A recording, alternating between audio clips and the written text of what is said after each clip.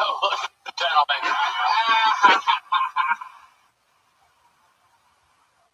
Horn section, line horn, gentlemen. Nachos. A lot of stuff planned. Action packed before we start. Here's a little more from the sponsors that made it all possible for you for free right now here live. Sunset secret show. Sunsetptx.com for tickets.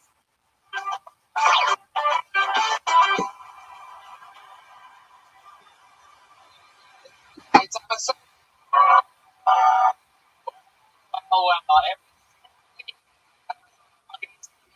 In the world on the show. No different. One of the returns of one of our favorite, greatest guests in the history of the show, and I love to debut a brand new guest who's never done it before. You know her from the roast of Tom Brady with me. You know him as one of the greatest guests in TV history of the show. Make some noise. First,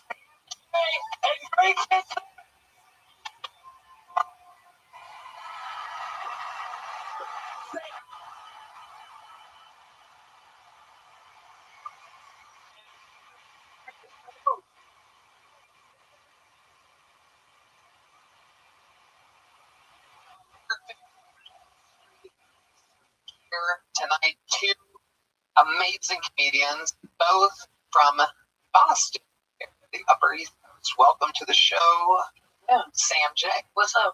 Welcome. I'm excited. I'm excited to have you. And I'm also worried I'm gonna end up fishing with Kyle Rittenhouse. It could end up go a little wild in the commercial break. I don't normally do that, but I don't know what came out of me. It's been Twitter all weekend. Shit's wild. I just didn't expect change. Sam and I have been partying continuously with each other ever since the Tom Brady roast. We had a fucking magical night, and we continue that. Took her out on our first river trip. I didn't even assume that was my first river. In Austin. All right, cool. Yeah. It's right here. Where else you got? Like, you're black. Have you ever been in a boat? Okay. Yeah. Well, historically.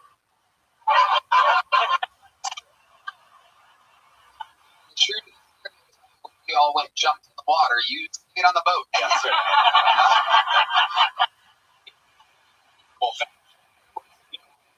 Shouldn't have for jumping in the water. We're talking about the return of great fans, ladies and gentlemen. Especially, you know me. .com for his up in Tulsa and San Francisco. Great. Well done. It's great to be back. It's just great to see the excitement of these faces out here. Just drunk, high, and comedy. It's amazing. We have a sleepy cowboy right here. This guy's just fucking exhausted. Yeah. We have a Mexican braces right here. That's a rare treat. Rare treat. Chew the bushes while landscaping. Listen. What's that? Sam J. New York City at the Gramercy Theater, Sam J. Comedy. For tickets for that, Sam's first time guest on the show. We're going to have a lot of fun. You might not know 230 human beings' names are inside of this bucket right now. A few of them are on the inside, some fans that perhaps signed up for their first chance at being on the show. The rest are filled in a bar across the street. I put one of these names, hand it over here, and one of our amazing people go grab them from across the street at that bar. When they get up here, they get 60 seconds uninterrupted. You know their time is up when you hear the sound of a kitten. That means they have to wrap it up then, or else they bring out the Angry West Hollywood Bear, which interrupts them over their time. And we interview them.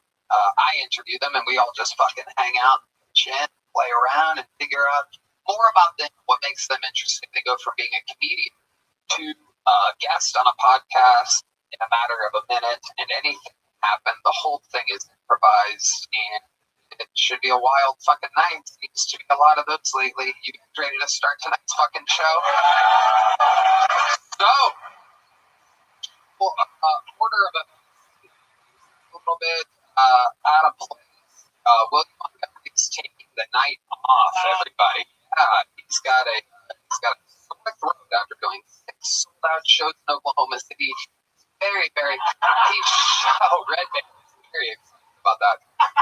William is shockingly vulnerable, weak, and he gets sick a lot. This and that. Normally he plows through. Tonight he's off, so we have flipped reverse, skipped an order. Hans Kim is out tonight. David Lucas is out of town. So, to start tonight's show, ladies and gentlemen, I am going to present a legend of the show who's only had a few appearances. This young buck came on the scene. We all fell in love with him. He's been working really hard. He works here at the Comedy Mothership. You know him. You love him. Ladies and gentlemen, make some noise. 60 seconds uninterrupted. Keith Cordes, everybody. Here we go. And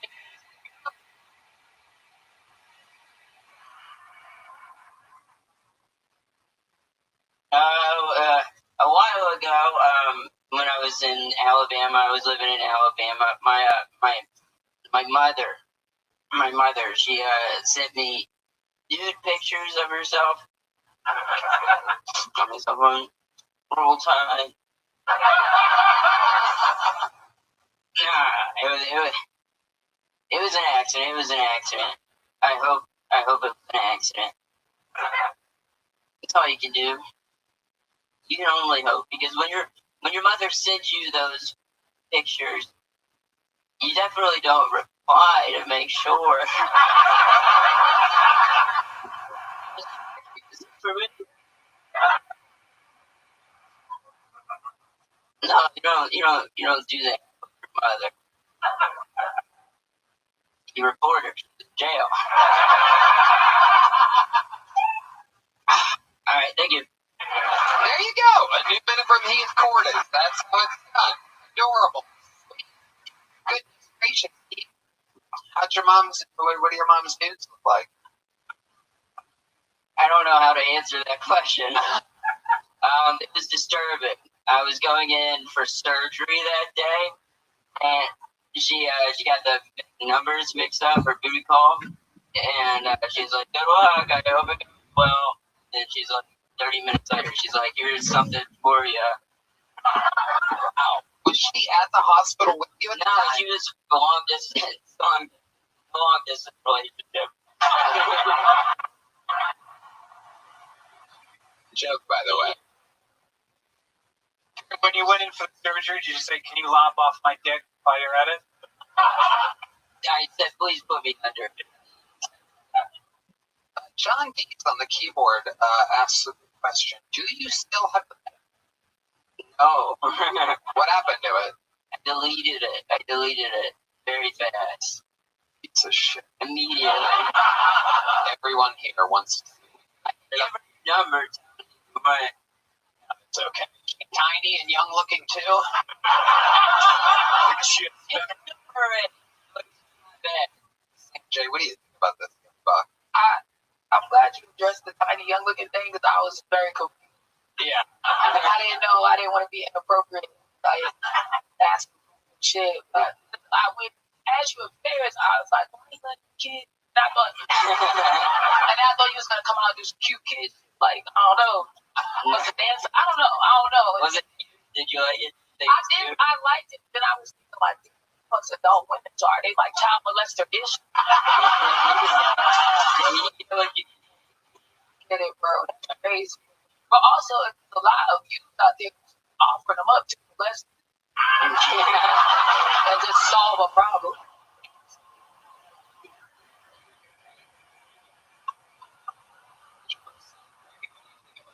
Well, I'll tell you, I got down south and I was trying to watch some porn today. I'm trying. And they have this thing where they take a picture of your face to see if you look old enough for porn. You're fucked. Yeah. Like they look into your cat. Did you know this? Oh, you got the easy porn side. One that don't require the face. Oh, I didn't know that. I went to Axe Hamster. Oh, nah. Yeah. They wouldn't let me in that chapter. I was like, all right, I'm not doing face recognition.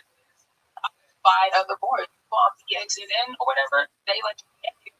But you love X Hamster enough to register your face with them.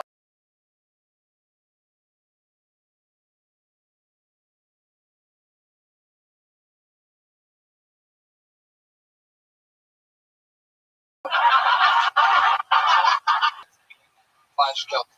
You get free / kill Tony expressvpn.com. What kind of porn do you watch, Heath? Question. It's the boy that looks 11, but go right ahead and tell us. I like mom stuff. Hell yeah.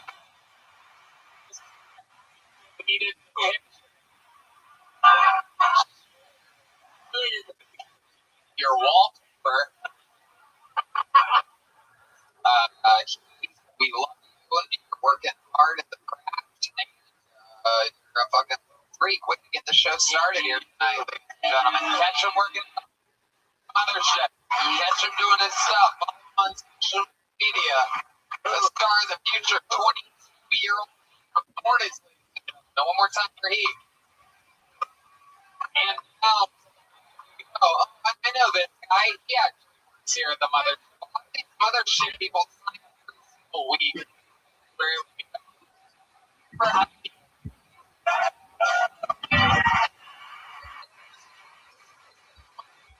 Back to you. First of all, everybody.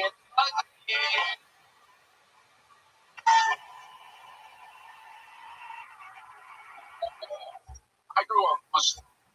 The worst part is you don't get someone cool like Jesus.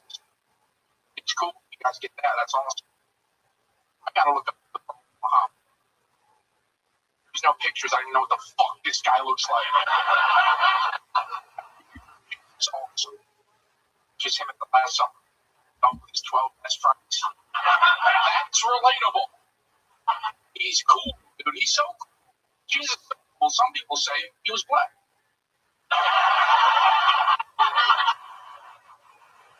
Serious. I got one. I believe the reason there are no pictures, no photos, is because he was a fat white girl.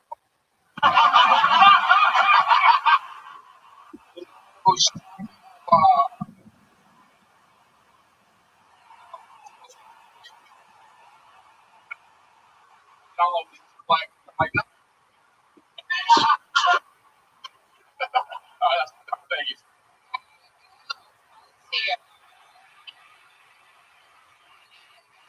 Thanks. Just jokes. It's usually, the oldest topic. Right? The perspective. Very fun stuff. Yeah. I don't think it's Muhammad. It's true. Dig some. Jesus.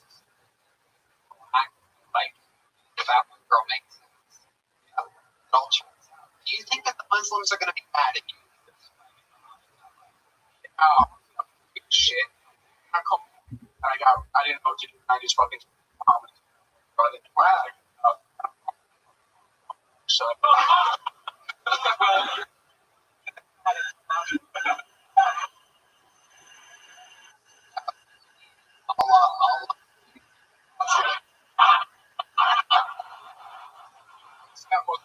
Superpower. Yeah, it's like deep. How long have you been with Fuzzy? You work here? What else do we not know about you? You've been on the show a couple times. Right now, I'm walking everywhere because my car keeps getting stolen. Car keeps getting stolen? Yeah. How many times has your car gotten stolen? What? I fucking. What's going on? Do you think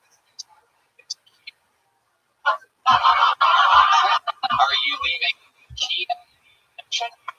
How the fuck does that happen 4 times? Kia.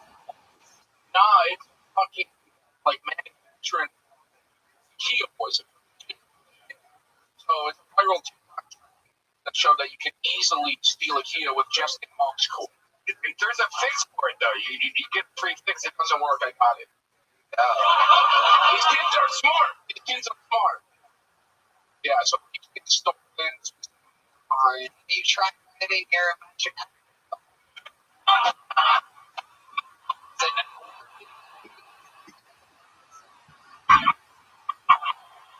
You keep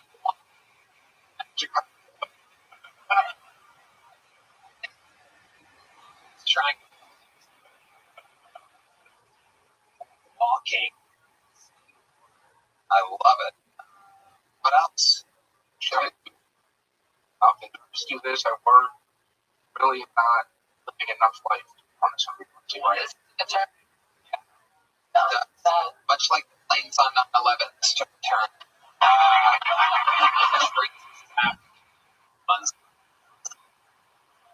Where were you? Okay. Oh, not suspicious at all.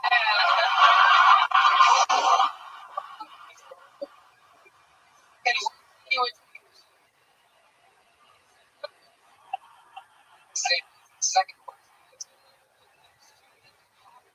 one of the flights.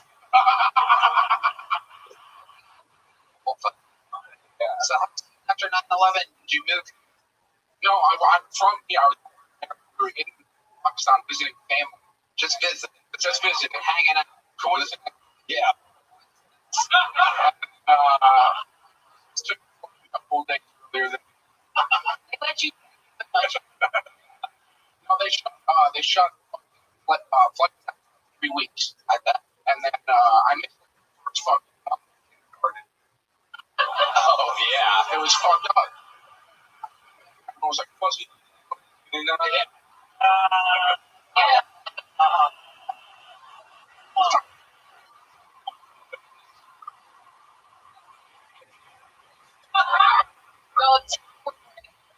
I'm fucking you got.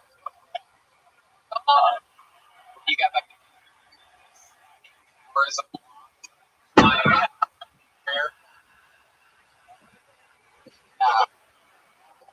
Like,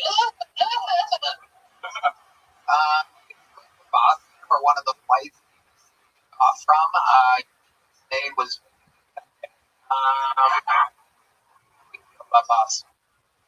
Well, I just remember afterwards, I lived in New York, and I remember that they stopped all flights in Boston and New York. They stopped all rides to the airport in private cars. You can only take a taxi.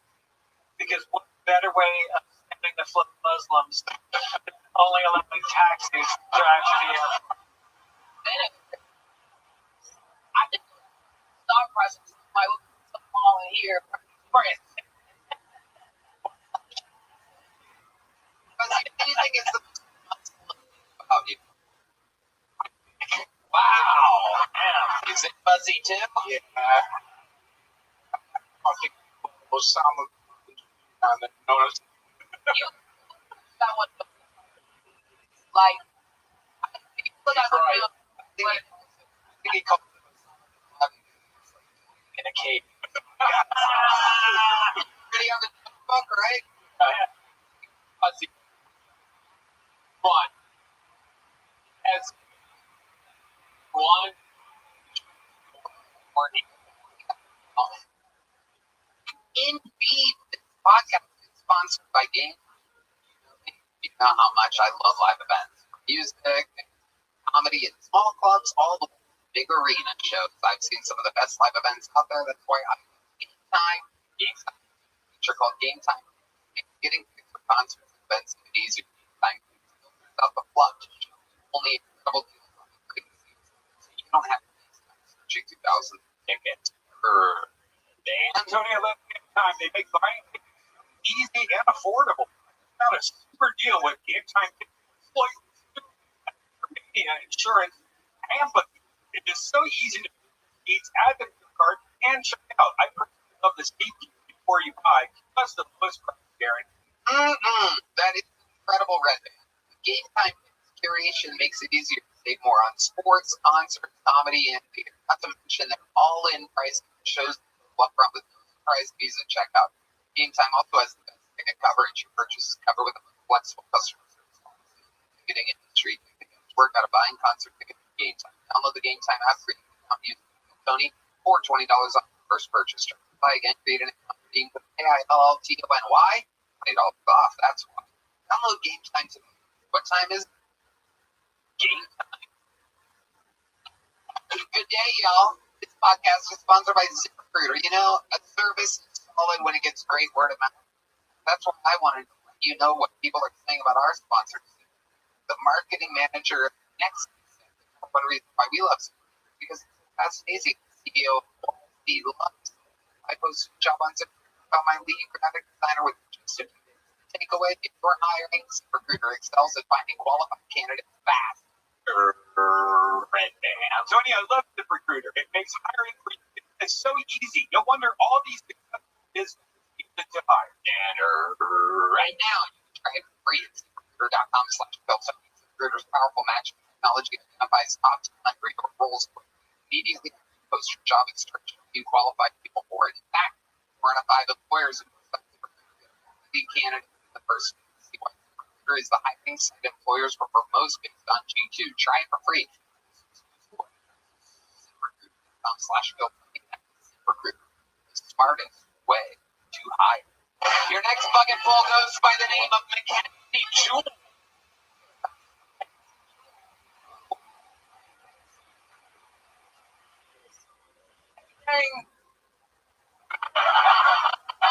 How are we doing? Alright, guys. This bit that I like to do, I call it If Predator from the movie Predator was on Chris Hansen to catch a predator. Predator, why did you send that text?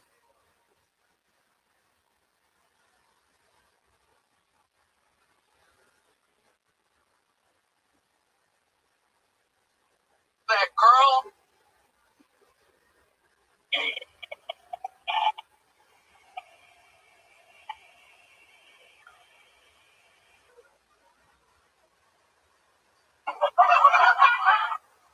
I was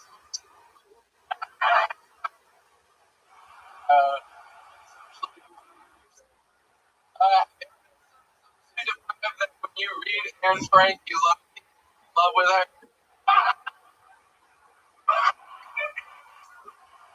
Read, I was like,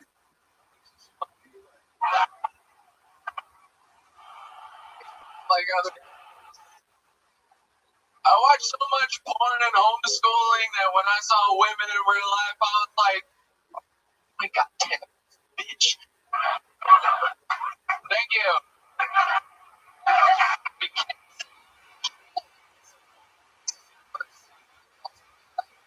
How long have you been with stuff? About a year and a half.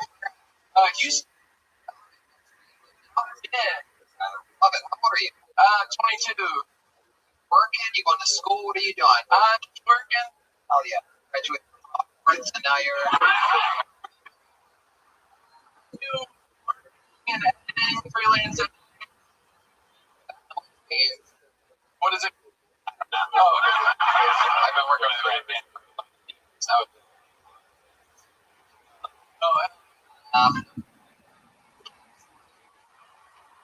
what do you into No, Chris. No. okay.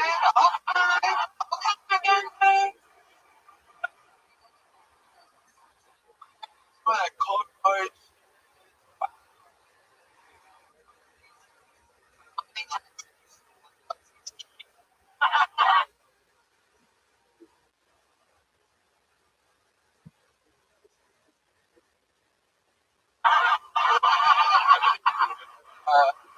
Sure. I don't steal. Have you ever stolen anything? You're at a candy store or something? I used to think balls or something. One time I was at Target, stole a cat, and my mom made me try money. Wow.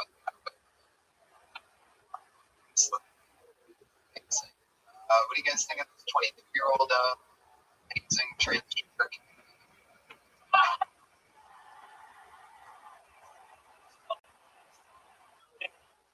About Predator, I've seen the Predator. I've seen that as 26. Never heard that. Oh, okay.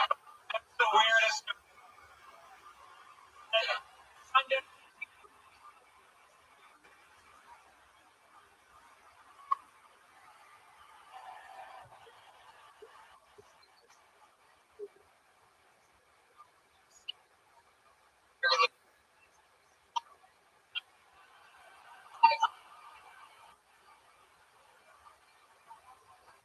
Before no punchline, but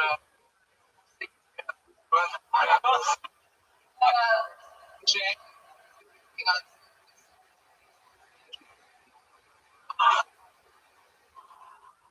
On it. I like it. Like the one that look like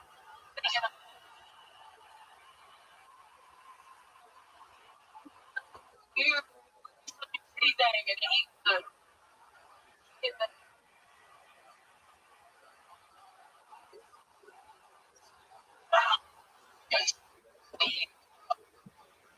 yeah, the autism.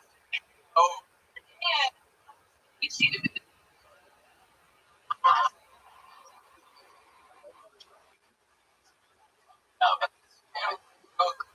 lightweight. I call it. It's like oh Noticing a little slang streets for some of the glasses. It's yours.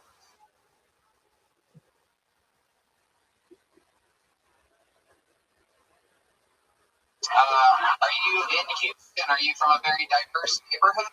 Yeah, oh, yeah, shout out to the Bobo. Oh,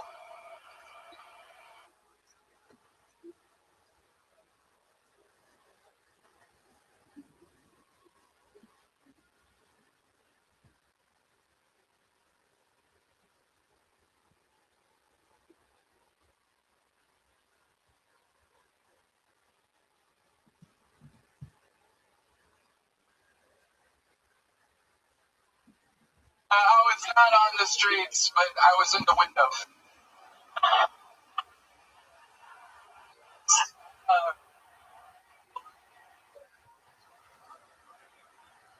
All right.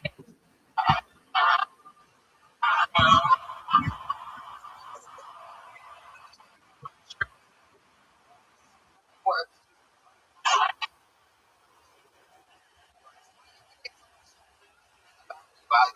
so,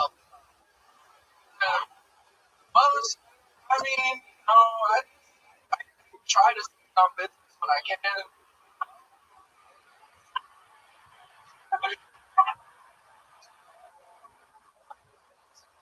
Jones. Absolutely.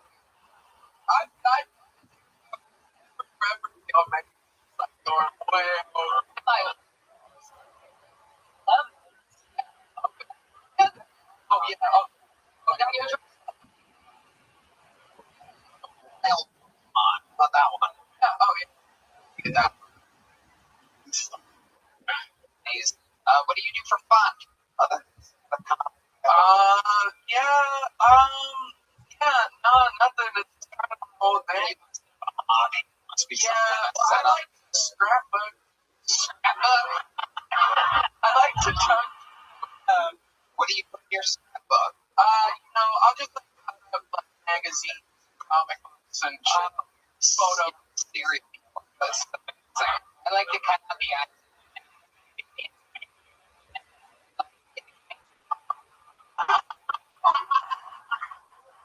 So is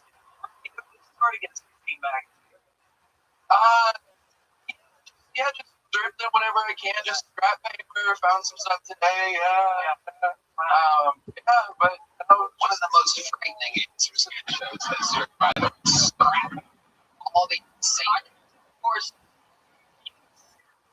I've never done it, but we'll see.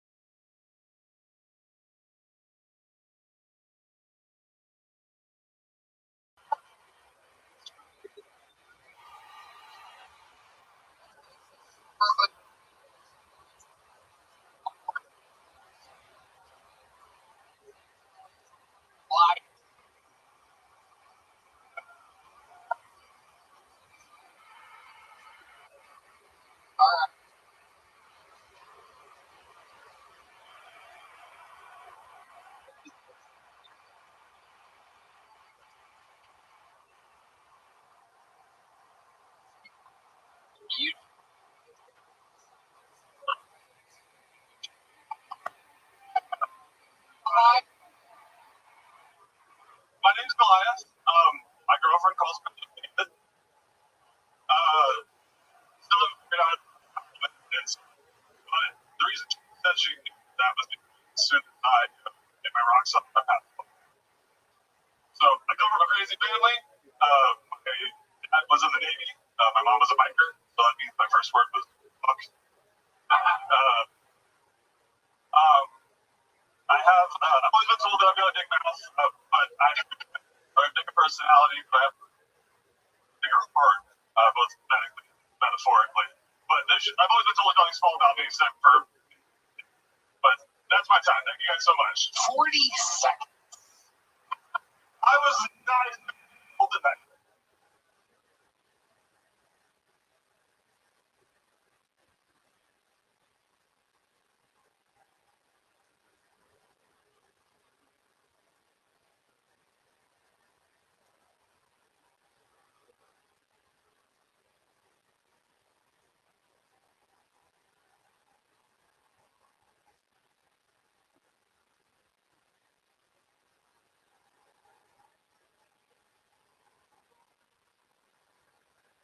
Well, I mean, why would you expect it? Fair enough.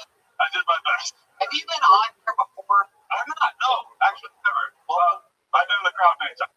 Okay, good to see you, Goliath. How long have you been trying to see the comedy? This has been my 6th or 7th time on stage. Where do you? I live in Las Vegas, but I work in the music industry, so mostly travel. I do tour management here and tour buses. All right. Checks out the back. About the big people like you in the industry. Yeah. Trying to bus Yes, sir. sleep. Most of the time. Interesting job. A very interesting. So much trust and responsibility because you have to drive extremely talented other people pay some money to see, and no one knows who you are, gives a fuck about you, right? And like 2 a.m., 3 a.m., 4 a.m., 5, all of a sudden thinking about holy shit, by now people will never hear Creed again. No. It's really wake. Really appreciate Tony. There you go. It was awesome. I think it's like this one. That was good.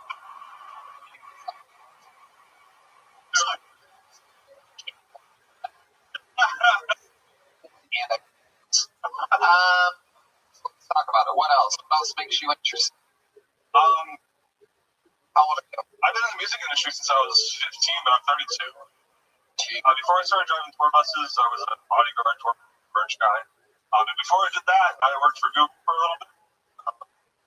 I was a teenager. I used to run with the largest underground sharing website. Not Napster, but Right. that's not a lie. It was called League.com. I actually ran. That's how I got in.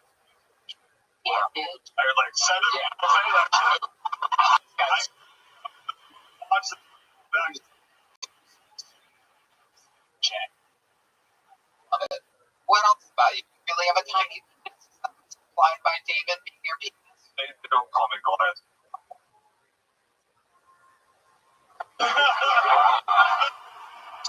Steer the wheel. Drive. About it, honest. Yeah. You gotta stay awake somehow. You only get 40 seconds. I mean, how long have you ever done on stage before? I could probably do 3 to 5 minutes. Just Greg Fitzsimmons, you've seen a lot of people come and go and start, been around a long time.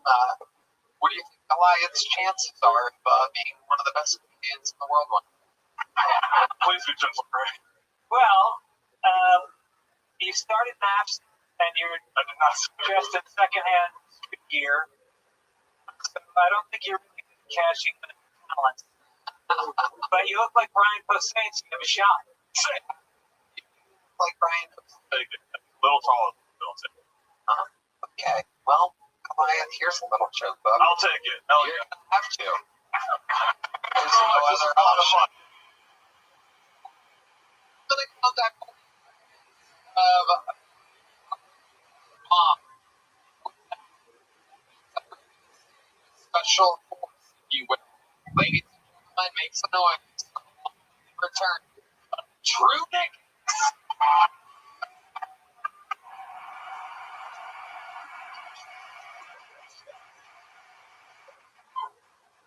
I'm blanking it, come on! First got my head in the dream, I was in a dark place. But you know what pulled me out of it? The children's TV show, The Wiggles! Y'all know The Wiggles? Fruit salad! Yummy, yummy! They're actually doing a tour across the U.S., 18 and up. And I'm so excited, because I'll be able to see my favorite music group, and I'll be put on a registry! And imagine all the hipsters that are going to be so fucked up on Coke and Molly, if people watch it for days! But don't worry, I'll be sick. Because I'm going to wear a helmet to the mosh pit! But I know I'm going to find myself. We're going to lock eyes. 2 years later, we're going to get married at a Dave and Buster's! And our registry's going to be a Buc-ee's and Taco Bell! And don't worry, I'm going to get head in the parking lot of a Wiggles concert. That sounds like a bucket list item. Fruit salad! Thank you. Hey, Robin. All right, True Nick. Real, I don't know what the Wiggles are, but people do. Can you hear me? Trying to get the person that we're walking through the Wiggles. Right, well, That Ray watching this social aspect of my face. okay, that's cool. Are you ready to lose? That's all I really care about in life.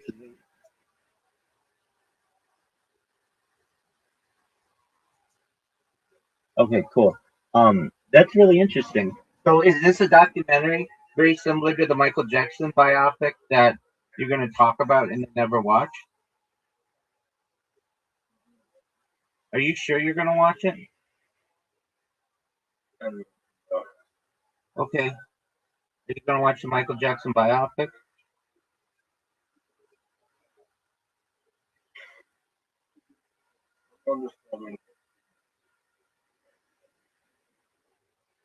You've never seen Citizen Kane? Okay, so what are they telling you to do? Okay.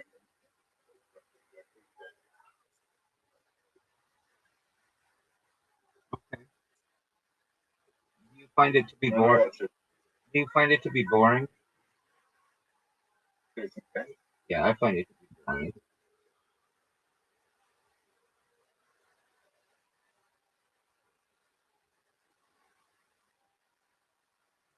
I think it's a film.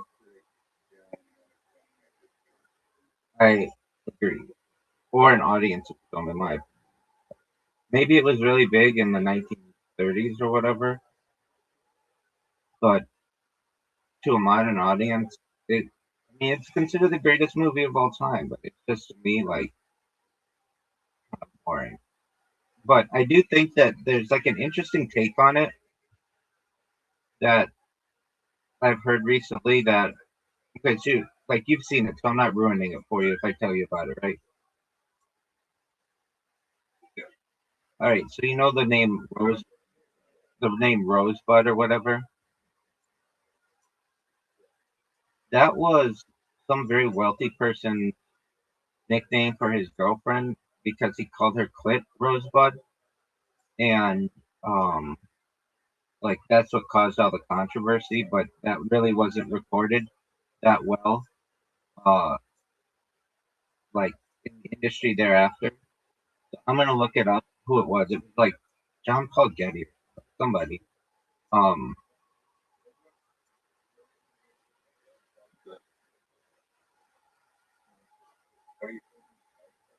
Snow Globe.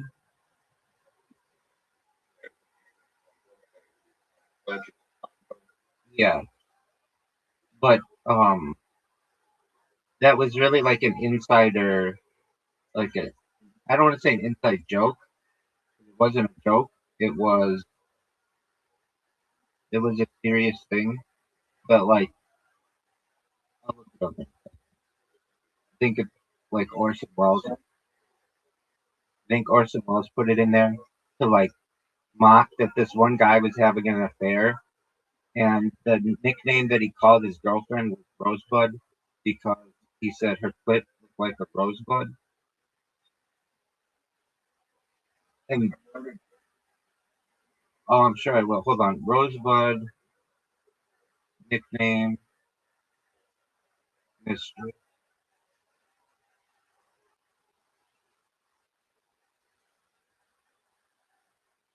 Oh yeah, William Randolph Hearst used for the clitoris of his mistress, Marion Davy.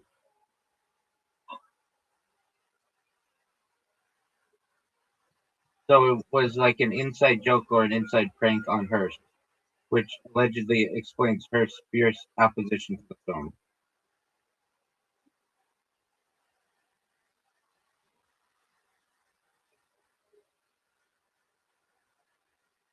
Does that make sense to you?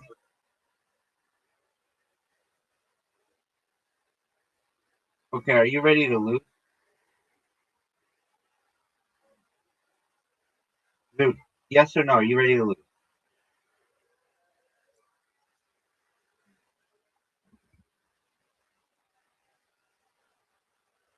So what's your joke and why won't I like it?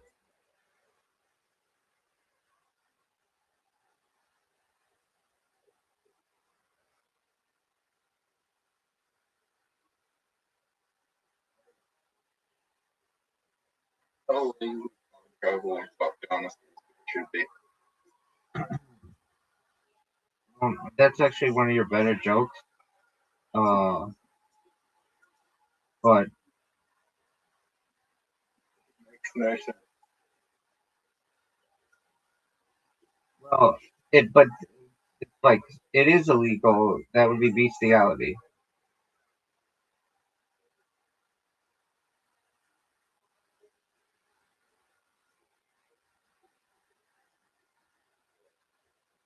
So,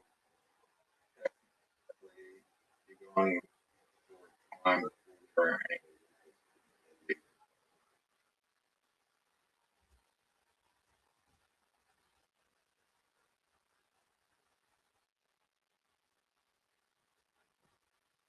I understand what you're saying. So you're saying that if you go use a time machine back to a time when um shit doesn't exist or like laws don't exist, then you can break all the laws. Is that what you're saying?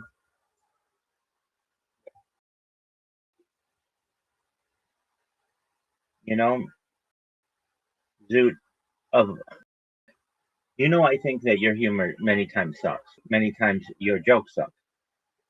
But this one is more an interesting philosophical argument than a joke per se. But it's interesting. I'm not gonna say I don't think all your jokes suck. I just think the cheap ones do and the easy ones. This one, though, is just an interesting philosophical argument. If time travel exists, can you use it to go back in time before laws were passed and do what you want? It's interesting. Like, do laws work retroactively with time travel? There's nothing that says they do. I mean, think about it like this, dude. If you took a time machine back to uh, like before marijuana was made legal in the United States or in California, then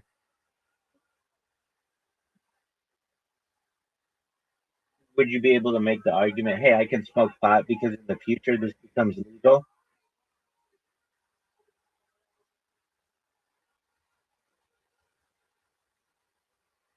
Does that make sense to you? In the future, it comes later. I mean,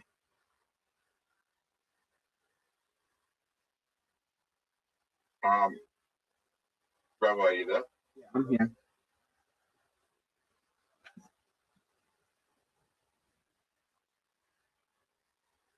What do you think the world would, what would you think if people tried, no one tries Facebook? Well, the world did choose MySpace over Facebook for a period of time. The thing No, that but the thing that hurt yeah, the thing that hurt MySpace is a few things. It was seen as something that children used. It didn't have the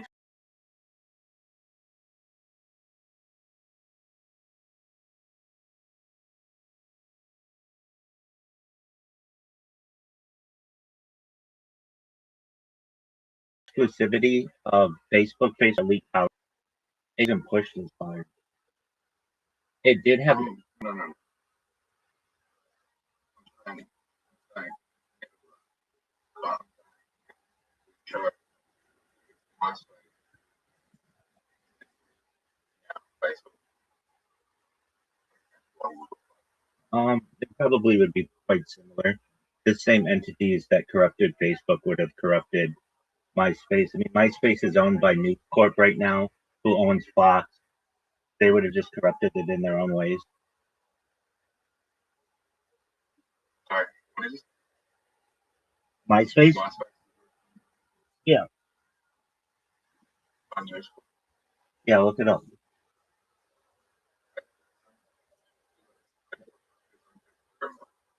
Meta. Facebook was a subsidiary of Meta, and MySpace was purchased by News Corp.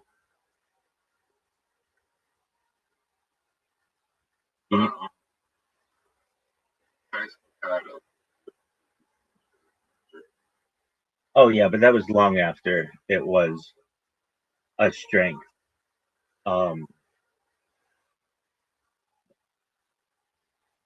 Like basically, That you can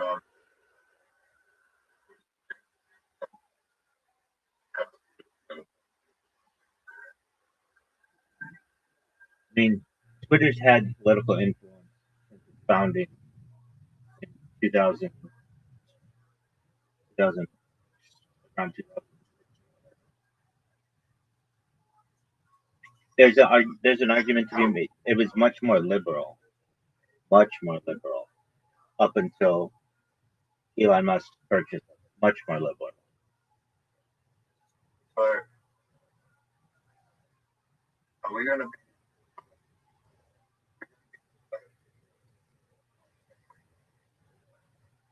Oh yeah, for sure. I keep trying. I've tried over the course of the past few years to create a MySpace account, and it won't let you create new accounts.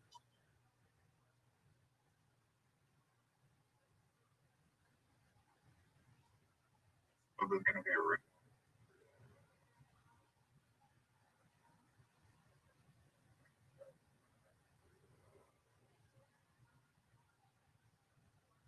I mean, it has a lot of money behind it. You have to understand it used to have a huge user base.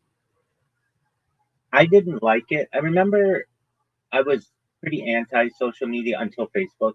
Facebook was different, and but I didn't want MySpace. MySpace was very like emo, heavy kid who's on the internet all the time, and I was living my life in the real world, and that idea of a digital life was um, was just foreign. I would say as well, like my friends, like generally, I've gone to private school my whole life, and private school kids were not on it as much. I want to say as public school kids were. I could be wrong about that, but maybe it was just like I come from a more traditional background where MySpace wasn't that big. But the big thing that MySpace had was I feel like it was really big for music. It was really, really big for music. Like if you were a band, you had a MySpace. Even if you just really liked the song, when you went to somebody's MySpace page, they would just have their favorite song being played, which was kind of a unique thing. Like there were no copyrights on it or anything, or there were, but they weren't enforced. Um, Pardon me. Another really interesting thing, and I think I was kind of against this, was you ranked your friends, and I just didn't think that was a nice thing to do. Like if you if you have to rank your friends, then that can cause some divisiveness. And I don't know if you were forced to, but it was an option. Um, and to me, it was just for younger people. I was maybe 16 or 17 when MySpace was really hitting its stride, and the people who were on it were like, so it was seen as a little kid thing. And when Facebook came out, it was seen as it wasn't even an adult, it was a college thing. And you'd get on Facebook, it was only available at colleges, and you would see not all the colleges were on there, and you felt superior to any of the other colleges. And then eventually there was the argument, hey, we're going to let anybody be on here. And there was a huge pushback. No, keep Facebook only for college kids. And there was major pushback. And then eventually it opened up to adults. And then eventually it opened up to people under 18. And then it just spiraled into this thing full of advertisements and a bad algorithm. But dude, when the algorithm of Facebook in its early days was on, it was amazing. Everything was chronological, so you could literally just go through your timeline or your feed, which is called a timeline then, and just see what people had posted, and that was the best way to do it. So it wasn't like, hey, Selena Gomez just posted this. There was none of that. Unless you're following Selena Gomez, you're never going to find out about Selena. Maybe there might be a little something, but generally it was just like your friends. You see what they've done, and you go and scroll through, and that's how it was. And by the way,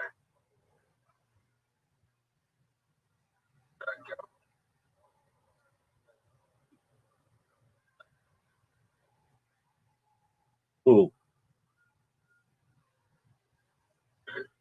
Yeah, who finds you?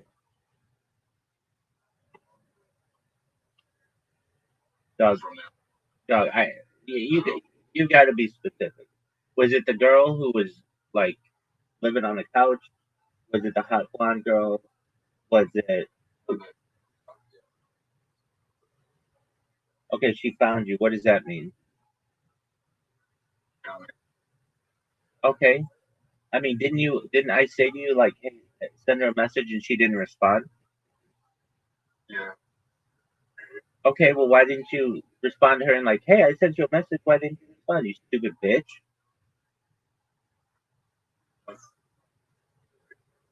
No, I know. I'm kidding. I don't mean that. I say it because I know it'll make you laugh, but um, I wouldn't say that to someone in my life. I would be really nice to them, and I would be like, hey, I'm glad you connected with me on social media. What happened to you? I sent you a message. Did you not receive it? I've been thinking about you. I hope you're okay. Clearly. Yeah, you don't ask. I have you been thinking about me? You just tell her I've been thinking about you. I hope everything's okay. Well, that's not.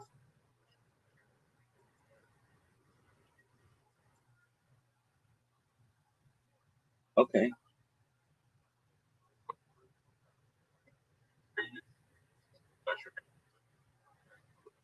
Yeah, it connects everything.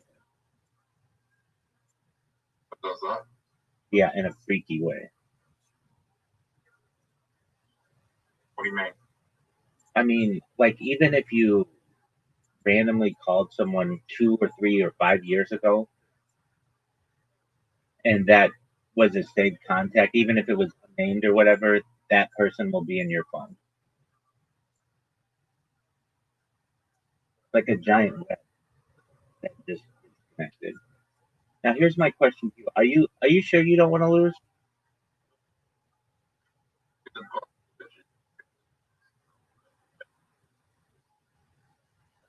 I mean, what probably happened is you guys had a mutual friend and or she just went to the right. I mean, the easiest way is she just went to the Rhino Room's page and you're on there.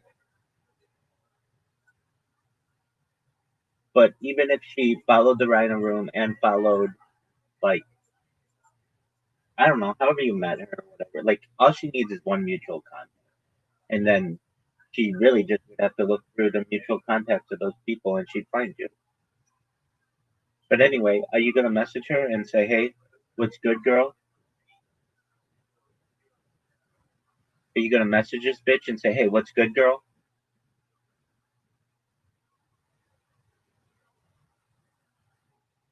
Okay, why not?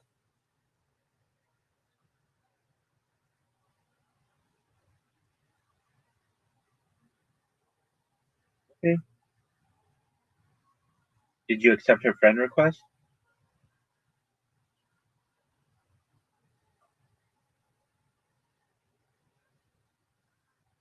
No, dog, remember that time I was asking you questions and you didn't answer them?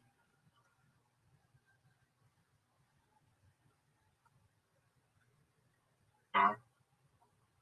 Well, you should.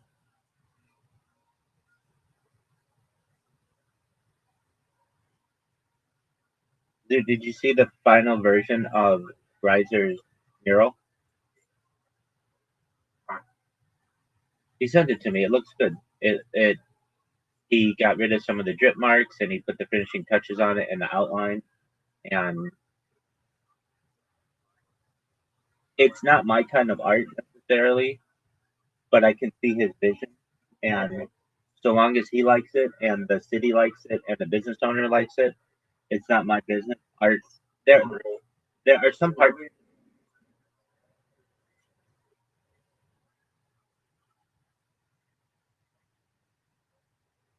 All right, I mean that's a cool story, dog.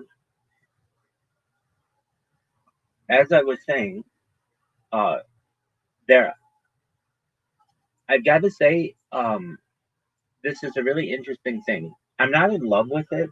However, it triggered something inside of me that made me look something up from my youth, and I was able to find it because of this art. And for that, I will always be appreciative of Riser's art. Like he has no idea how much his art means to me because it allowed me to connect with this thing that I couldn't find when I was a kid. Like um, you didn't have like streaming services. You had VHS tapes, and there was this VHS tape that I was trying to remember the name of in the past, and I couldn't find it.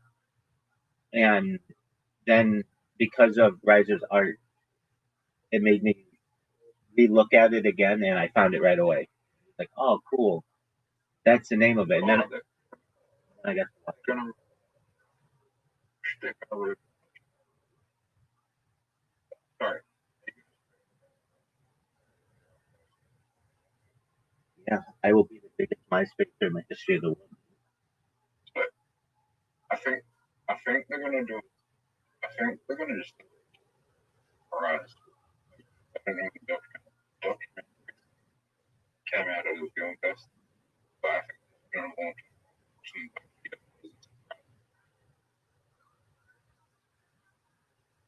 That would be a great marketing.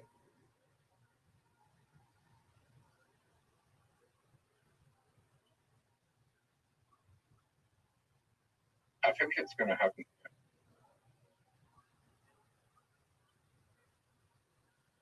Like, probably late this year. Yeah, it does seem like they are. I will be the biggest MySpace person ever. Yeah, because it'll be like a fresh start. So long as they don't over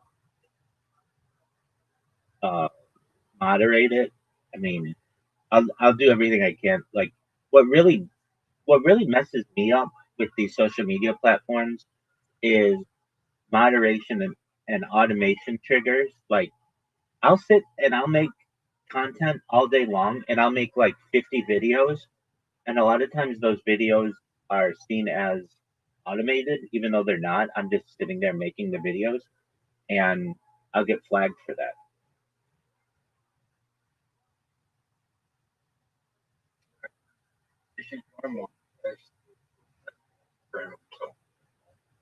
In the early days, yeah. But he's not doing it. Not every yeah.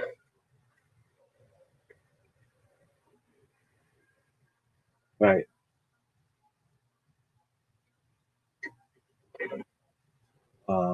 I thought you could unfriend him. Why would you unfriend? I don't know. You because you only wanted friends who were really good friends who you met. I remember in the early days of Facebook, I they had like this picture in the corner that was like this shadowy picture who looked like a friend of mine, and I looked it up. I'm like, who is this person? It looks like a friend of mine, but it's not. And I looked him up, and it's this guy named Mark Zuckerberg. And I'm like, who the fuck is this? They're like, oh, he started Facebook in 2005. Okay. And this was in like 2006 or so. It was early. And I friended him, and he friended me back. And then we were friends for like till until like 2008 or so. When they, no, 2010 or so, until they launched the feature of uh, celebrities. And then when he launched the celebrity page, like basically he just became a celebrity and not a normal Facebook user anymore.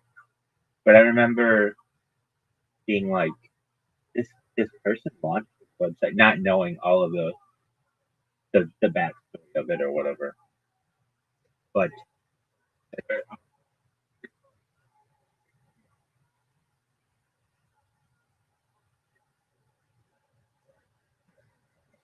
no one knows what you're saying, dog.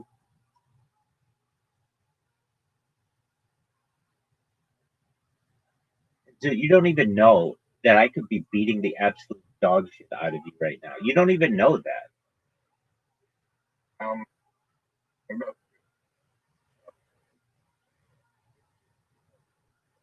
It's fun. It's have you been to sleep yet?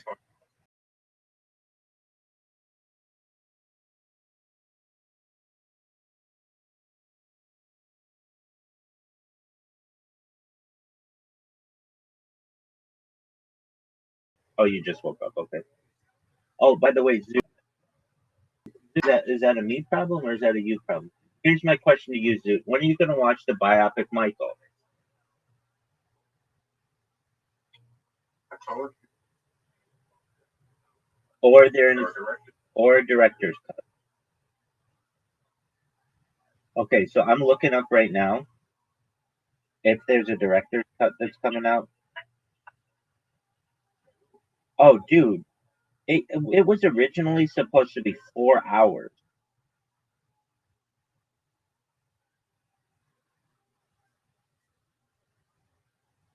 Oh, dude, it was supposed to be so long. 4 hours would have been.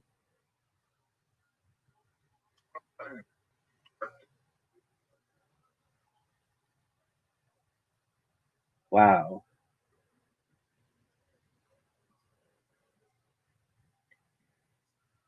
Yeah.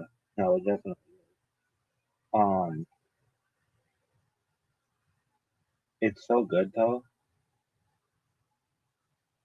Well, I don't know. The music is really great. Hold on. So I don't know if they're ever gonna allow the director's cut because they already reshot the other stuff, and they might have the family might say no.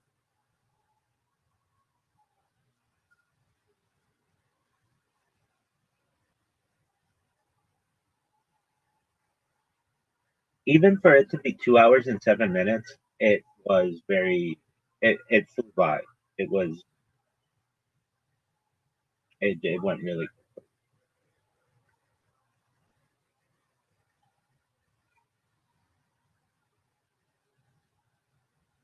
All right, Zoo, go to bed.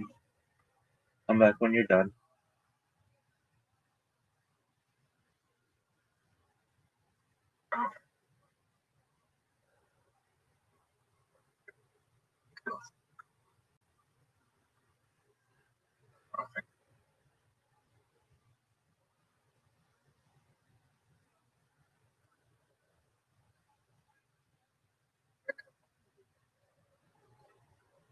Okay.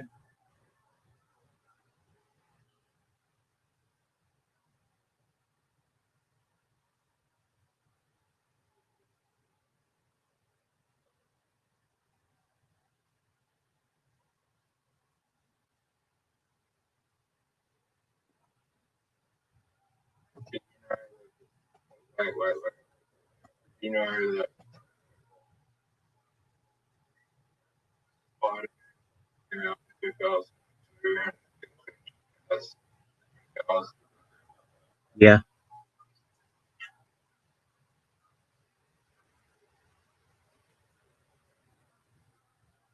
There was a scene, I think, where Spider-Man was supposed to build a web between them and just sit there, and I think they removed that scene.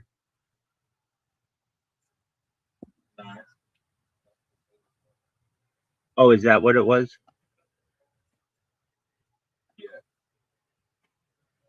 Wait, wait, wait. But they removed the scene. So it might have been in the teaser trailer, but they removed the scene from the movie. they're basically trial of either trial. Yeah, they put out the trailer from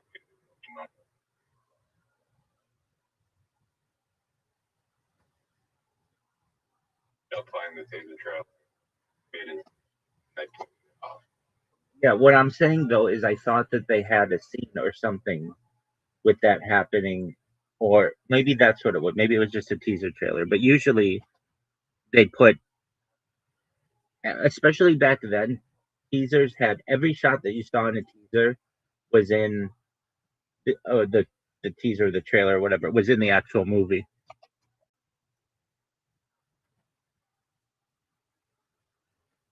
Let me ask your thoughts on something, Zoot. Are you ready for a question?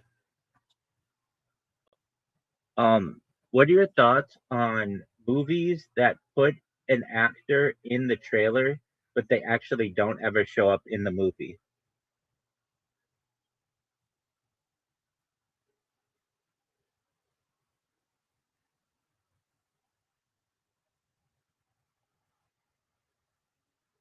No, they like there was some movie. Wait, it wasn't. Hold on. What movie had a an actor in the trailer, but they didn't show up in the movie, and somebody sued over it. Like 2 guys sued over it, basically saying like, "Hey, we paid money because we thought that this person was going to be in the movie," and so apparently you can sue over this. There was the movie Yesterday with Ana de Armas. That's what it was. A 2019 movie.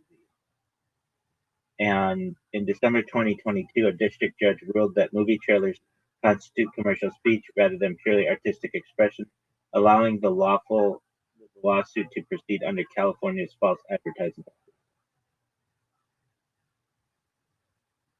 The case was eventually settled in 2024.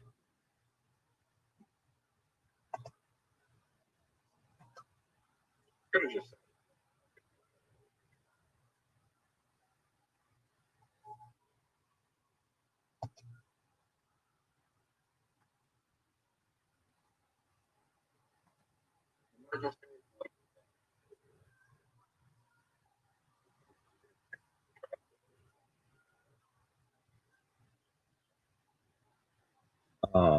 I mean, I don't know exactly how it worked, but she was in the trailer. Yeah, but okay. But usually with the deleted scene, the person's shown somewhere else in the movie.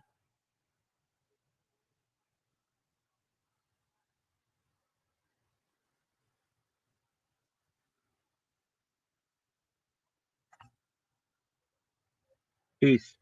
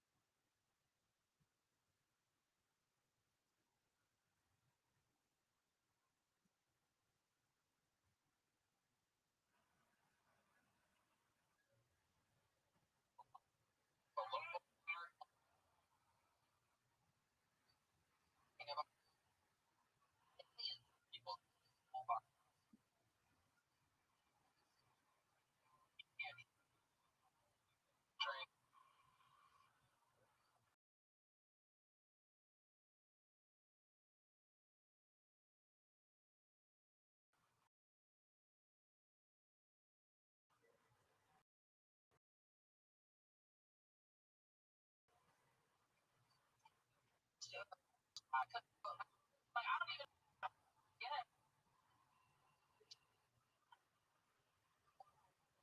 Like, hey, like, get your crap.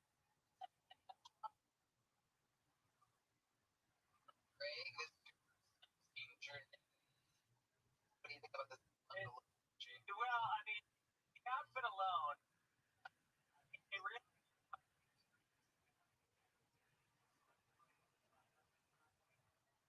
You got on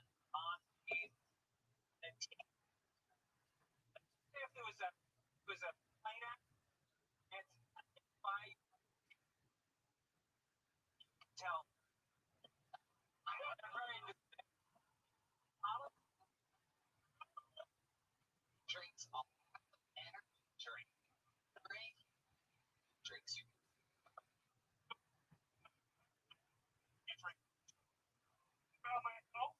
I'm only at 700 milligrams.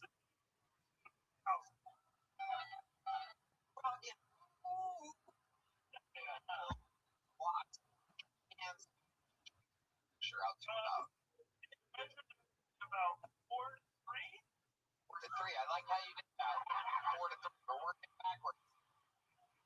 Got it. Terry. I feel like I got nervous. For Instagram, I think that's horrible. It came out guns a-blazing. Black Kamala Harris is true, believe it or not. True. I've seen pictures. His father is black. It's unbelievable. He's truly black. It's very exciting.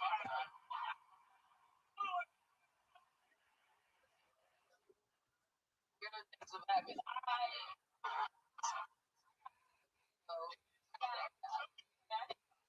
I'm sorry. Like, was a wondering what it looked like. You and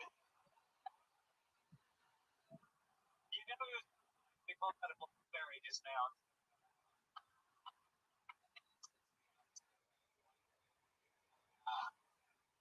evolving by the movies are evolving.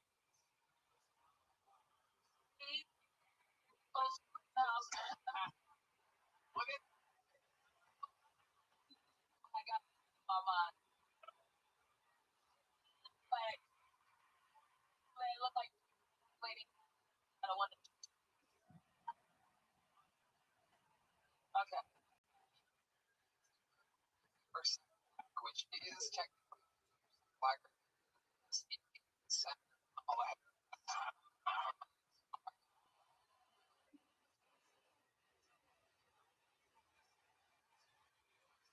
All right. So on what? Lodi? It was on TV show. It's like an Australian TV show, and it was syndicated over in the US. Special great show, great song, great production value. They have a hot How many times would I have to get small till I start? I would say probably 45 cents. But you join the show? Yeah, I my first day. Like 2 months.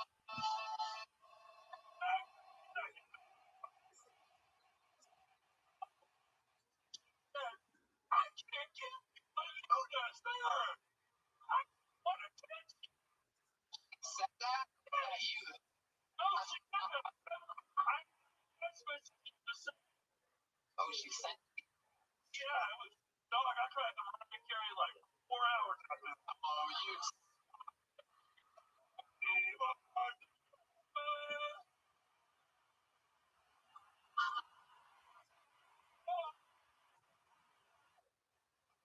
Some Mariah. It's the others.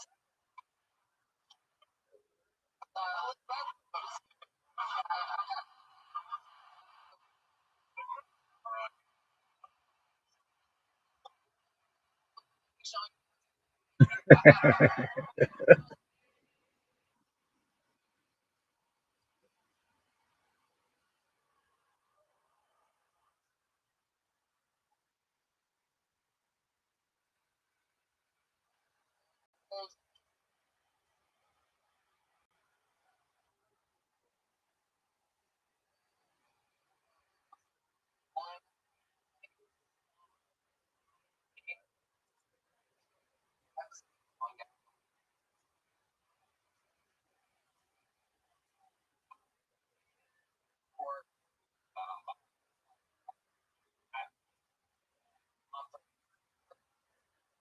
want right now,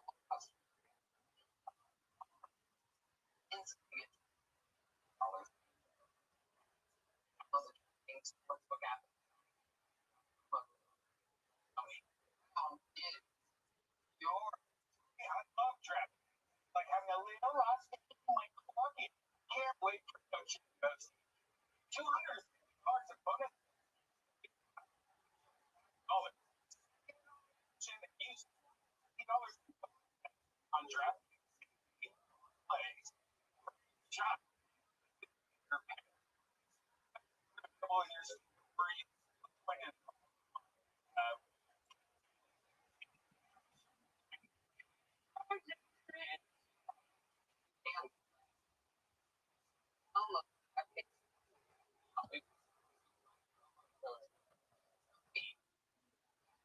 $5 on any promo drop.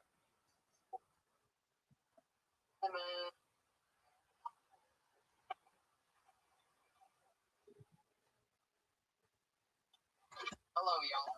Podcast is sponsored by Shopify. You think about business or Allbirds, got a great product. Brand and marketing. Overlook secret behind making selling for millions. Shopify.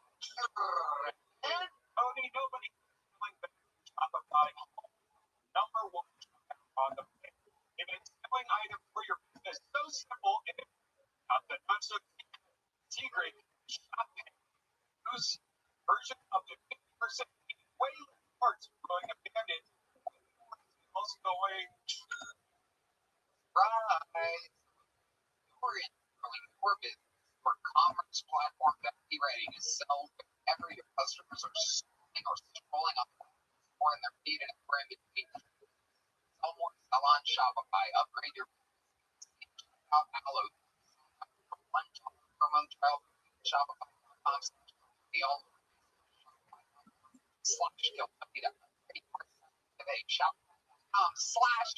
Shop.com/Tony. This fun train. Chugga, choo. Comes the comedy. Second.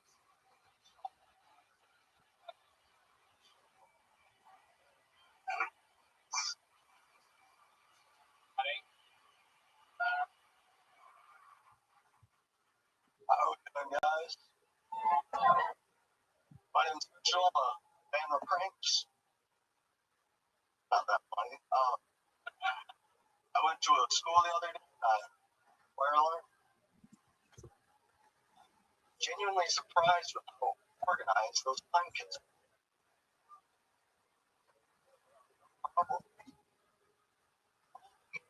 I'm actually glad that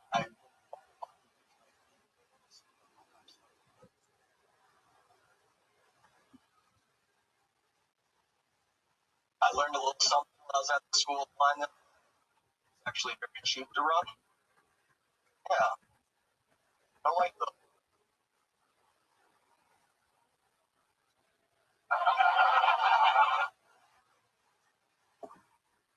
full turn. You guys ever waiting for a school shooter at a blind school? Too dark in there. Sometimes I get worried about making too many blind jokes. I remind myself I've never heard of a blind shooter before. So Alright.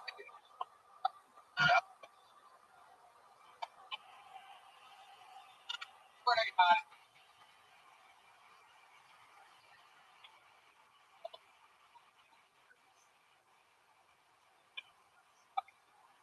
Sir. It's enough.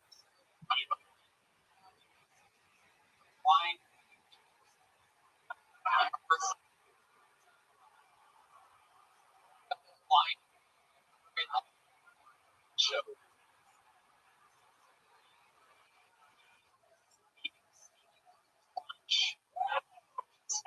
Crushing. From my car. You would have thought the audience was deaf by how they responded to your blind joke. I'm just glad to be here. Somebody this out. Try all 11.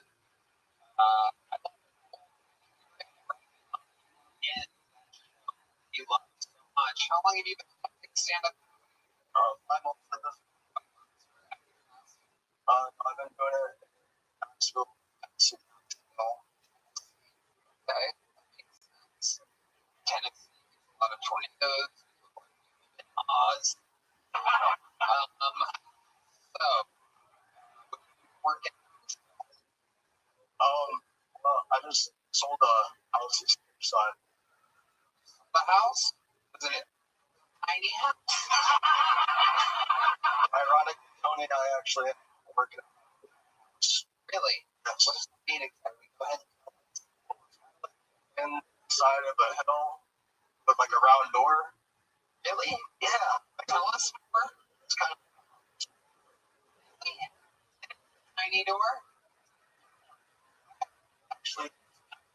Oh, okay. Along with perfect tell the truth.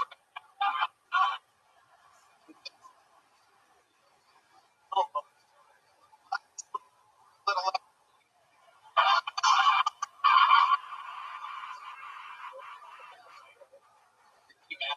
roast beer.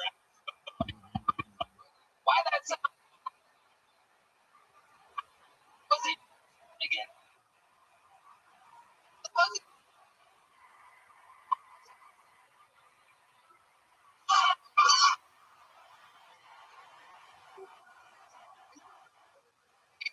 I was blind. It's hatred for blind people. Hatred, Tony. It's really just a joke. It was inspired by the show. But you're recovering well. Well. Shay, what do you think? I didn't like this.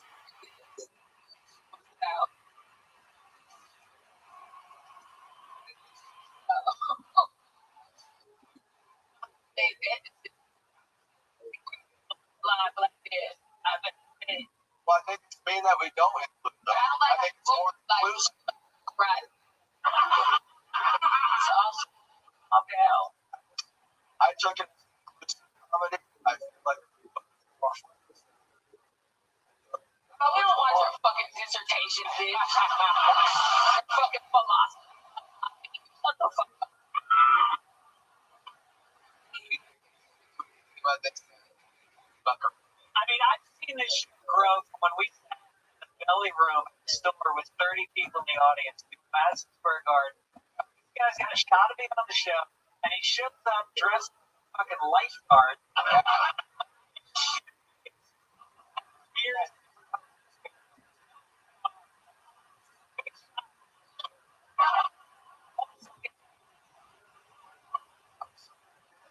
which is real, though. You're a beard. oh, sorry.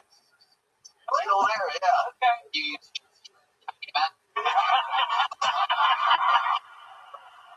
make a great point, Greg. Thought of do the card. We need a bill. I thought about live or being alive. Somebody, fortunately, someone who doesn't always an oil. Might be. Unfortunately, give me wow.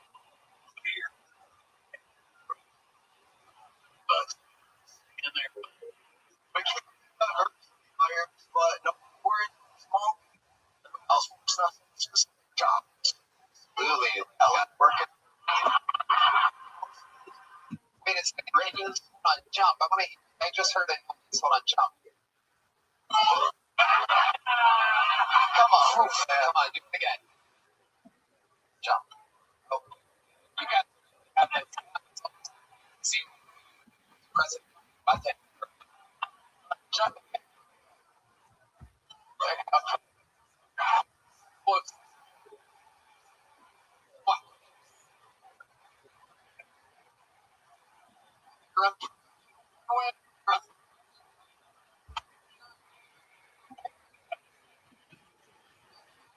Keyboard. As far as being sure, you make in terms of special plays and Olympics and all that stuff. Like, what is 10? How tall are you? 7. No, you're not.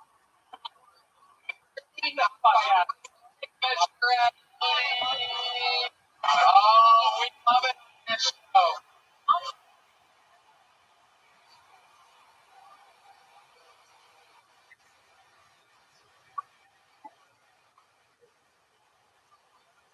Oh, and they're always gonna have it.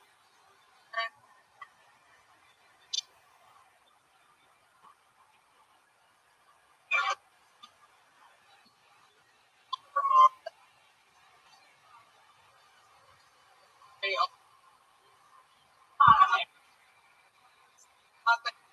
know what?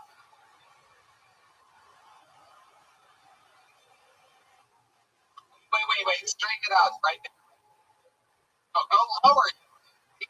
I'm straight there. When 5.5. Ooh.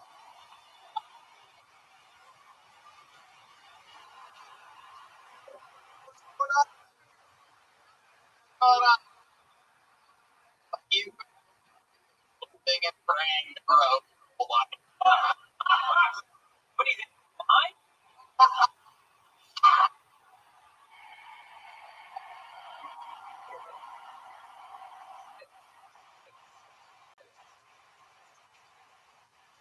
Oh, shoot.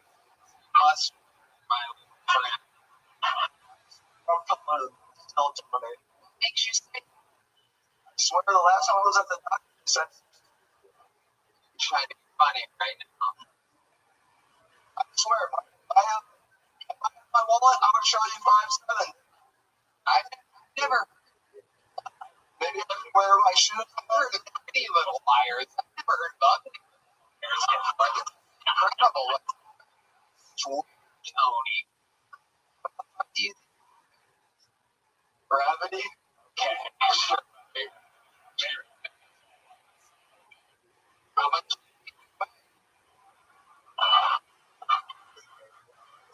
What do you? How did I get them at 5:30?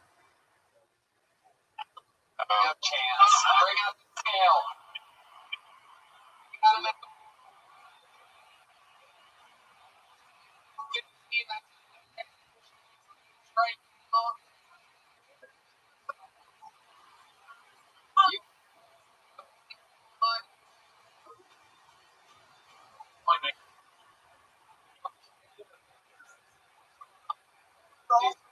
on carpet. The fuck? Wait.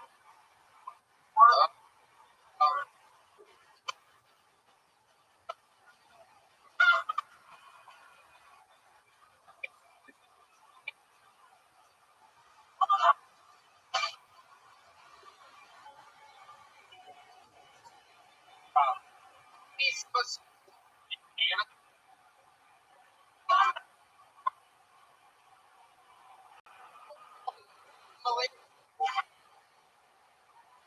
but the rock pockets. So work out. And like something like that. That's assistant coach. Your weight class. So, start at the lightest ones, don't it? Okay, no way, but yeah.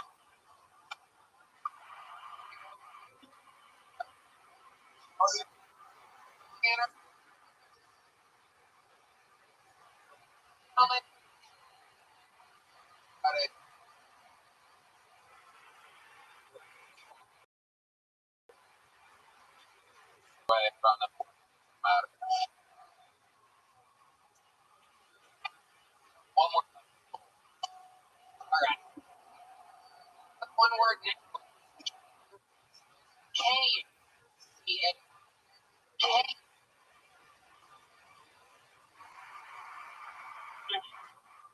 I used to work at the job.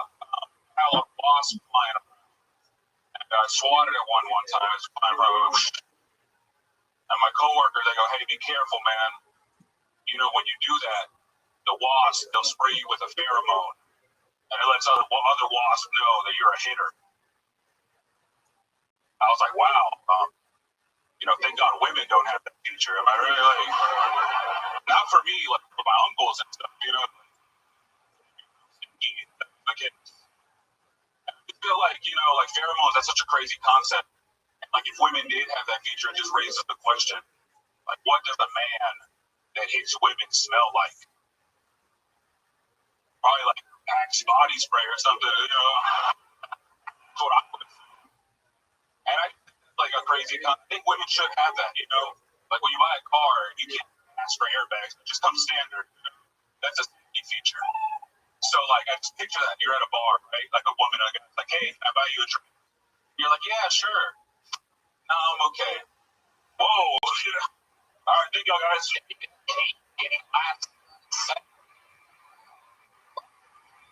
are you? What are you? What was on? What the hell's over? Mexican. Okay, how are you? Today's my birthday. I'm 27.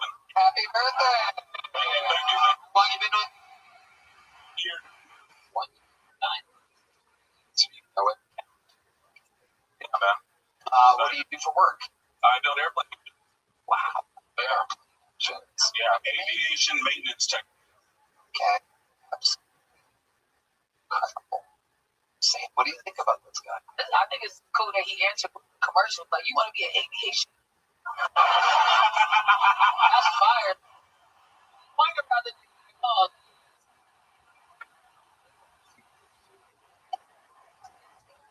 Commercial. How on you couch? Yeah. I love it. Thank you. It's not easy to put a minute. And I like when you heard that you kind of split it up. Like you were kind of in a little pocket, but you kind of get out, and you were gonna get to the check. That was cool. Me too, man. Man. Thanks. I appreciate it. I love you. Thank you. Yeah, I watch you a lot. That's Yeah. Yeah. Oh.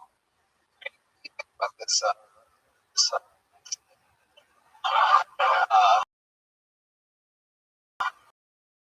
The Mexican funeral or glasses.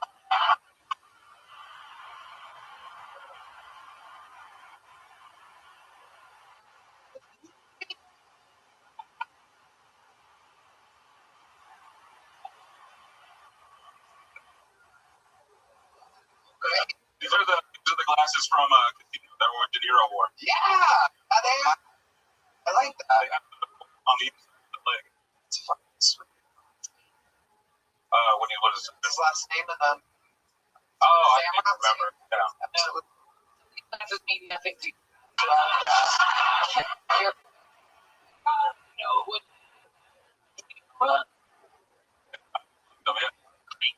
Exactly.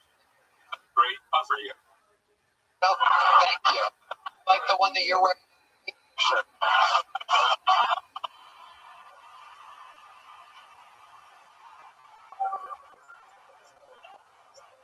It's on your chain. This is the Mexican coin from Oh, it's just got raw. So Mexico went crazy. Telling me. Now, this is solid. It's Wow, great.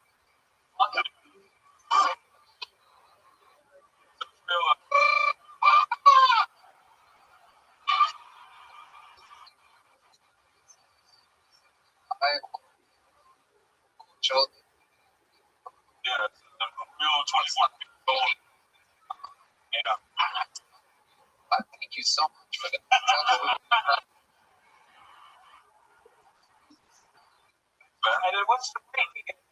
Lawrence? No, it's a Benz logo. Yeah. BMW.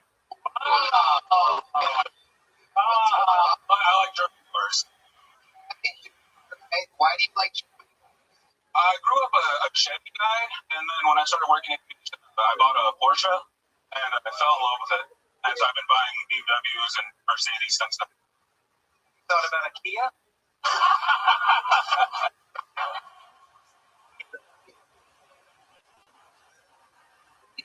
Yes.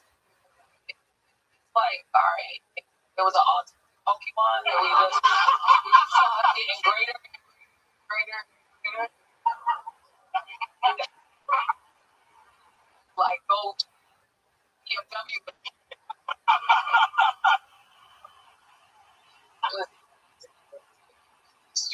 Some differences, personality.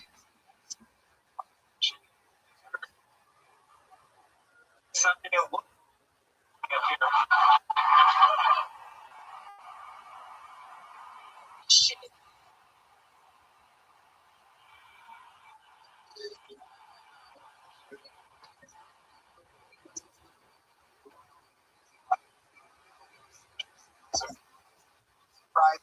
Jump rope, or something like that. I was a boxer for like 10 years on and off. Oh, shadow.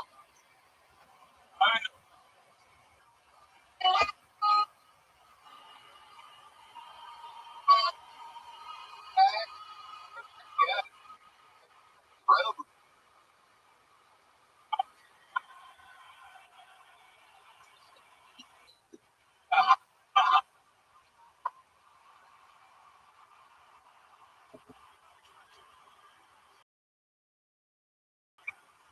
Trained over 18. And that's when I got back. So, Wow. yeah, but I'm a Golden Glove champion. Plays over.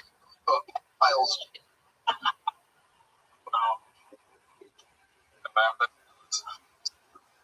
I have a wrestling boxing spot. Walked in spider web. First time the shadows were boxing. By the way, two. Show my 5'5". 5'5".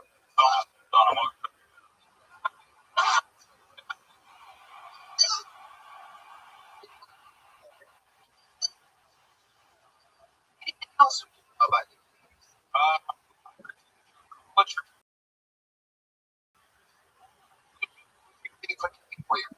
Yeah. Yo, I just saw that because my sister you said know that? Yeah. she Oh, I saw did you take when I got Right.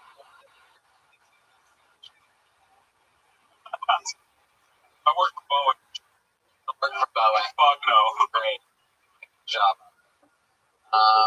But we mentioned Boeing. We're probably all going to be assassinated after this. Gentlemen, funny.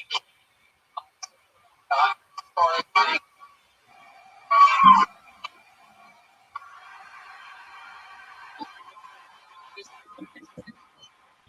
Sports. I present one of the players of the show.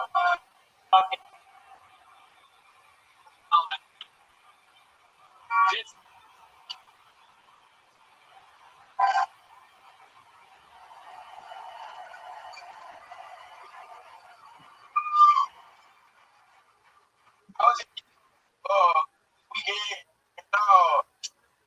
women's like guns. I didn't know guns are not out there.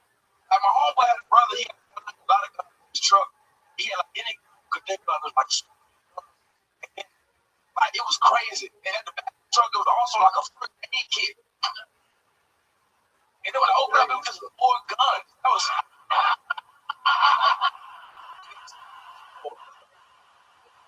you know, kid was like terrified. He's not an accountant. You know what I'm saying?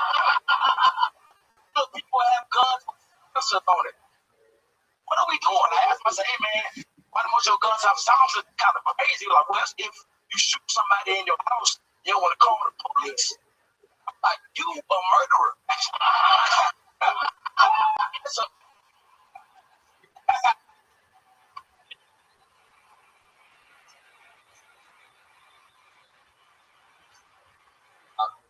much content, dream, selling out absolutely everywhere. Having to have shows, theaters, job for true fucking film.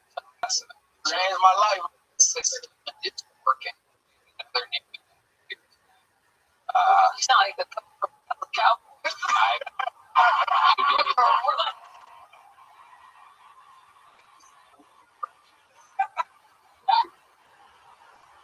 When we talk about after this, we were, This is great. oh my god, it was so great. I don't even think we can talk about that, but we can't. I would never know how fun it was. So we can't talk about it because it's fucked up. But it's pretty fun.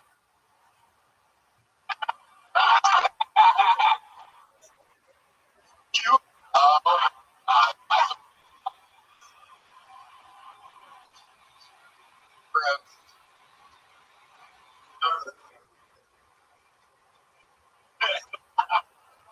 What the hell did you just say? I can't spell it. Let's Nope.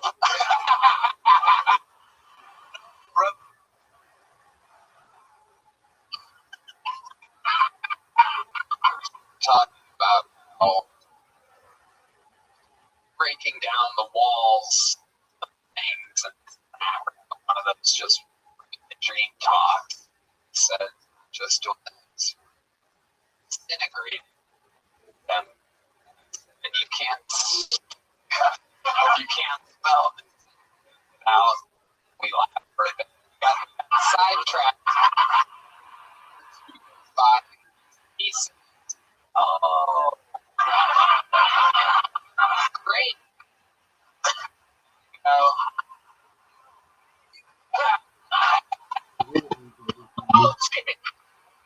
Me and Cam laugh about it 2 a.m. Flying across the bar. Make each other laugh. We might have to. I don't know why you did. Oh, just told him. I know, I couldn't myself. I don't know why. That fucking. He's gonna believe those. Yeah, so you heard. We're gonna keep it in the episode. Why are you excited to hear? Anyway, what else is fun? You were really in Utah. I was in Utah. This is one. It's interesting. It's pretty strange. My dad, come in with me on the road and shit. And there was a porn star in the front row. I didn't do a meet and greet after the first show. I just went flip to grade. But we found out she was a porn star like during the show.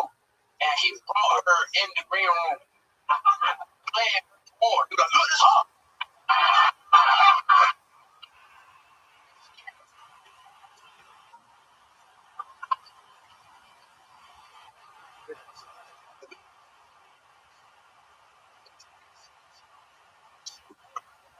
Shit. And so my dad go, that's him. Look, nigga, that's him. That was fun. But I thought about it.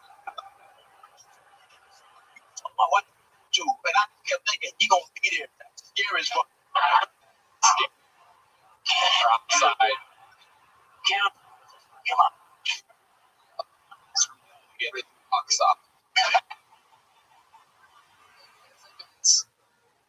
I mean, that's what I was going to ask you is like, your father's your man. No, the hell he not. Not exactly, but He can be there. Be around. It's like being around. And Taking time with your mother. no. Take no money. your wife. It's right. No, man, but when I first started doing stand-up, we had made a deal, right? So I was broke, obviously. And so we had made like merch. He was like, hey, rest your right? Just stage up. For rest, fucking, hey, don't play this, nigga. Fuck it up. Goddamn. Home rule, nigga. What the fuck? That's up. So,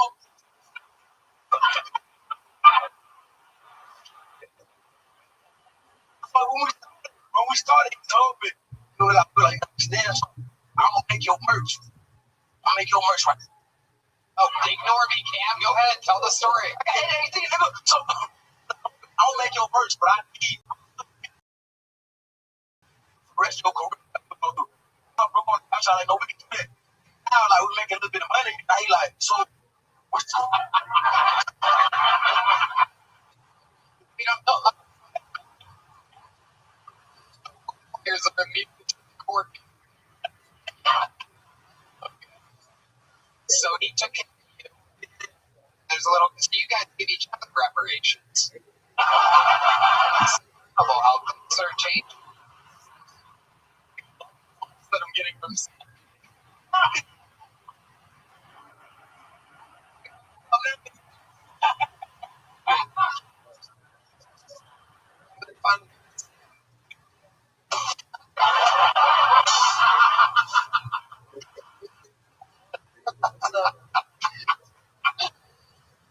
so fun? I tell you something else.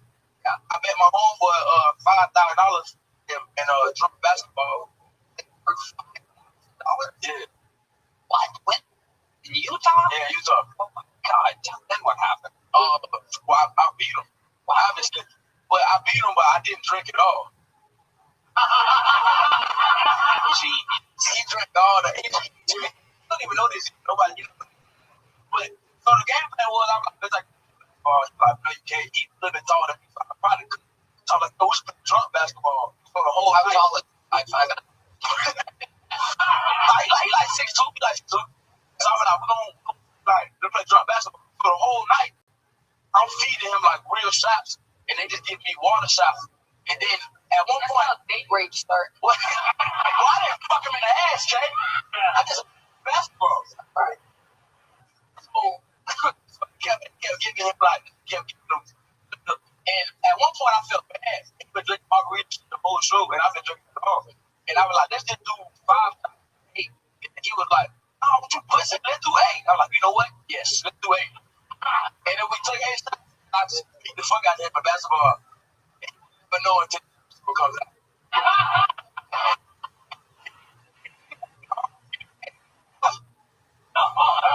He paid you? He already paid you?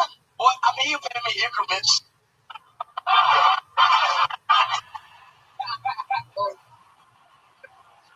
You can spell that. I just felt it. You gotta boy. Spell increments. What is it? You spell increments? I didn't claim to. Oh.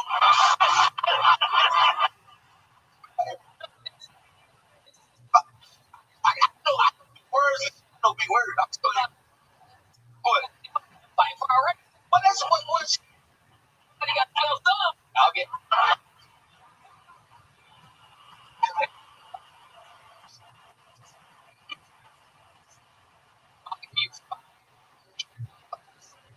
Well, I'm doing it right.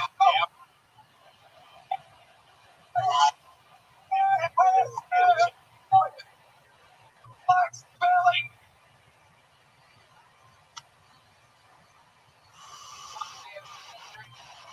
On the line. The word is its origin.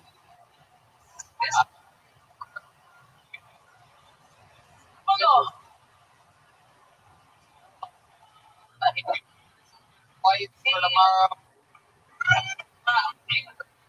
On a break. Voting. Know how to spell. Like it.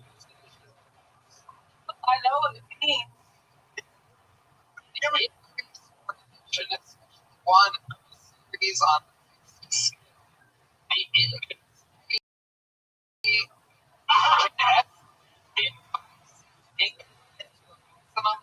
the hour. I'm not is the people that give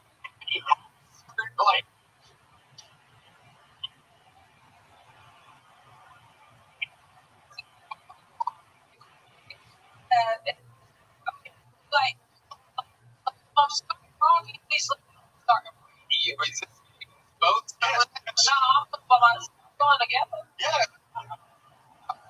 Hey, We got. Wait. Believe it. Let's get. We got two.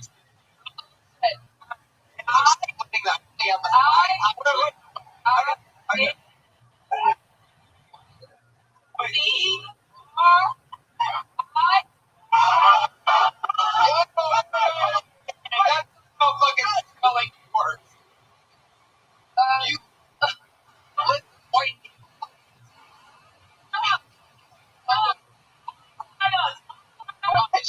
You're done. You're done. Fucking done. Gonna correctly.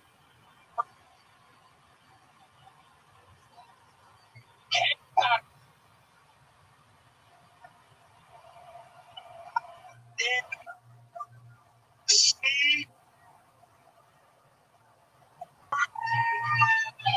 E N. What?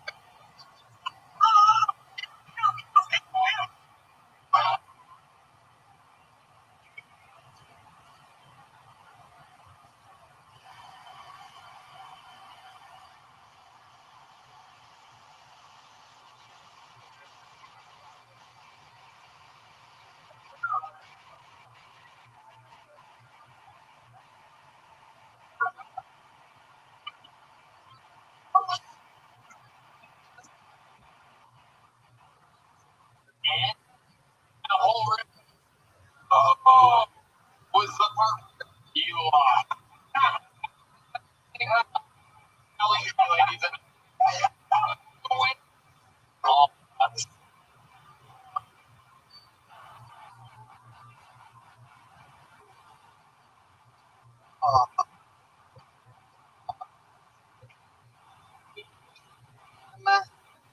correct. A lot of people are saying and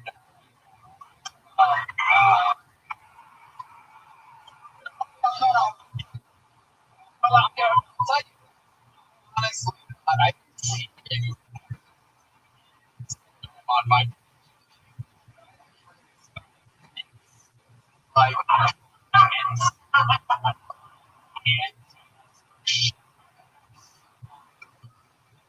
full of crap.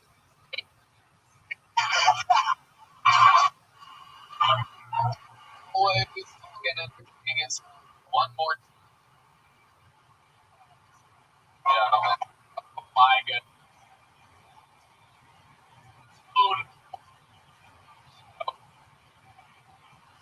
Right. And it's property.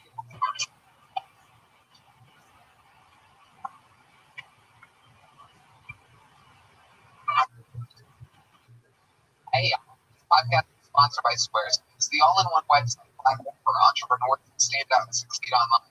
Whether you're out or managing a growing brand, Squarespace makes it a website engage your audience and sell anything from products to companies. Time all in one place, all on your terms. Yeah, Tony, I love Squarespace. Website easy and fun. Start a personalized website with a new guided design. Squarespace blueprint.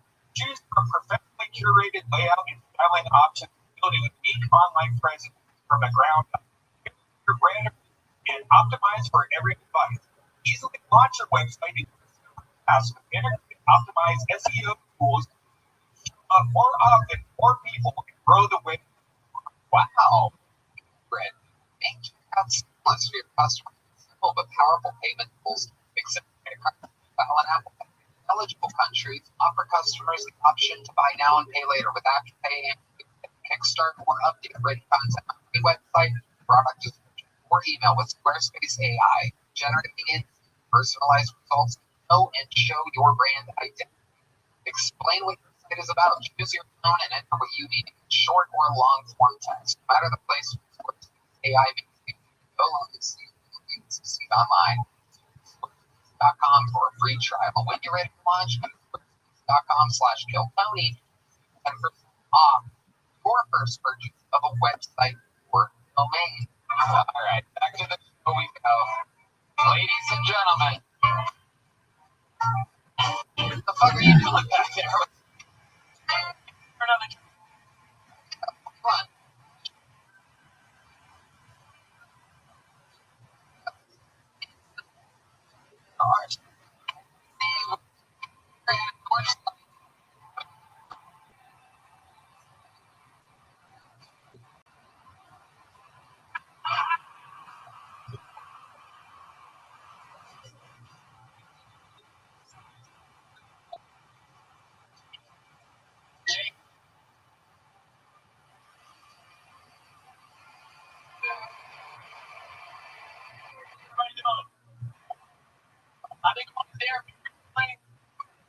therapist told me anytime I'm upset, I need to use statements.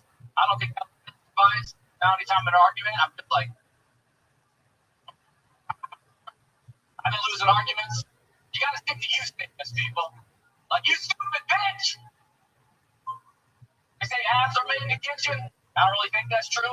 None of the women I know have six packs. A bun in the oven, maybe. Yeah, man, women are fertile these days. They really are. Would you like to think about getting a vasectomy? Just want to be dishwasher safe. Growing up, my dad got me into comic books. Turns out Spider-Man's my favorite superhero. Because he reminds me a lot of my dad. Not only is my dad my hero, but he also hung himself from the ceiling. He was black, which I wasn't upset about the whole situation. More so, the fact one of the few black guys that actually hung around. Thank you. That's like Jake.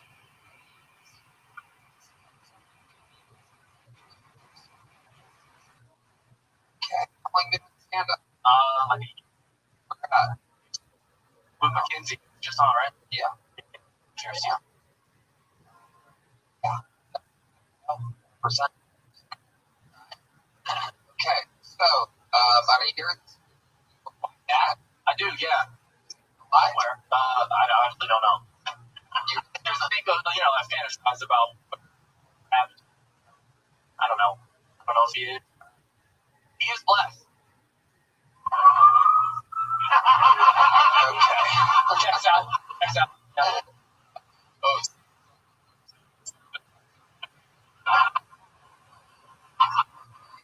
A black beard. Someone like this on the show. Are you wearing your hair does not match the color? I am now. You didn't notice that ever? Kind of have reddish hair? Sure. Sure? Yeah, I guess. Yeah. No, today I'm in the moment noticing it now. Yeah. How old are you? 38. You are literally being informed right now, live on a show, your hair and your two different colors. I mean, no. I'm gonna have your beard spell the word increment real quick. We're gonna find out if it's black or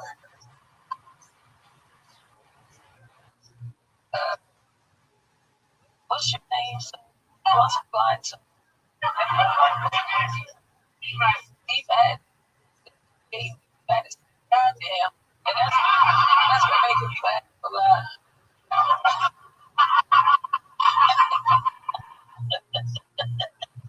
also Martin. And it's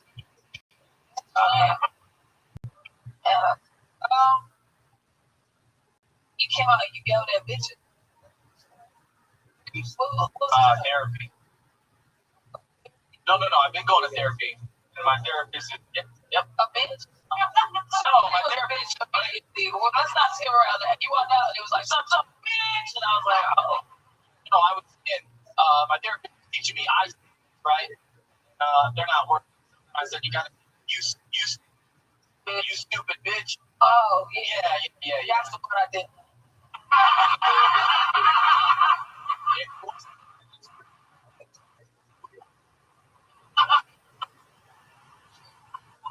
do you do for a living? I'm a nurse. Oh, okay. What kind of nurse? Used to work in trauma ICU, now I work in Okay. What made you want to start working in prison? Joe, are you looking for your father?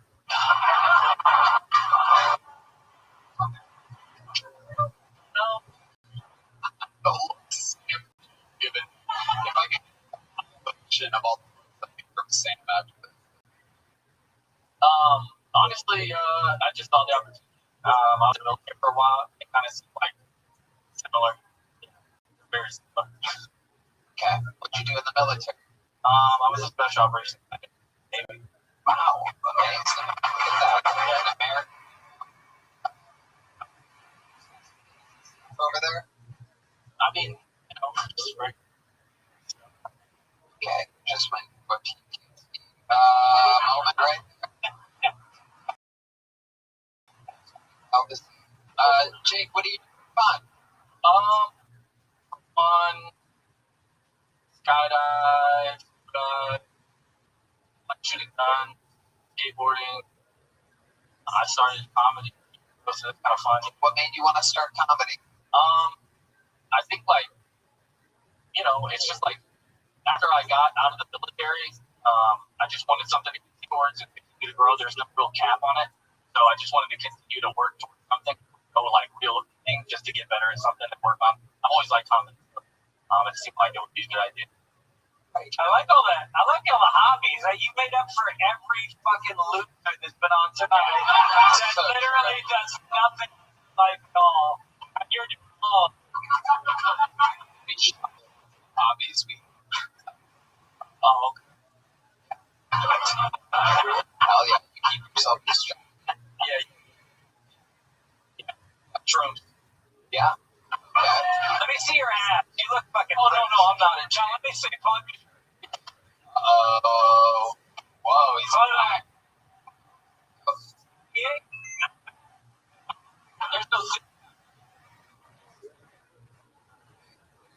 Not fuck myself.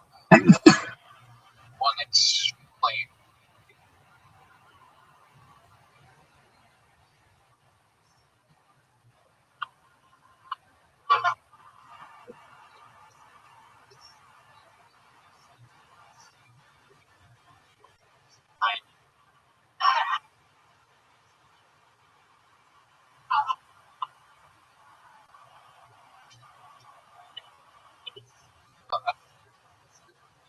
All right. Galloping, come on.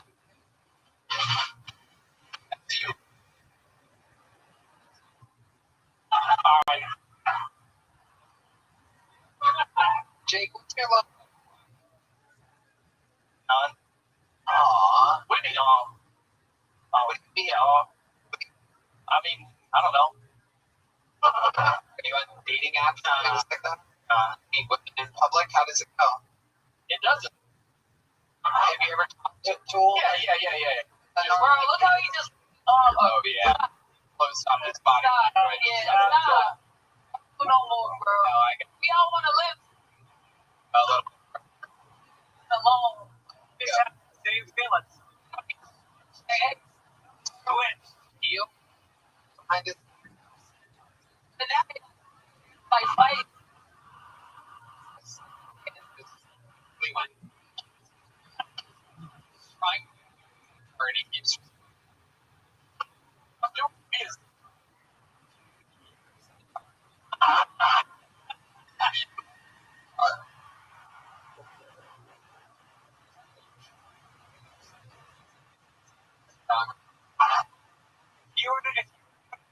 He would emerge from the way horrible. Well, he is the least centaur about it.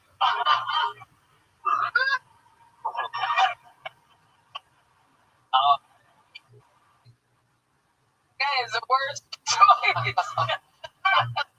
I'm human. Hey. I can't question.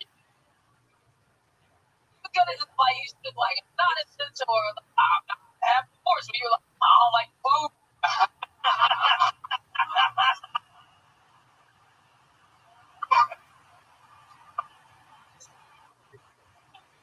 Buddy.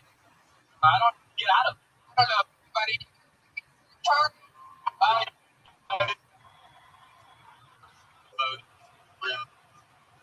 Okay.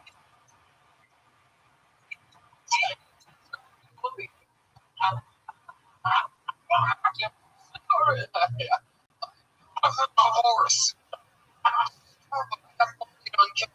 What was it? Was it your race? No, I was on a horse. It's really crazy. I mean, I get to have a horse on the waist, but like, I don't think Your top half is centaur.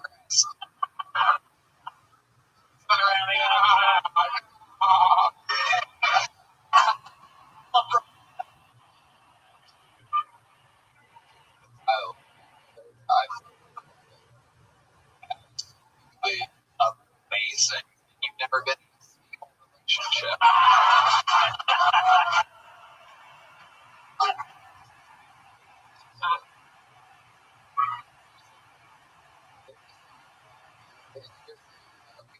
Oh, all right. Oh, there. Walking away. Wow. Oh, my goodness. All right. Still having fun out there? Hey, everybody. Joe. Away all day. Travel from around the world. Flight.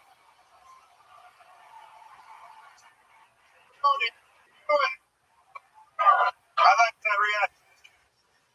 You know, I've been talking to a lot of my friends about having a talk with my dad, and my talk went way different than all their talks. Because, like, I sat down, he's like, son, we both know what you look like. A lot of girls are going to say no. And that's okay. You just got to get them drunk enough, you can hold them down with one arm and cover their mouth with the other. True, I never raped. I had a conjoined twin, and this bitch had two heads. Well, no, these bitches had one body, I guess you would say. It was definitely the best of both worlds. Like, one had was yelling yes, the other one was saying no, and I was like, what more for it?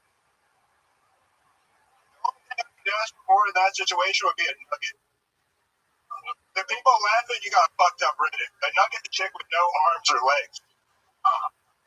Like, just picture, I could come in her 3 times, just throw her in the closet like a sock until mom fucks.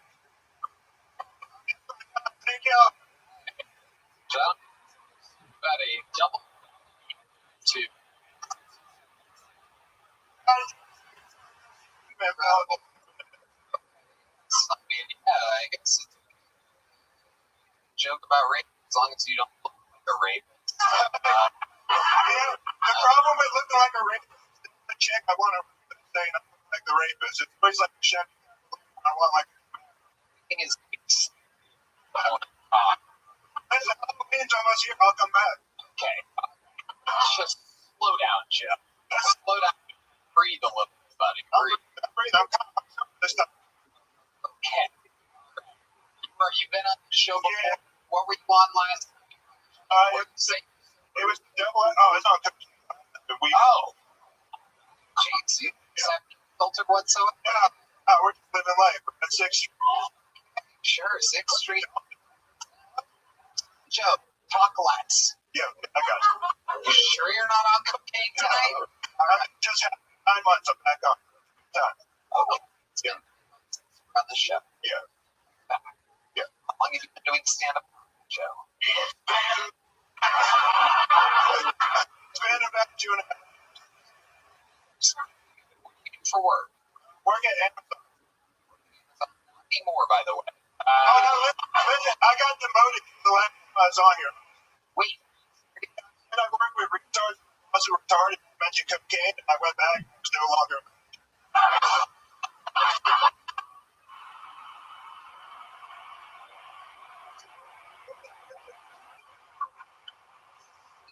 Joe, let me ask you, what is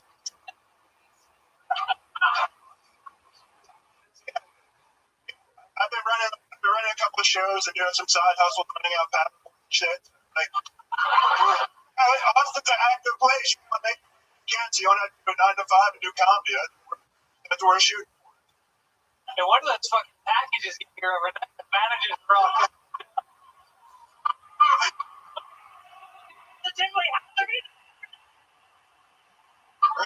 We got to get there, all right? Shell blasters don't remember themselves, all right? Man, we still sponsor? This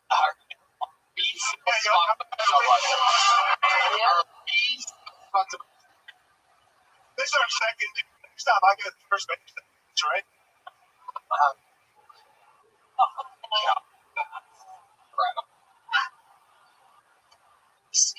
stupid game?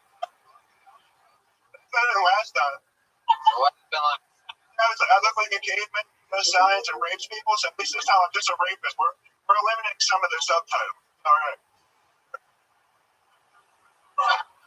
Man, those are my captions on the bottom of the screen when we watch the video.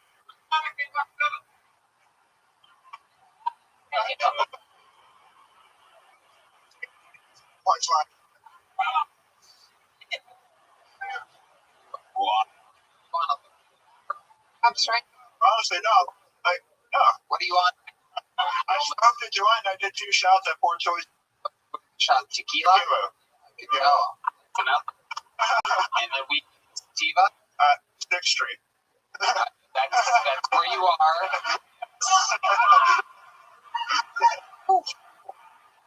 This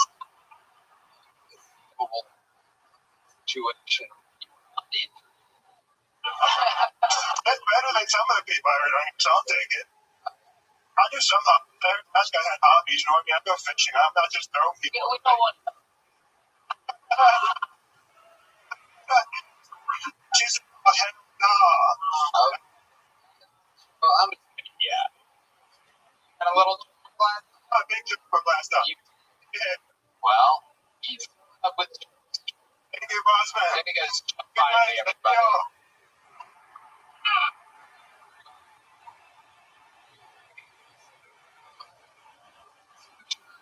Trials of some. We're gonna do something fun with this guy. Not a regular, not a second friend. A special little fucking awesome freak. Ladies and gentlemen, the long-awaited return of Uncle Laser.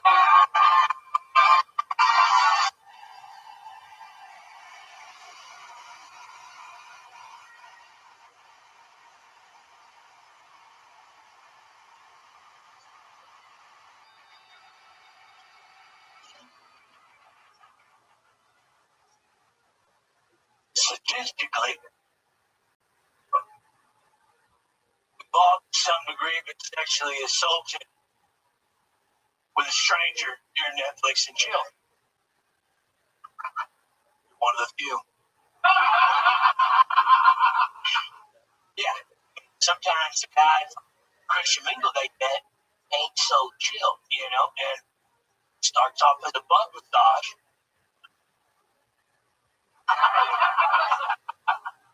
And then, you know, with the guy you swipe right on, fucking cherry picking toilet balls out of the butthole.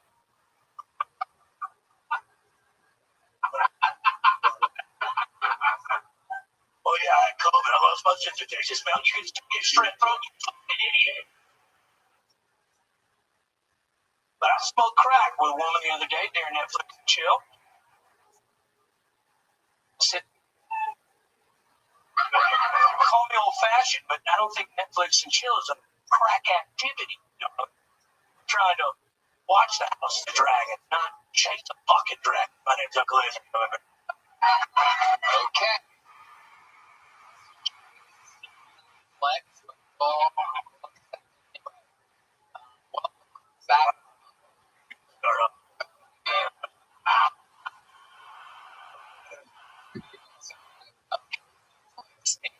House of Dragons.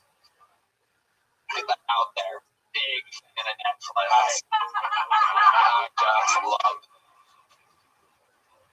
You know. Why do you keep doing that licky thing with your face? Extra licky.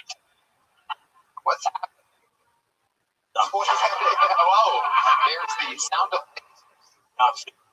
What's going on with you? I gotta apologize Okay. to Red Man. Oh, shit. What happened? Well, we went out to the Madison Square Garden, and threw up everywhere in Red Man's bathroom. I blame it on people out to the man.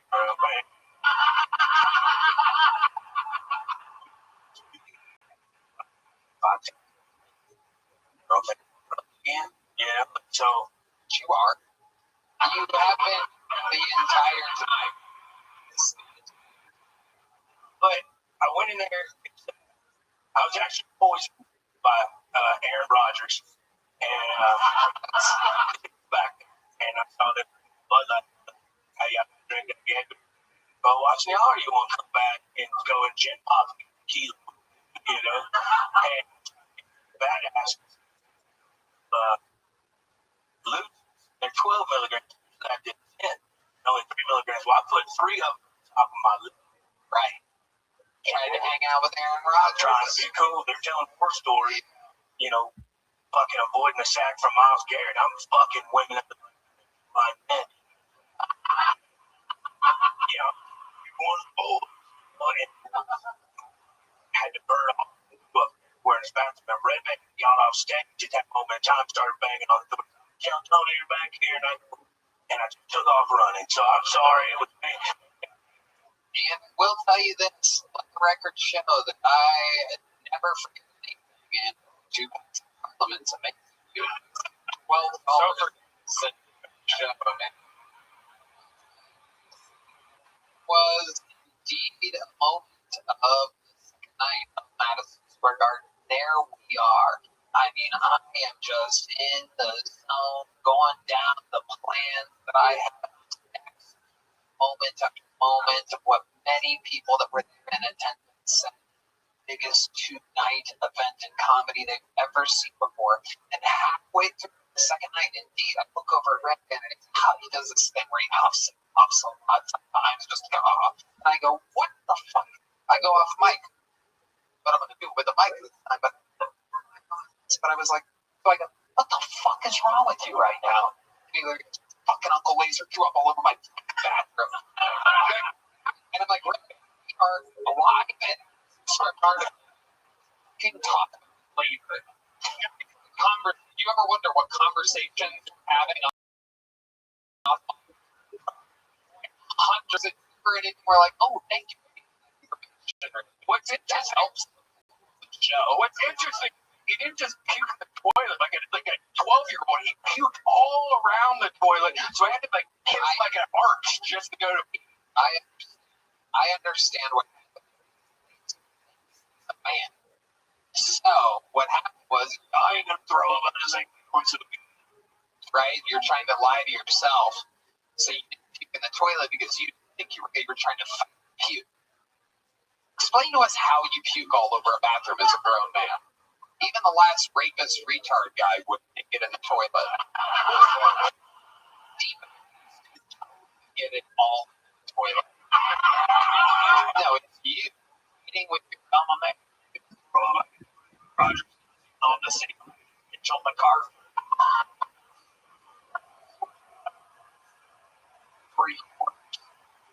Get up.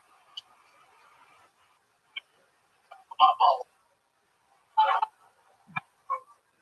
I guess I was pulling it down. You weren't lying about your bubble.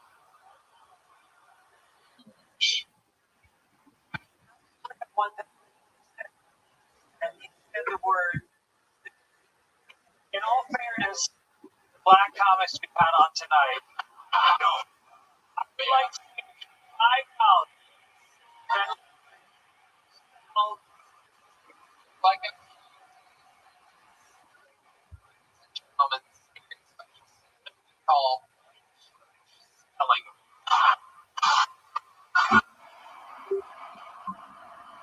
unbelievable. It's verb.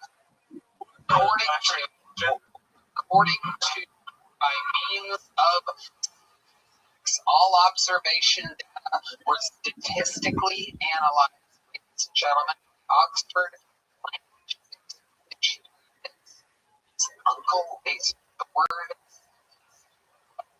origin.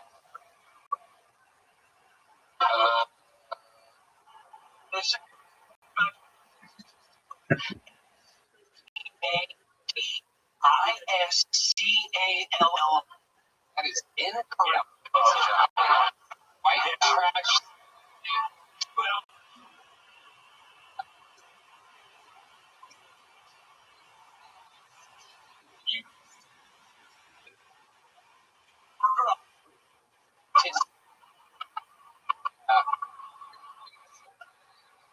A lot of communities dumb shit.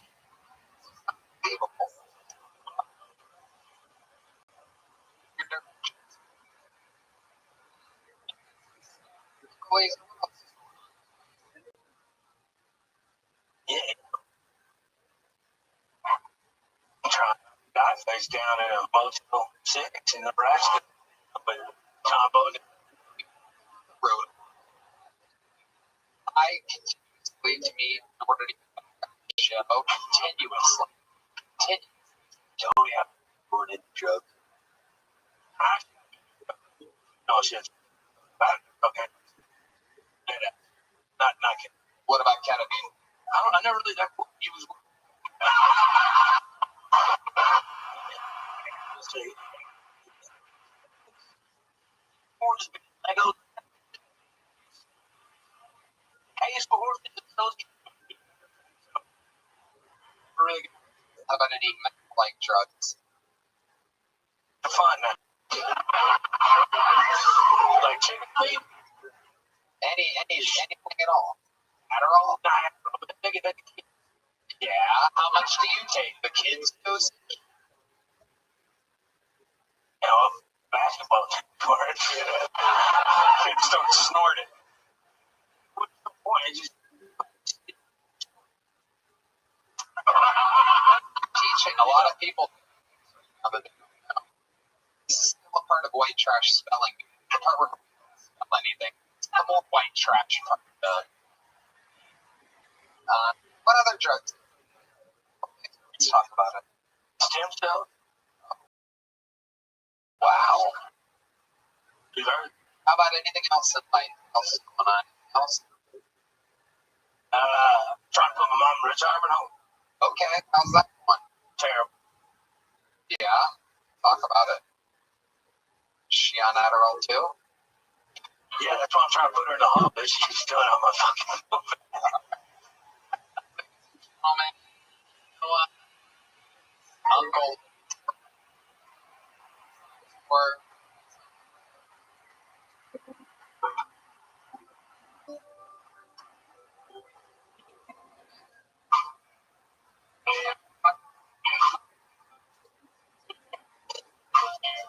okay.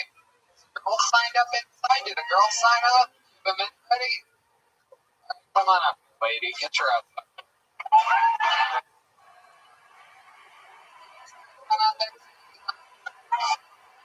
Come in. A couple more fun.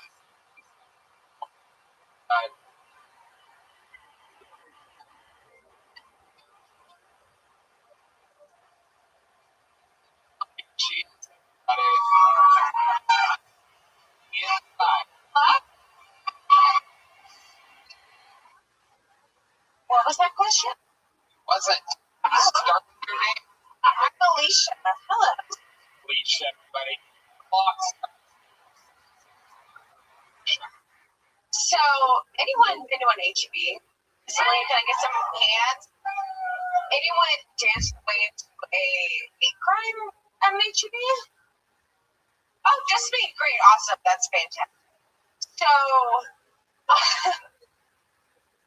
this is a funny story. It's super funny because I'm an awkward ass human being. So, I'm at an HEB. They play bangers. Can I get a hello? They do. Like, they play bangers when they play the music on top. So I'm in the street playing, dancing, whatever, and I'm like, oh my god, there's an HEB person in front of me, and we're playing, dancing, and we're feeling the music, except she wasn't dancing, they had palsy, and so I'm mimicking this person who has palsy in front of me, and they see me, and just dead inside, except for I was like, oh great, I get to leave now, and no one's gonna know who I am except for I'm a basic white bitch, and I have my name on it. So, I had my name on it across my shirt, and the person was like playing, so I knew who I was. I left, and I could never go back to that HEB, and you were banned. Chibi. yes, I was, yes. Wow. By the looks. Love HEB. I do, yes. Thank you. Can you work? What's your job? No, because I sell across Canada and the world. No one knew about my life except. No, I live here except for to me is amazing. Okay, a little joke. Wish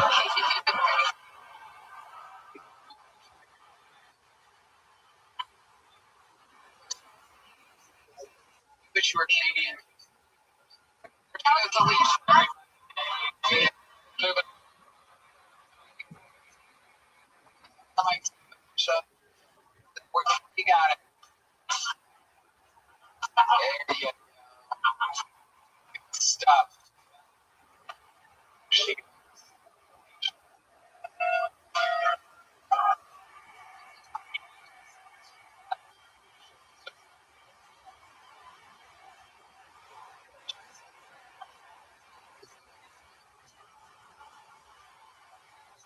Pull, jump, pull, heads, everybody. Heads. Got it. Pull. Well, you guys have been making me. I've been a lot of conspiracy theories because I'm an open micer. Looking up at what happened in Texas, right? And the Jews are. I don't really understand why, or what it is that the debt is doing, but we need to make sure that we can have $5 a tribute. But until then, we gotta make kind of list that we gotta go, because I like to skateboard. My wheels are melting, like I'm running a skateboard with some tires. But I'm trying to make sure that we make some kind of list. We get some night temperatures for the day, right? I'm coming from California, where 80 degrees in the day, over here 80 degrees at night. What the fuck is going on? I think you guys play. It's job. So, oh.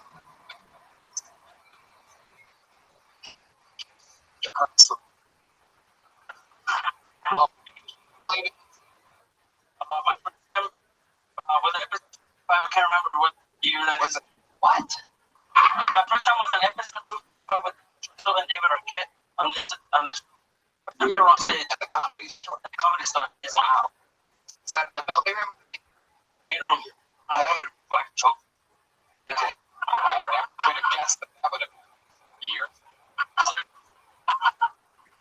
Yeah. Just,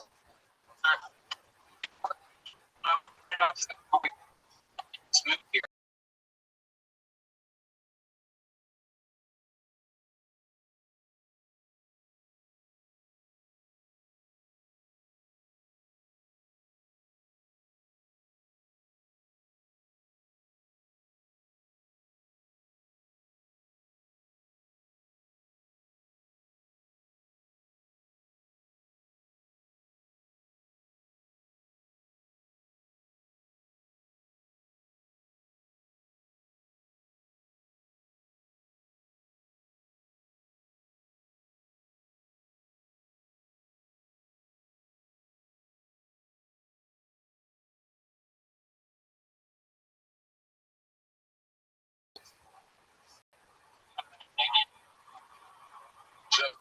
Joel, a little bit cheated. It's fun.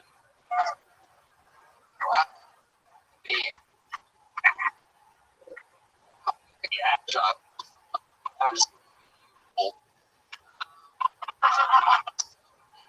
Smooth to work for me. Other than Jerome, what else? Work a forklift. Wow. I ain't read. You get paid red?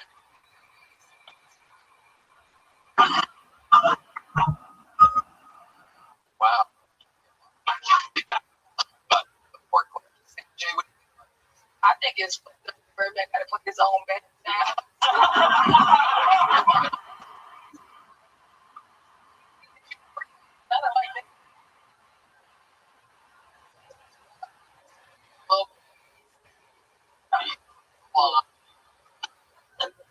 What? So, Joel, how'd you drive? I flew and then I bought a car like days in. I flew and I bought a car. I'm gonna play sports. You gotta get that.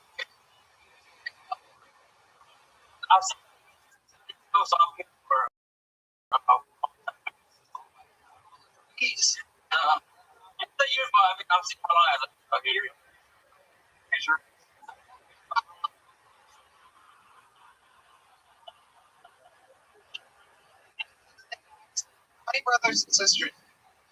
Was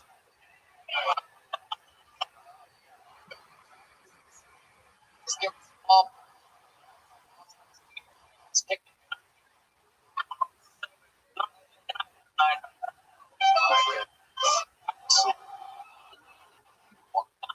Brothers and sisters. Los Angeles. Okay.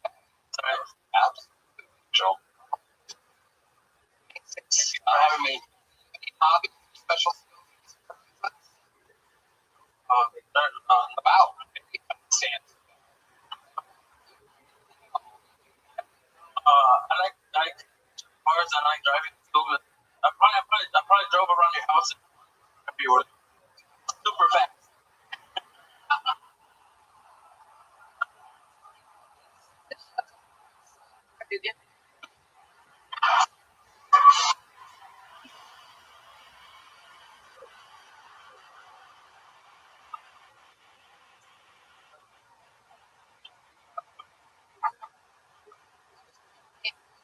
Sick chat. You're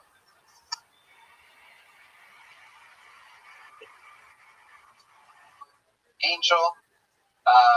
You've never gotten a joke book before. You know what I'm gonna do, even though you're just as you good and your interview is just bland for a guy that's years.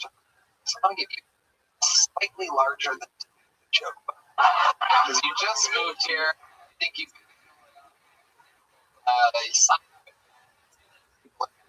more interested now that we know your story. Job, you're the only second we've ever had here that doesn't have a job. It's incredible. It's absolutely cool. But we want to hit an update. Ladies and gentlemen, Angel Maggette.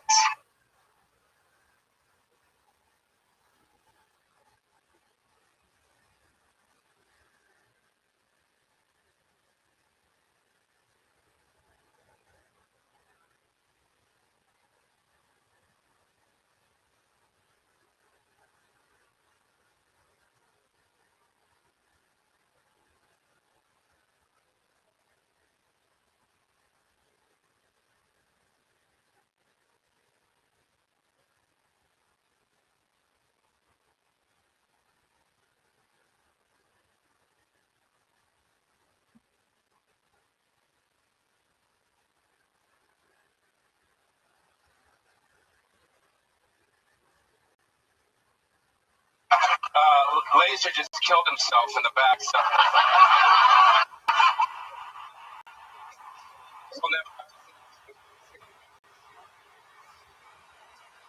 Over for bro. What the fuck? Give it up for Kill Tony. The fucking.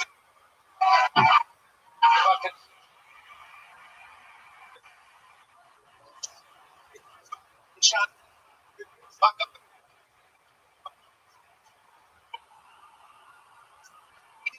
Evil. Madison. Going fucking. Anyways. Matching with a lot of black. Bumble. Yeah. Women shoot people in black chick. I had no fucking idea. My whole life I've been up on the wrong chick. My whole life I've been on the Janiqua fucking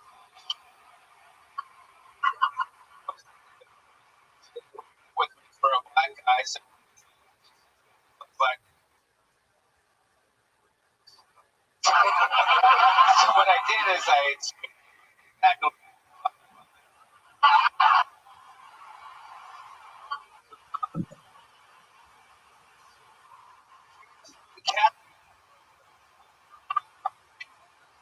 So cute. All the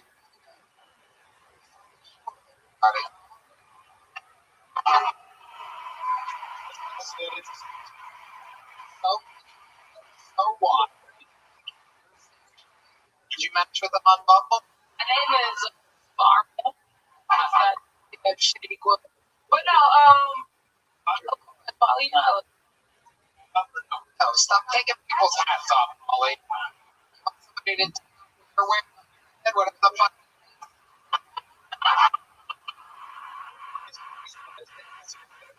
Airways. I got the positive. I'm fucking tell people I fucking got it. I hide shit in the woods. I'm back. Oh, bro. The weasels. Wait. The black women do. We grew up on them and like act black news, and we were like that combo. And then you know what I mean? You were kind of like flavorful enough, but like weird enough. And I think we all went through a phase where we like skater looking boys, and you were like a skater looking boy, but it wasn't like lame. So it was like that's a white dude. I could. Impossible. Still trying to go get knowledge out of its fun. Come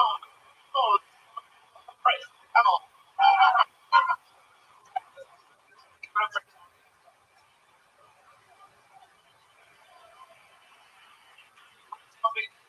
No, fucking yoni, bro. It's true. Yoni. Not about a great many striving moments. Ollie, Madison Square Garden. How's everything else going? How's LA? What's going on? My brother, close, never knew. Quiet. I don't think everybody knows the story. You were supposed to do a documentary on it, remember? 6 months ago, 6 months ago, I'm with Tony at the Binky's bar. My mom's bar downstairs. In honor of it. We're going to call it, right? Now, okay, you're you. Sure, no, that's cool, dude. Bro, no, I still want to do that documentary. I wasn't. I have to do some stuff that I planned, and I'm going to get around to that project, which I'm still passionate about. For those who don't know, Polly, of course, the son of Nancy Shore, brother Peter, the son of Nancy Shore, and these two, legends of the game. Peter runs the Comedy Store. Polly is Polly, the full fucking. Both of them are raised by the wildest comedians, the craziest situations. Literally ever imagine. You can't even. No one would believe the child that you guys had, and I still find there is no doubt that we want to talk about Succession show, HBO, not Netflix, that I love. It's over now, but I mean, obviously, it's kids trying to, take over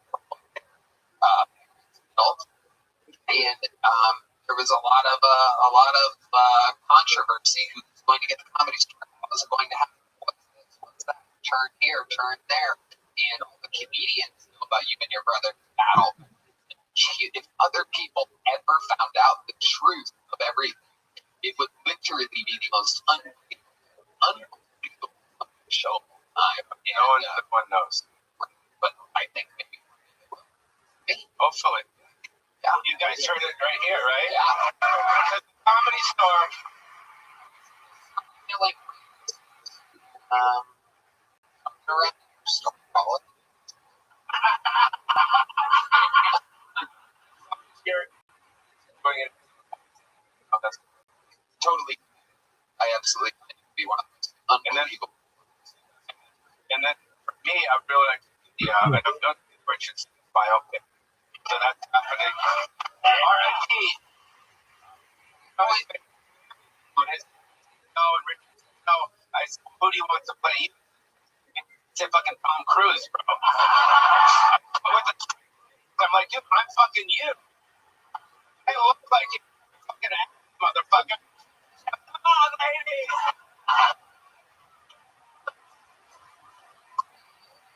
Yeah.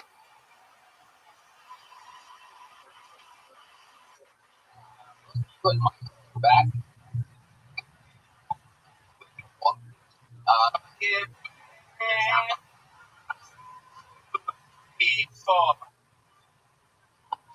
My backpack's nice. It's like,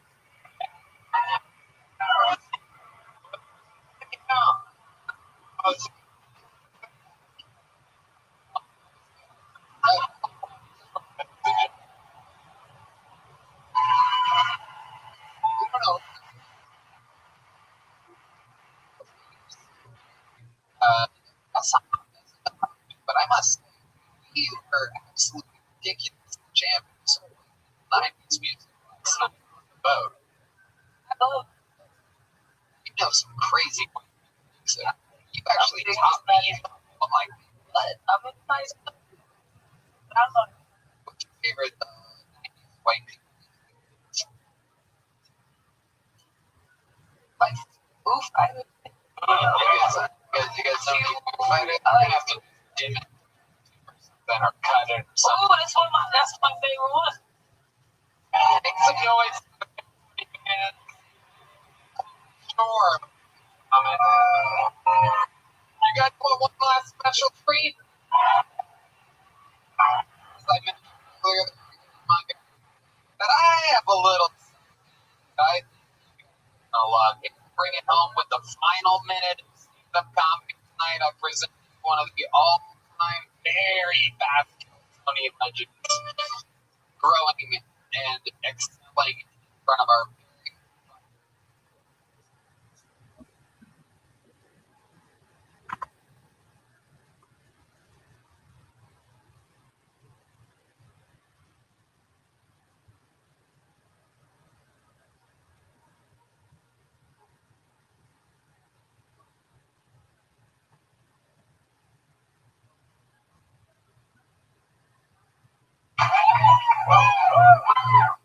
Yo. No bigger culture shock for me than the fucking American books. I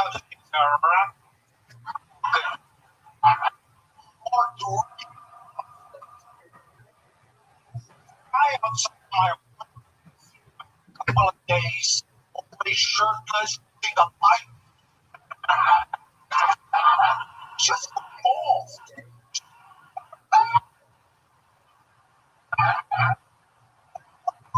This is how nonchalant everyone else around me acts.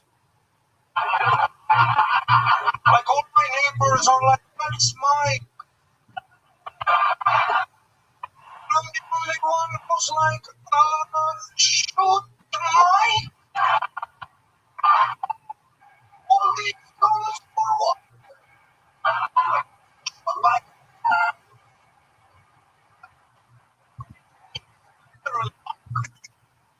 neighbors know what you have. You're homeless. You like grow up with them. Because Estonia, where I'm from, we also have homeless people. But what we also have is a rough winter.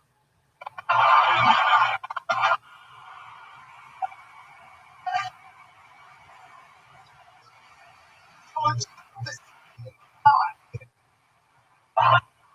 very no match. Like butterflies. Just drop.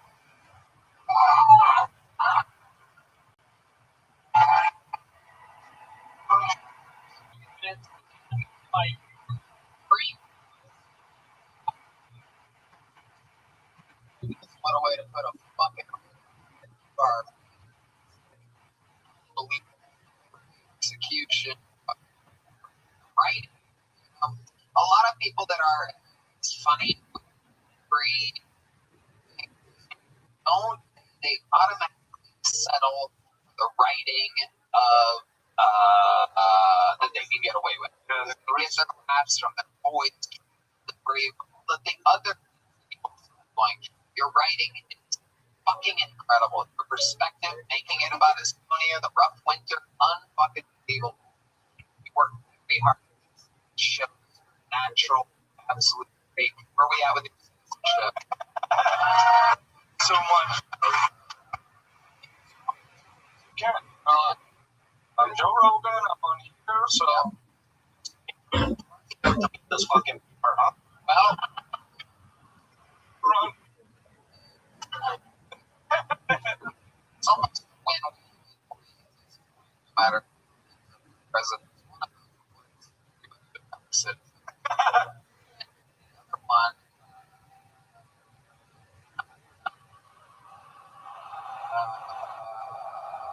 Here's the question.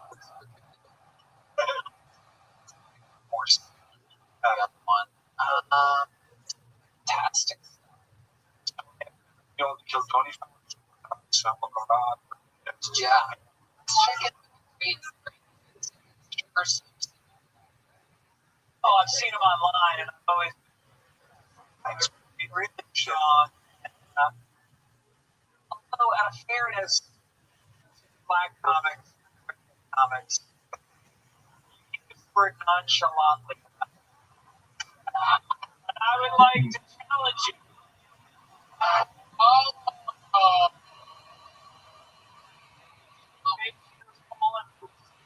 Fucking 1980 story. I actually think the speller might be right.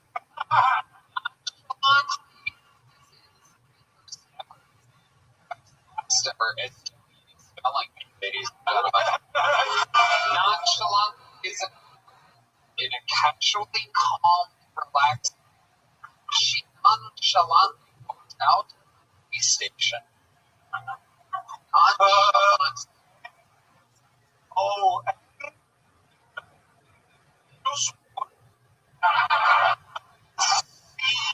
H-A-L. Yes, you are correct.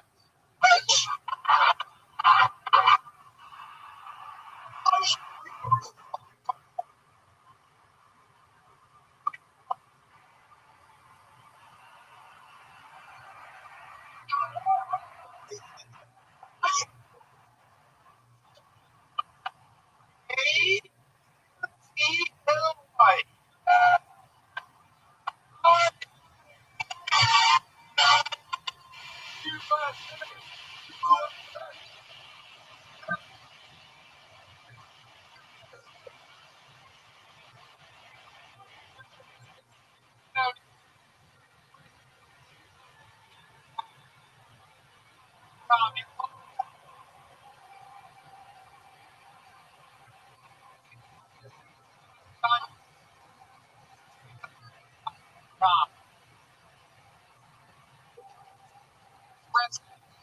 Time for night.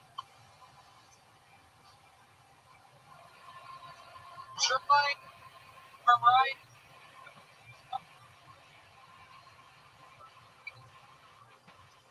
More time for the best in the land.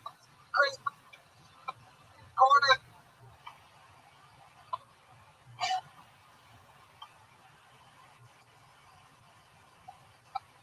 The Hot King. What the fuck?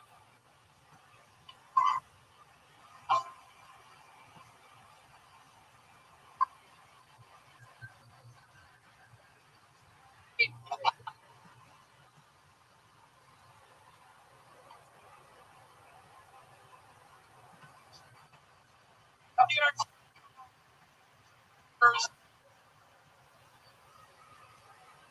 On it.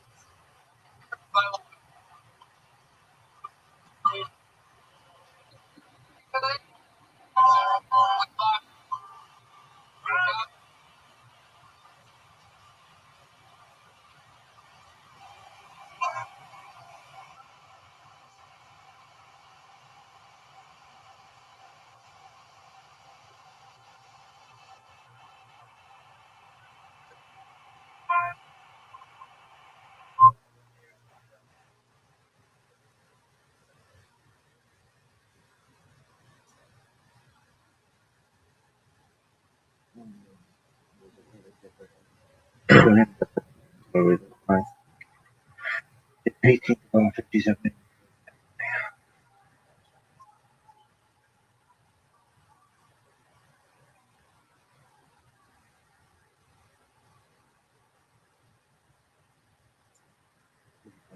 One picture of Vladimir. 1236. Born 3520. 4 son of Ethan. 133. Allah. Person. Third son of Mahala. Was born 37. 46. Son of Khammah.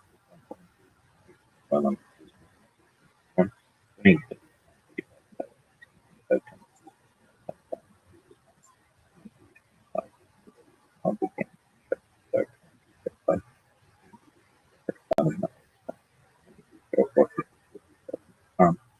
Animal.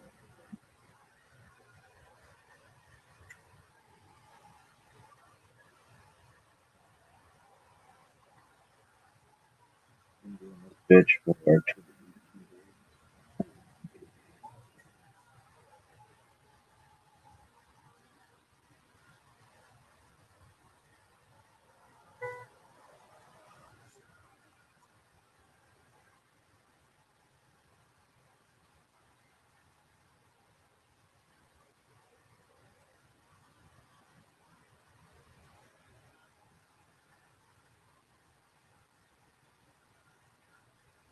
Warszawa.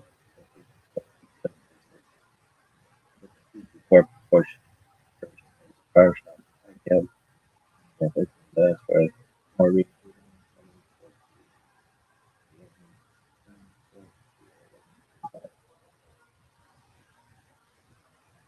Guys.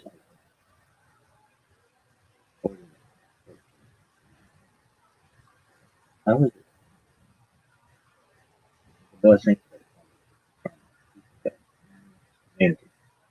Remember the wilderness journey of that vision. Warning against arrogant after entering the promised land. Stepping for man does not live by bread alone, but by everything that comes from love and life.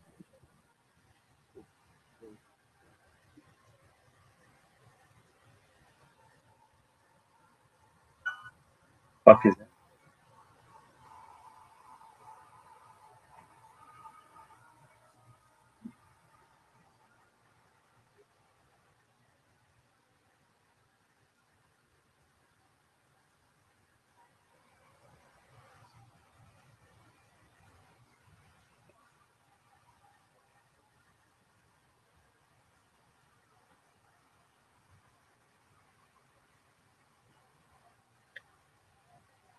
How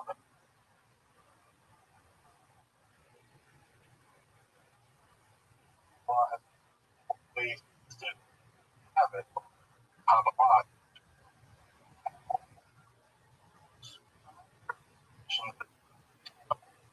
developed is still developed for now, and there have always expressed mutually schools of Judaism and Kabbalah. Class to serve as an introduction to Jewish mysticism and Kabbalah. The point of view of its incredibly complex development. Prophet to the rise of modern 18th century.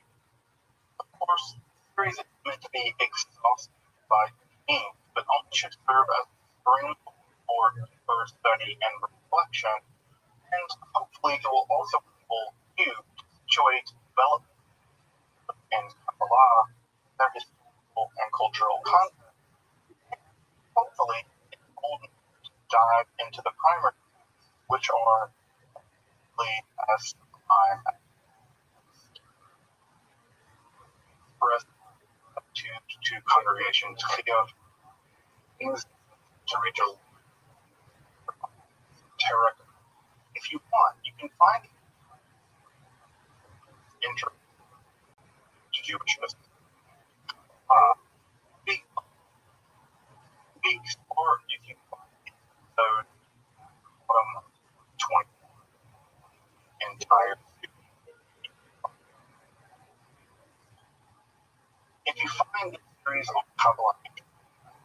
check out other content, perhaps supporting production, and scholarly topics, some credit philosophy by joining my Patreon or perhaps a one-time donation.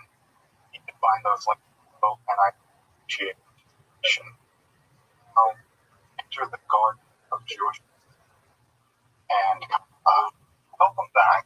Let's just jump right in. First thing we should do is do a bit of a recap of apocalyptic Judaism, just so that we'll all be on the same page going forward. In this lecture, apocalyptic Judaism emerged in the turmoil of the period after the Babylonian conquest by the taking form in the period after the Judahites had to return to their homeland beginning in 537 BCE. It's in the subsequent aftermath of that turmoil that what we have is a big theological shift in how the ancient Israelites understood their relationship with God. As you may remember, the older prophetic literature said that the Israelites don't think their word and God going to wipe them out. Well, they weren't all wiped out. It's a theological problem. We have a sort of a threat that, I remember my mom sometimes telling me, I brought you into this world, I'll take you out of it. But I did something bad, and she did take me out of it. And I'm like, I might have called your bluff, Mom. I don't recommend you do that. But, well, that kind of happened with Israelites, right? God threatened, look, I brought you into this world, I'll take you out of it. And God didn't. What do we do logically with that? And what ends up happening, what ends up emerging is a kind of theology and a new kind of interaction with the Israelite God. So rather than the Israelite God communicating orally to prophets, what we have is a shift in the theology where rather than communicating orally, right, what we have is God communicating visually, right? God is showing the Israelites these kinds of things. The biggest, perhaps the most important thing that God is showing to the Israelites is that there's a plan. That everything that's happening is planned. There is a reason why you're suffering the way that you're suffering. There's a reason why wicked people seem to triumph. There's a reason why you've been returned to your homeland after being conquered by the Babylonians. There's a reason why the Romans, you had independence for a while, and now the Romans have conquered you again. Why is all this happening? Well, for the apocalyptic, there is a plan. And typically, right, another that the apocalyptic literature deals in things like cosmology, right, structure of the universe, history, why the universe came into being at all, what their origin of evil. Why? Because they're enduring a lot of evil. They really focus on where evil came from and how evil emerged. There's a lot of different competing theories in the ancient literature about the origins of evil. Some of those have to do with talking plants, special gardens, and some of those have to do with angels coming down to mate with women and teaching human beings all kinds of things. Competing theories about the origin of evil. And of course, also apocalypticism is at least vaguely interested in, right? At least vaguely interested in, not in the same way that perhaps we are now. Curious studies have a whole different term for studying the future end of the world called eschatology, from the Greek eschaton, which means the final thing. But not all apocalypse is eschatology, but all eschatology is probably apocalypse, right? There's a slightly different category about eschatology. As I mentioned last time, the massive amount of apocalyptic literature. I think that if I skip back a couple slides here, right, you can remember here on the page, there's just a library of apocalyptic literature that gets developed, some of which occurs in the Hebrew Bible, but not, right? And then, of course, we also have Christian and Islamic apocalyptic literature. This is a vast amount of literature. And I think, as I mentioned, if you were to take apocalyptic literature, Hebrew Bible, there's almost just apocalyptic literature as it is other Bible. So it is a treasure trove of material, most of which I think I've never read. Much of which was lost for a long time. The most famous pieces of apocalyptic literature are the books of Daniel 7 to 11, classic of genre, stage for the genre. Of course, is the book of Enoch. Of course, Enoch, as you may know, isn't actually one book of 5 different books together, various kinds of Enochian addition to that, there is a book of Enoch. There actually have first, second, and third Enoch. So in Enoch literature alone, first Enoch I think comprises almost 100 chapters. It is a massive book. So Enoch is incredibly large. Second of Enoch that literature as well. So even the Enoch literature itself is really vast. Get down into reading it and studying it.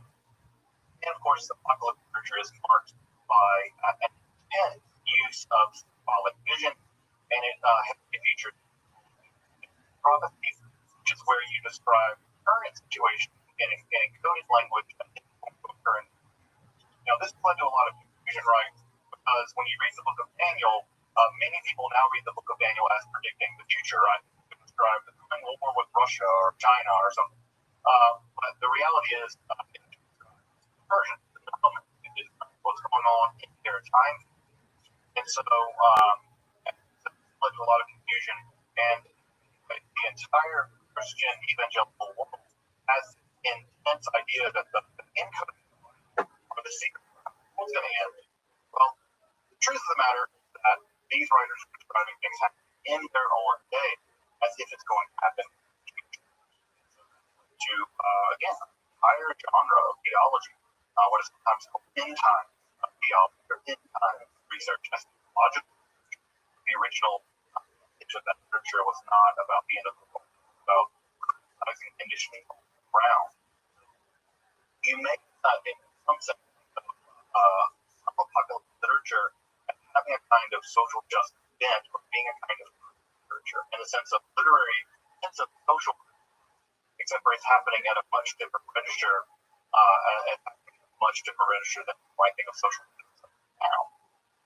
All right, so as I mentioned, right, this kind of literature, the apocalyptic mode of Judaism, would set the stage for a great deal of different things. And in fact, one might exchange form of apocalyptic Judaism, and it sort of got its philosophy and shot off Judaism. But apocalyptic Judaism exists well organized of apocalyptic Judaism. Second to the would be the Essenes. The Essenes were also an apocalyptic sect of Judaism, though they were probably wiped out during the Great Revolt. In fact, Josephus even described how they were marched out to battle, and they were massacred in a couple different battles. So, watch out for that. Right, one of the things that's worth pointing out here is that apocalyptic Judaism did not prove popular in rabbinic, proto-rabbinic, and rabbinic circles.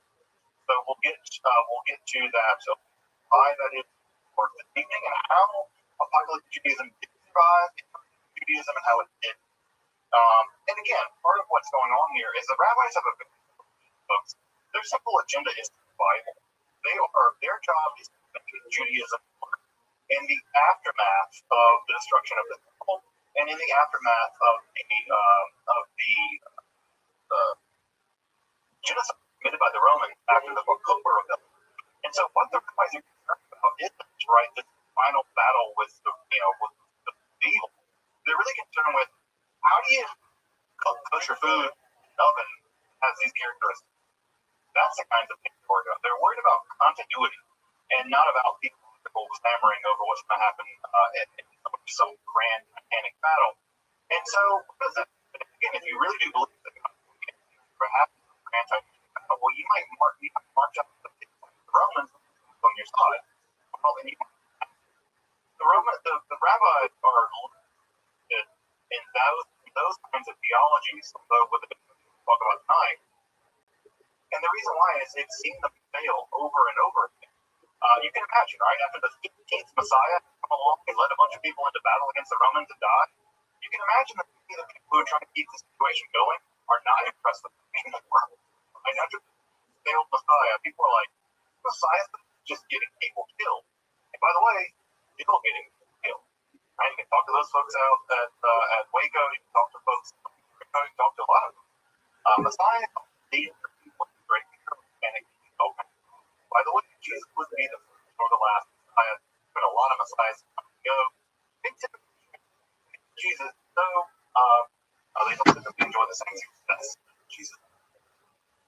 So, the proto-rabbinic organization organization, the proto-rabbinical movement, not very copacetic to the rise of apocalyptic form of Judaism. So again, if you have questions, make sure to put them over there in the chat. I'll try to get to them before the end. So whether they're wrap-up questions or clarifying questions, digging deeper in. Let's turn to a form of mysticism that emerged from the apocalyptic mode of Judaism, but in the rabbinical, right? That did survive the rabbinical world. That's going to be Merkabah, chariot. I'll clarify a bit more in a minute just what that means. Weird, because of course it's going to be rather weird. As I mentioned earlier, and as the question was asked earlier, theophany, the idea that God appears to people in central life with truth, rules and chosen.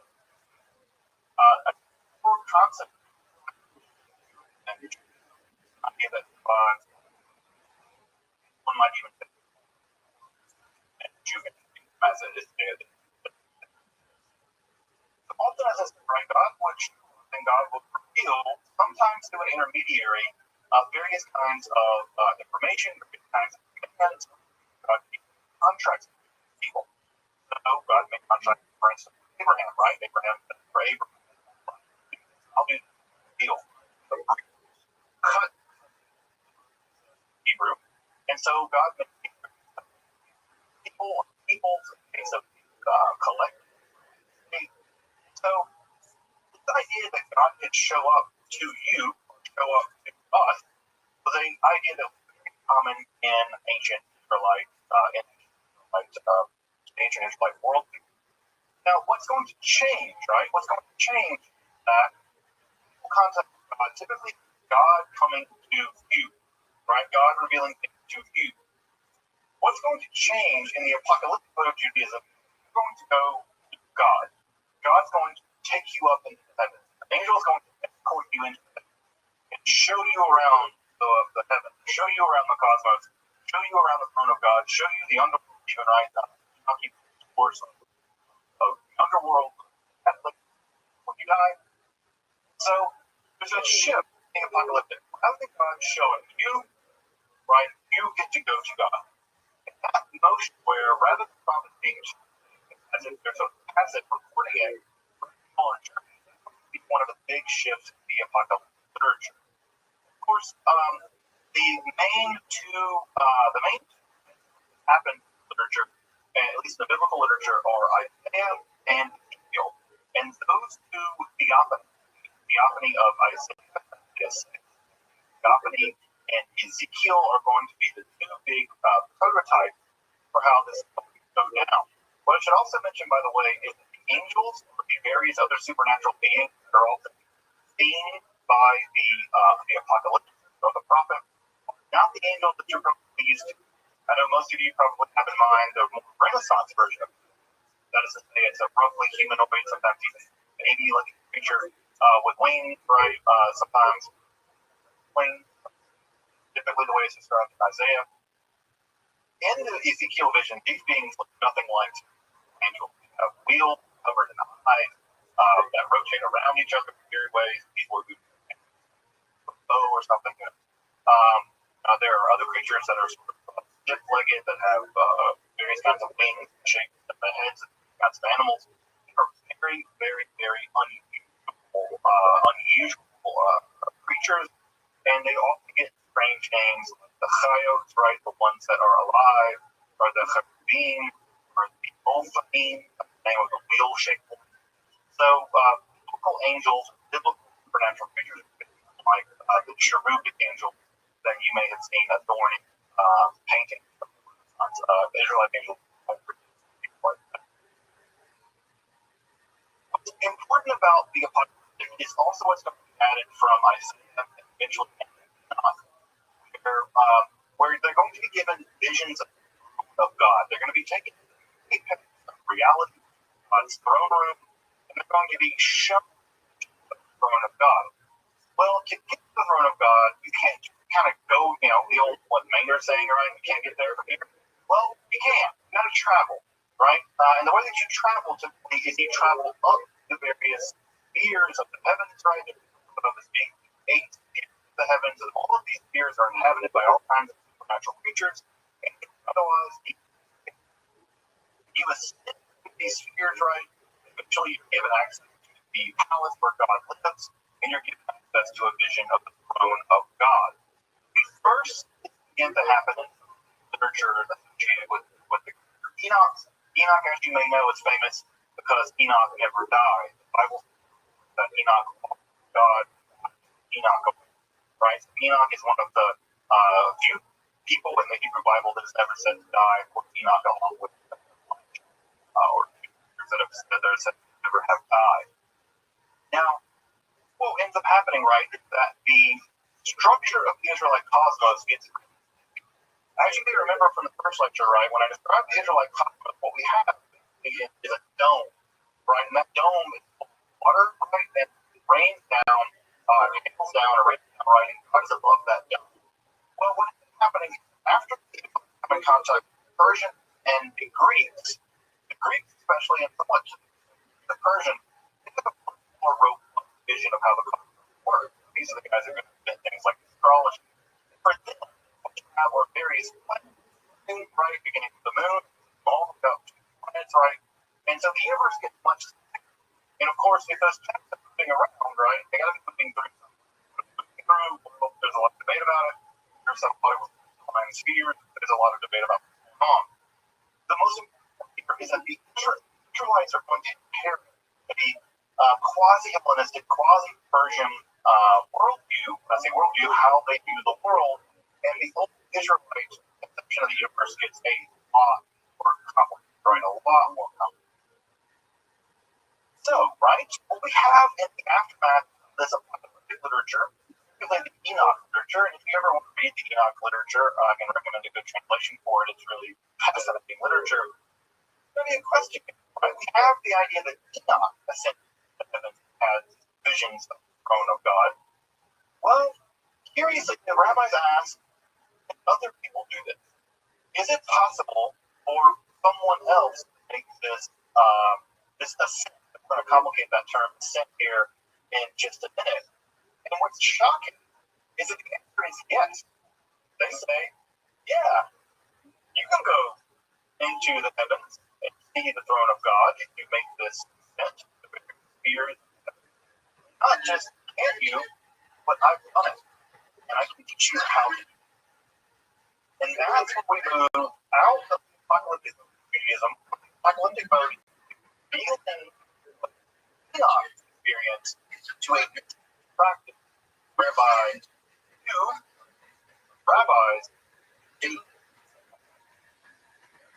right? One literature. And so,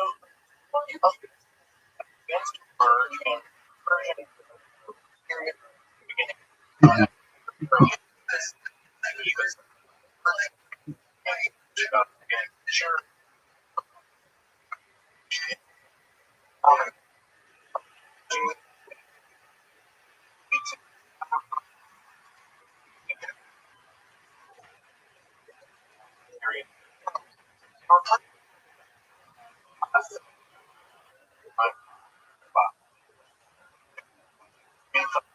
Doing the you do it, right? You're not reading it. You're trying to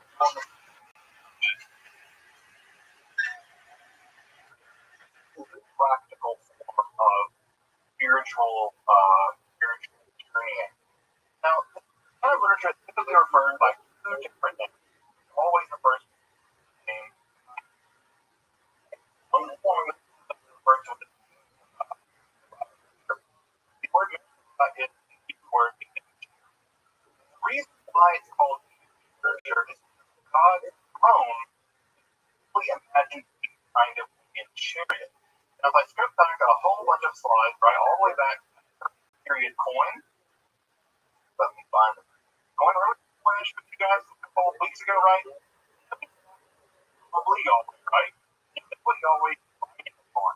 It's a chariot, right? Right? And it has wings, right? It's not being pulled by whatever, it's a horseless chariot, right? Or whatever, right? So anyway, if God's being pulled on a chariot, right, a winged chariot, also God's throne. When we say Merkava, what we mean here is that we are taking or attempting to go into the throne room of God and have a vision of the divine chariot, which is also God's throne. It's not convenient that the throne is also a chariot. The other name for the form of this is Hechal, classical Hebrew, but it can also mean a palace.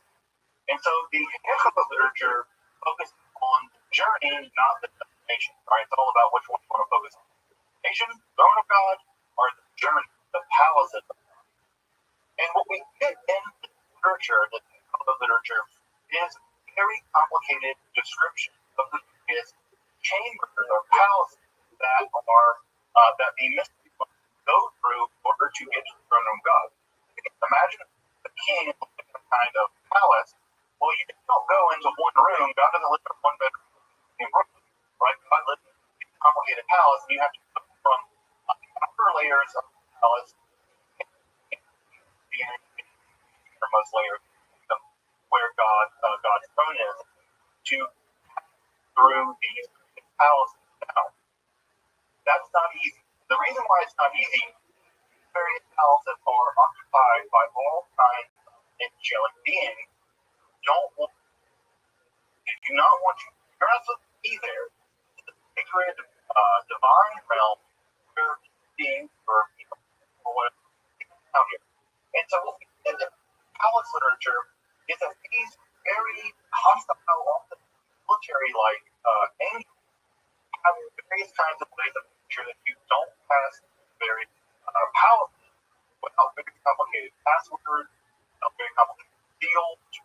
These seals are often by various kinds of divine names. These seals can also be virtual dress. You have no name, no seal, no passcodes, all kinds of things in order to bypass these various kinds of angels. Somewhat secret codes almost. So you need to know that information, otherwise the angels, in fact, there are even the literature where the text, this is the wrong passcode. Like, this passcode is not the right passcode. Corrected. I went in there and I put that passcode and almost on it, Rabbi, where one of the rabbis, that angel almost shoved me like a fleet, right? So the idea is of course, the success, right, to the palace ultimately results in a vision of the divine throne, which is the result of a kind of experience. These experiences are also included in the poetry that gets written in different Kabbalah literature. And what's even more fascinating, where it gets incredibly complicated, you might imagine, you can see the divine throne. There's at least a couple of instances where people sit on the divine throne and they are transformed into angelic-like beings. This in fact happened to Enoch. Enoch was allowed to sit on the divine throne, and this transformed Enoch into a divine angelic being known as Metatron. And Metatron actually becomes the angel of the throne. Again, you can ask yourself, like, how can lowly human beings sit on the throne of God? Well, part of what makes it so what makes the scriptures shocking. Further, more shocking, you can have a vision of the divine body. Now, you're probably thinking to yourself, God doesn't have a body. One of the things that Judaism teaches is God doesn't have a body. Well, kind of. God, in literature, doesn't have a body, and body being God's body being nature. And the form of this form of American literature is called Shiur, which in Hebrew or Aramaic actually means something the measurement of the body, measurement of the mass, measurement of the height. But what happens in literature is, given a God, you're allowed to measure the body of God and meditate on dimensions of the body. I'll show you what that looks like in just a moment. So this form of mysticism is genuine what we have often are phenomenological, which is we have mystics actually give us a report of what they experience.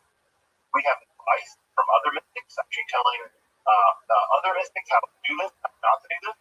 Mystic advice entering into this, including some idea of techniques they may use in order to induce these things. There's also a great deal of literary. These documents are very well. We are intentionally trying to be perhaps provocative, and what we get in these documents is a really fascinating glimpse of how they get. Worth pointing out at this point that for whatever reason, there's some debate about this. For these mystics, for the Merkabah mystics, you don't ascend to the palaces of God. You descend, right? You're a day Merkabah. You descend the chariot. Now, why the chariot? We don't know, right? It seems like you should go up, right? God lives beyond the stars, up. Like, it's like Japan, right? Second star on the right, don't tell morning, right? That you should go up toward the Merkabah mystics never describe things going in that direction. You always descend into the chariot. Now, why that is, we don't know. I think that it might have to do with a kind of taboo that you don't describe unworthy of ascent, but you may be able to descend. For instance, in the Bible, sometimes the word bara, blessed, can also mean to use in a euphemistic way. For instance, Job's wife tells Job to bless God and die. But what she really means is curse God and die. Read it in translation, will always say curse God because the word there is being used. That may be why you descend to the throne as opposed to ascend. We don't know why it chose to describe it as descent, not that. Just to give you some idea of the main effect of the Merkabah literature, First Enoch is described as typically described as an apocalyptic piece of literature, but it heavily features into the Merkabah literature along with the visions of Isaiah and the vision of Ezekiel become the groundwork for the kind of later very literature. The two principal texts of this literature are the and the palaces. Be typically the older of the oldest form of the Merkabah literature. It's a relatively short text that has to do with the descent of Rabbi Akiva. We have the ViralRabbi, which is the longest text of the Hekala literature. This describes the Rabbi Ishmael, the rabbis lived in the Common Era. The text that was very popular was what is called the Mas and Merkabah, the account chariot. This is primarily ecstatic poetry uttered by descenders when they made the steps, largely Merkabah poetry. We also have the Sefer Echad, Book of the Palace, known as Third Enoch. It has to do with the transmutation of Enoch, the angel Metatron, with the whole thing on the throne of God. What's also worth pointing out is that in Third Enoch, you have perhaps one of the most provocative ideas in all of the system, which is that not only Enoch transformed into Metatron, that Metatron is sometimes described here as the Yahweh Katan, the little Yahweh, right? So you have the Yahweh Gadol, God, and you have Yahweh Katan, the little God. Now, the idea that there can be two gods is going to be very, very dangerous heretical idea in Judaism. This idea was in the air during the Merkabah mystic. And so even Merkabah mysticism at some level challenged straightforward ideas of monotheism, which we take to be sacrosanct Judaism. But in Enoch and other texts, the idea of a unified monotheism is disruptive, right? It's disruptive. And there's some ideas that have emerged as may have emerged in conversation with this idea that the greater God, things like that. So again, Judaism are these mystical ideas, one of which is that yes, a lesser lesser Shem, lesser Yahweh. That idea is, I think, very shocking. And again, also I mentioned Shior Koma, and Shior Koma is a piece of literature in which, as I mentioned, right, there is a divine body in a Persian unit called Parasite. More about that. I'll give you an example of what that looks like from the Shior Koma. This form of mysticism seems to have hit its apex right around sometime in the 150s. Now, why, we don't know. Why that time period? That's direct aftermath or right at the time period of the Kokra Rebellion. We know Rabbi Akiva was martyred during the Kokra Rebellion. Rabbi Rothschild lived around the same time. Why then? Well, perhaps people were very desperate. People wanted to have, people felt very abandoned by God. So these techniques for getting into the throne of God allowed them to connect with God. And it's not clear. But that's when the in fact, although it seems to have been practiced all the way in the religion, and there are close that actually absorb Kabbalah. So Kabbalah will absorb a lot of text, and they will survive into the literature. Just FYI, we have about 50 manuscripts of this literature that have survived from antiquity, all dating back all the way back to Giza. So we have literature, right? A lot of it. Which again, right? We take whatever survives, and that gives us something plus. 50 manuscripts, not nothing, right? No, they're not all complete, they're not all in great shape, but the fact that these manuscripts that have survived all the way from Center of Babylon, they were important in shows you that the literature is being copied, being appreciated, it's being admired, but it's fascinating. It's really fascinating. We think that the way this literature was formed, going through now, most should also may not in Hebrew, which means being written in the vernacular time. The literature not meant, literature meant to be read and wrote accurately.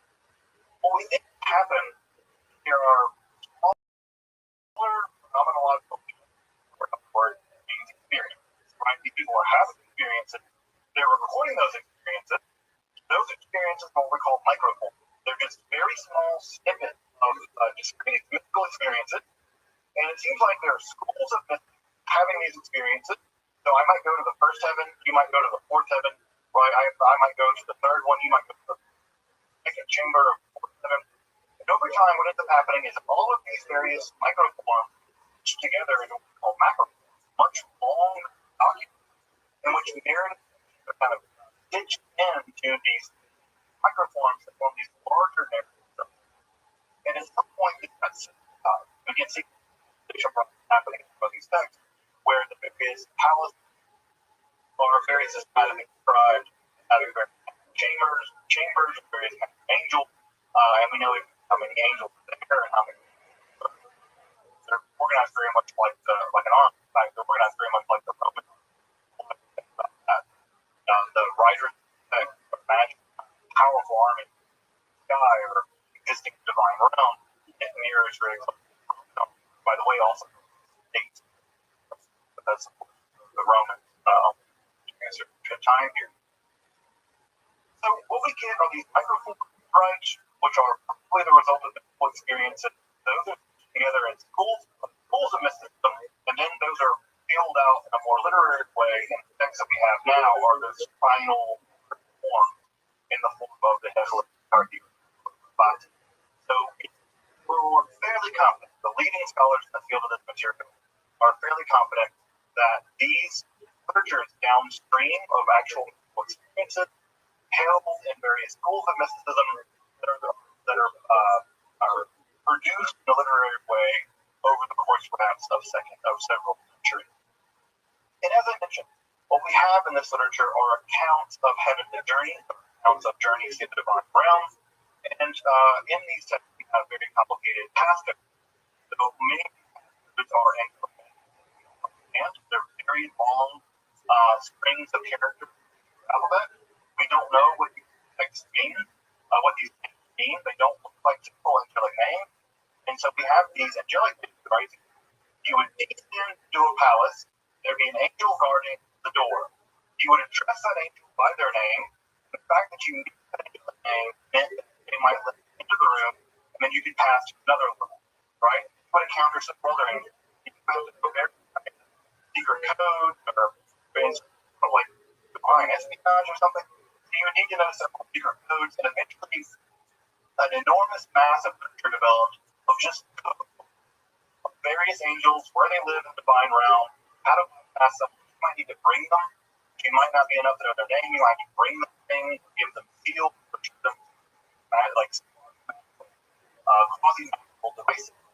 People getting into Jewish magic and these angelic seals and angelic magical passcodes. What you would do is you would bypass these very fearsome angelic guardians, and you would have visions of various aspects of the divine world, always visible in mystical vision, and downstream of that mystical vision there would be a tool, right? This is what you. So most of the literature is sections describing the structure of the divine world, lots of passcodes and angelic names, and then him, right? Describing what they saw and experienced. So there's a lot of hymns and things. And by the way, some of these hymns have actually been into the liturgy, especially around the high holidays. Have you ever been to Rosh Hashanah service or service? In the tradition of liturgy, there's five of you might want, right? You thought was for the gates of the divine palace, where they're entering the gates of the divine palace. If you bring it that way, that would be a cool experience. Approaching the gates of the divine realm, being threatened, judge, I can kill you, figuring out what's going to happen. So we have to very I can pull some of those in next time. The most famous example of one of these hymns, or one of the most famous examples of one of these stories we have the America about this, the part A, of this class from right, part A, torture. And what is happening is that we have found for us and take a look at common, in similar places earlier. But typically the most famous version found in definitely Ega. There's a lot of strange things attracted to Ega about the holidays, the Chagim, and it's found in the B. What we have here is an account of 4 different rabbis from the 2nd century going into what we call the Pardes. Pardes is a kind of torture outside of the temple, right? Or outside of the you can imagine like a garden God. They go to the garden, and what's happening is Rabbi Akiva, who's very, very cool hero of mysticism, that they're going to go into this garden and they're going to see an illusion, right? They're going to see pure marble, but it's going to look like water. And when you see the illusion of the marble, do not say it's water, because you can't be wrong, right? It's a kind of maybe it's even like a booby trap or something that will weed out righteous or enter into the power. Now again, already in this piece of literature, Akiva's done this already. He's been there. He has an experience seeing it to himself. Maybe that's water. No, it's not. It's actually pure marble. And if he would have gotten it wrong, he could have suffered this fate as well. But what we're told in the story is that 4 of them go into the Pardes, and only 3 of them, or only one of them really emerges successfully. One of them dies, right? One of them actually looks as water, and death. One goes insane. In fact, the phrase in Aramaic is he went outside. And we have other accounts in the Talmud where Ben Zoma doesn't behave normally at a situation where one of his teachers comes in.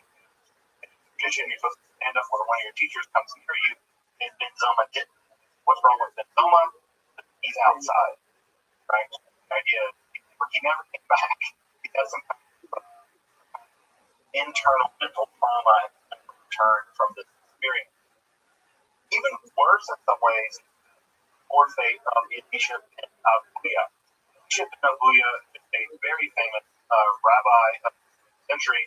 What ends up happening is that Abuya actually bypassed the water and makes it the servant of God. He was a very, very mystic. He was able to make it all the way to God. But what he sees there disturbs him. He sees a being sitting on the throne of God. Now, from Isaiah, we know that there is no forward, there is no backwards, there is no up, and there is no sitting in for God. God doesn't sit down, right? One of the things we know from Isaiah about God.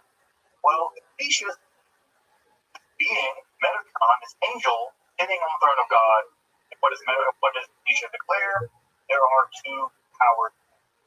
There are two gods in heaven, right? He declares there are these two beings. And, well, when he declares two beings in the business, for the rabbis of the East, the most catastrophic error that have committed. In fact, the phrase is mutilated shoot or perjury. This becomes a euphemism for committing heresy in Judaism. And all stories about Elisha ben Abuya, many of which will refer to him as Acher, the other one. They won't even name him anymore. He's become such a heretic. And there are all kinds of stories in the Talmudic literature where the Acher, Elisha ben Abuya, doesn't even try to perform Jewish law anymore because he knows he's condemned. He knows that he will never be in the world to come. In fact, when it says that when he died, smoke rose out of his grave. He was already being punished in his grave. So he was punished already as soon as he died. What's interesting in the Talmud is that Metatron, remember the angel that was actually sitting on the throne of God, the angel Gabriel actually beat Metatron as punishment for the throne of God. And he's whipped, right? He's actually given lashes. And the phrase for the lashes, Dora, is given lashes of fire. And this idea of lashes of fire will actually go in to become a form of Jewish death magic later on. Later on, it's not really that.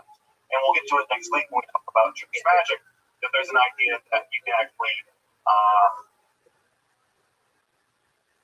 call the angel of death to audit sin. And if there is a significant sin found, you can actually, they will be killed, right? They'll be punished with the pulsa de Dora. And one of the first times we have this idea of someone being beaten with fiery lashes, angel, Metatron being whipped with fiery lashes by the angel Gabriel. So you can see there's a lot of drama in all this, right? Angels beating other angels, you got dudes getting into heaven, seeing two gods. There's a lot of stuff going on here. By the way, the idea of gods in heaven, we already see that idea in Third Enoch, where the idea that Metatron, or Enoch, is transformed into an angel that is sometimes referred to as the Yahweh God, little Yahweh. And again, it's clear that the rabbis are pretty concerned about this whole business. And, again, the Talmud may be a reaction to it, although it's clear that Rabbi Akiva, perhaps one of the most famous rabbis, himself kind of shaman and all this. He's taking people on these mystical journeys and warning them of the various perils along the way. Although his warnings unfortunately aren't crazy time. Perhaps the most famous Merkabah mystic in the history of all Merkabah mystics is St. Paul. St. Paul in the New Testament, in a very open way in Corinthians, he actually said he knew a guy 15 years ago was raptured up, taken up to the third heaven. It's a pretty clear reference to some Merkabah literature, or some kind of Merkabah practice. And so, he was at Paul himself, right now he says, I know a guy, he's almost certainly referring to himself. It seems like Paul and some kind of Merkabah practitioner, and it may be the case that his vision of the resurrected Jesus, right, on the road to Damascus, part of some kind of Merkabah experience, right? He's seeing something. And so, in the case that Paul is seeing various kinds of things, he's going into these various heavens. He made himself a practitioner of this form of mysticism, and it perhaps it's a very famous rabbi, Howard, not that unsurprising that Paul would thought perhaps when he's seeing the resurrected Jesus was also kind of God too, right? We have two gods, right? We have Jesus, divine Jesus, Christ, Father, right? That's two powers in heaven. Now we get the Holy Spirit, of course, but this idea of two powers in heaven is already percolating at some level in Judaism, and that when we see the notion that Christ can be God and Father can be God, this idea is not so out of house possible, right? Now, I say possible, I don't say acceptable because the rabbis have a problem with that, but it's no house literature at the time, right? It's based on the wheelhouse of literature at the time. Now, as I mentioned, right, earlier on, perhaps most shocking, I think I was thinking most shocking, perhaps the most shocking form of universal emerge in Judaism is of the Shiur Koma literature, where some accounts, right, given a vision of the divine throne and kind of have an ecstatic prayer. You utter ecstatic, you have this vision and you utter an ecstatic hymn or prayer song. How many of him? And sometimes you feel the divine throne and you're transformed to an angel. By the way, Paul almost always talks about being transformed into what he calls a somatic, right? A spiritual body. That when you are believing Christ, you will be transformed into a body. Again, these ideas aren't foreign to Judaism, also in a direction that is alarming time. But something like that also happens in American literature, where the body is transformed into a spiritual body. That's what happens with Enoch. And another version of what the final outcome of all this is that given the ability to measure the divine body, given the ability to measure the divine body in a Persian unit called the parathon. Now, they picked the parathon because the typical unit of measurement in the Israelite world was the cubit.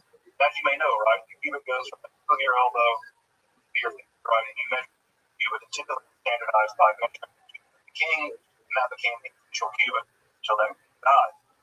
The parathon was a much larger unit of measurement. About, what do we say, about 3.5 miles, right? So about 3.5 miles. Or literature or divine body, along with the mystical or perhaps magical of the part of God's body. So we produce here translation from the Shiur Koma, right? So we have the right, left eye of God. We have the name of God's right eye, right? Name of God's right eye. Left eye. Now you might just know why we easy or why. That's because of the Aleph, Zion, Resh, Yod, Yod, right? Now we might be asking, why did you translate it out? The answer is we have what these words mean. Not Hebrew words, they're not Aramaic. There's some kind of unusual mystical word that we're not quite sure what they mean. Now, what's important about that is that next week, when we begin to talk about Jewish magic, we're going to see something very similar happen with Egyptian magic. There are going to be long strings of words that aren't Greek, not Egyptian, not Hebrew. They are said to have magical power. These sacronomia, holy words, they're going to be a set of magical power. Literature are already showing up, and so these long strings, no one knows. People report what they mean. Sometimes we do find out what they might mean, but it's so we have God's left and right eye. We have names here. We have your different names with different right. The left eye writes this parts issue from him, right, and I get light from the creature. We now know that light emerges from God's eye. That is where light comes from. It comes from the eyes of God. So we have the light of God's eye, right? So part of your eye is red. And so we also have right? So the light of God's eye measures 22 10,000 parasons. That's a huge number. When you do the math there, to figure out how big God's eye is, when you're talking about 10,000 long, if you do the math there, right, you're getting how big God's eyes be. God's right shoulder and God's left shoulder is 10,000 parasons. So again, enormous number. The right shoulder has a name, the shoulder has a name, it also has another name, right? The text goes on and on like this. God's beard, I think, is 1,000 parasons long. And God's eyebrows are given, right? And God's nostrils are given. God's fingers, which are long, are actually given as well. I taught the Jewish class at our college once, which is great. Weird, great. But one of the things that one of the students did actually go into CAD design program and actually mapped out what God's body looks like. What's weird, God's it's really, really big. God's arms are kind of weirdly short, and God's feet are really, really long. God's trunk, well, legs are really long. So you get this really crazy looking creature. I'll have to dig up for the image that the guy came up with. But what he did was he compiled every one and tried to make his God, make God's eyes really big, and shockingly enough, when you get a picture of like a gray alien, it kind of looks like, right? Of course, that's in the middle of all the aliens. But it is and so we have this. By the way, this text goes on for pages, right? For all kinds of dimensions of God's body. Now, this literature was published back in, we don't know exactly when it was published, but when it begins to emerge and find it into the Middle Ages, one of the people and some thinking to themselves, this is my body. There's a great argument that God had what's the right word? Pleasure or punishment of having to read the God's life, right?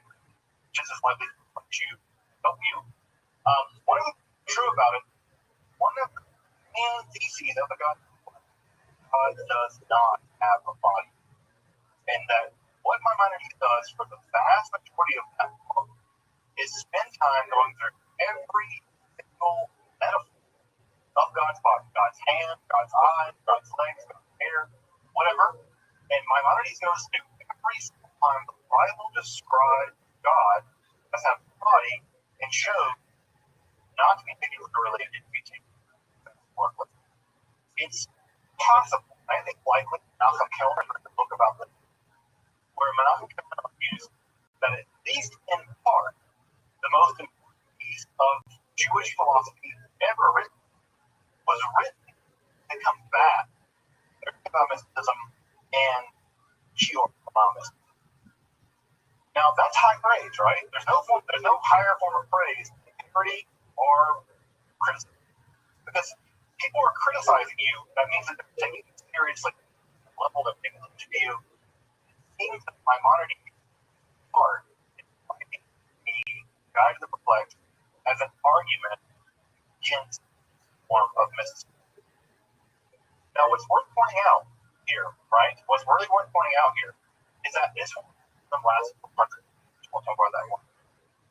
Now, I want to mention one tiny last form of mysticism represents a relatively small chunk of form of mysticism. It's called the Star Torah. It is a distinct form of Merkabah mysticism. In fact, it might not be about mysticism at all. It may actually cross the line over into magic, but it's always recorded in Merkabah text. So there'll be a Merkabah text, and all of a sudden there'll be a chunk of quite like a Merkabah text. It's a version which will be referred to as Star Torah mysticism. Star Torah mysticism is unlike the Merkabah mysticism, where you ascend into the divine realm to learn very secrets. In the Star Torah mysticism, you actually summon an angel, right? You summon an angel through quasi-mystical or magical line that is rather blurry, and you summon that angel with the Star Torah. Star Torah means Prince Torah, and this special angel comes to you. But notice again, we're doing something rather than going to somewhere, bringing the being to us. Happening in that the Sar Torah comes to you, and the Sar Torah teaches you rabbi, all kinds of rabbinical lore, everything from rabbinical law all the way to various kinds of secrets.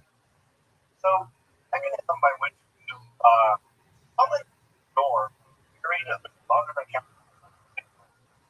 the kind of invocation, and this college a lot. How about you have experience? It looks a lot more like magic. You being it provides you something. It's like you have a demon to teach you something. Terrible. Angel does the job of rapidly all kinds of work.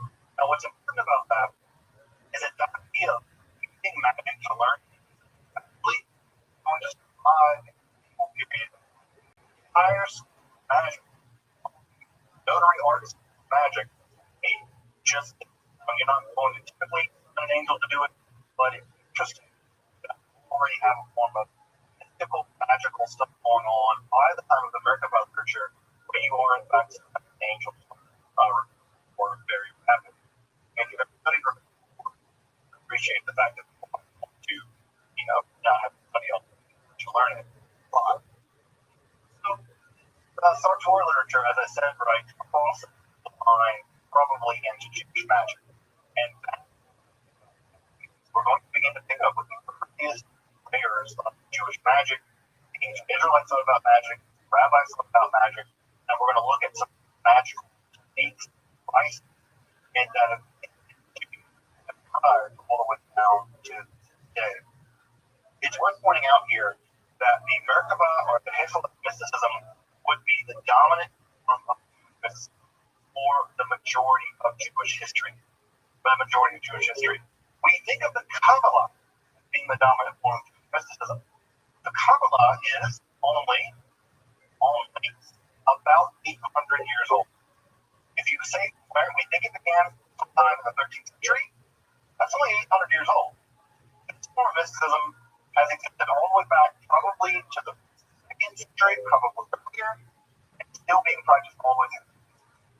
Right, all the way up to the rise of Kabbalah. Right, the Kabbalah forms of. So if you really got to Jewish mysticism in terms of what got practiced long, American was practiced far longer, at least at this point, than Kabbalah. Right, Kabbalah came later, clearly been practiced for about 8 years. Only, right, but still, 800 years, right? Literature survived at least 1,000 perhaps. So, only the next couple hundred years that Kabbalah laughed, right? We'll laugh it. If you want some suggested readings, I'm going to include suggested readings. These feature about the Nicola literature and the American literature. One of the things I did not put on here for next time is a really great study of the Sartor study of the mysticism again involves something the ancient teaching things are rapid. The problem with American Bible literature is that it's all published through the academic published Braille, and it's very. So you need to fill out your library card and check it out on the library, like the university library, but read something. Although there are older translations of online, really want to get into them, and I can include them later. Folks want me to jump out and grab a link. If you really want to read some of this, about it, but I mean, the literature itself also studies higher form of. So I can jump out. These questions. I can jump out and grab a link. Want to check out the show measure.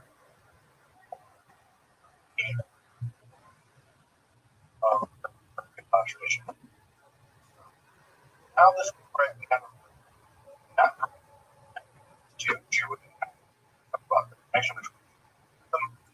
We now have a great magic.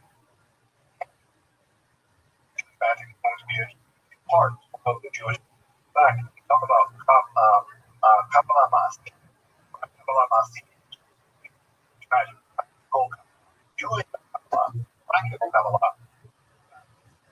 word level for Jewish magic. That topic turned to on things. Came out like 3 days from now. We'll turn to that on Wednesday with Jewish magic. Come back.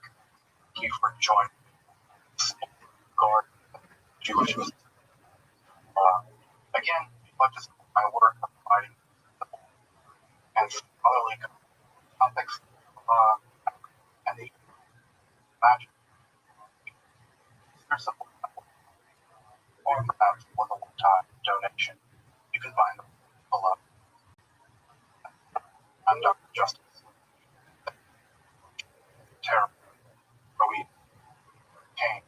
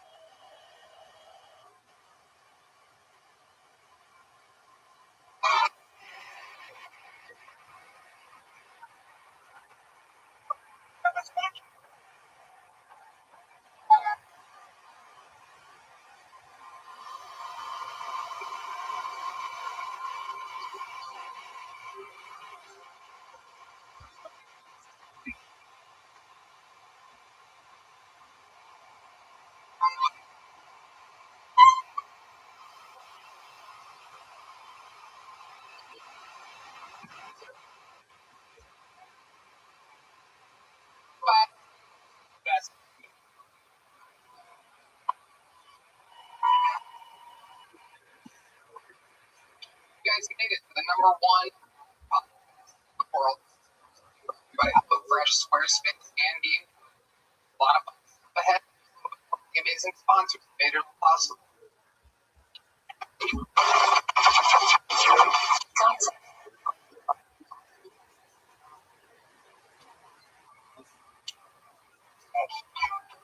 Extra.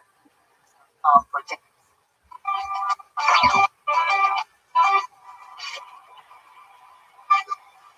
You guys episode.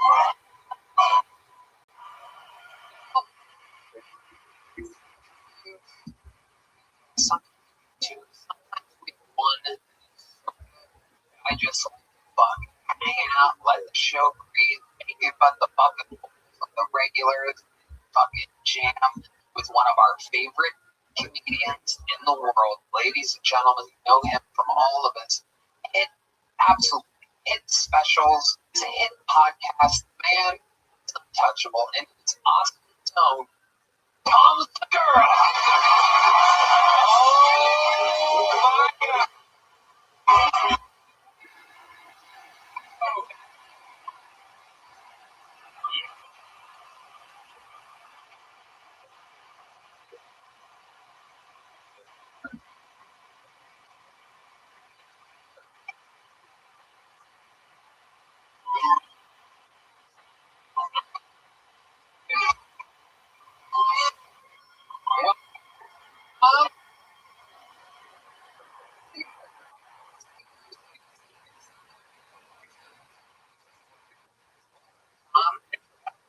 On the show numerous times.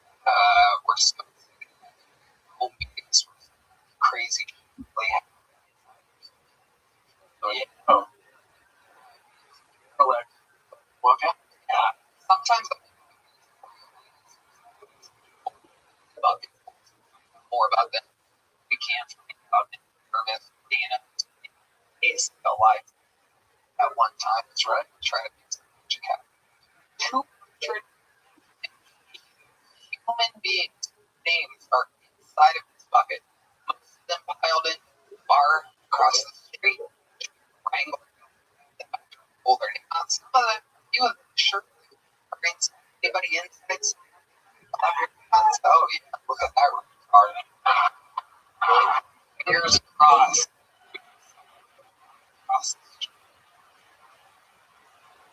Someone's name.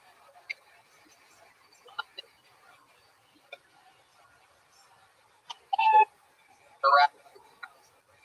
What's Hollywood there? I interviewed to find out more about live special. See, that's played the trip spelling anything. Gentlemen, show. Saying they're wrapping that. Well, that's one of our here, huh? Right? You watch.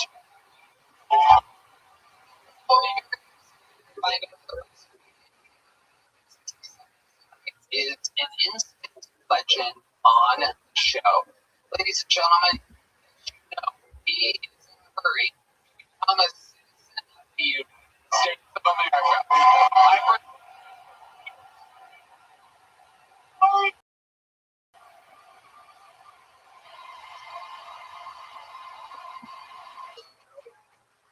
What's up?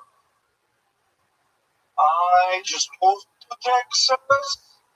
I love it. It's on day.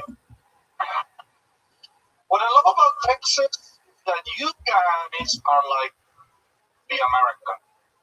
And I love that energy. You know, because the first time I came to America a couple of years ago, I went to Seattle.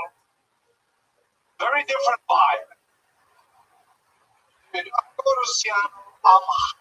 I'm ready to get off the plane and watch City Fried Grind back to back 3 times. I'm ready to capital shit. And then I get to Seattle, everybody walks around. I met had like green hair, such low blood pressure, every conversation, bro, like,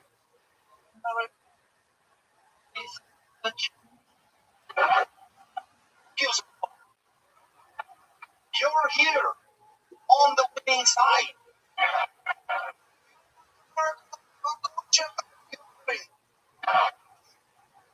Try to get an old latte. Gee, one bitch.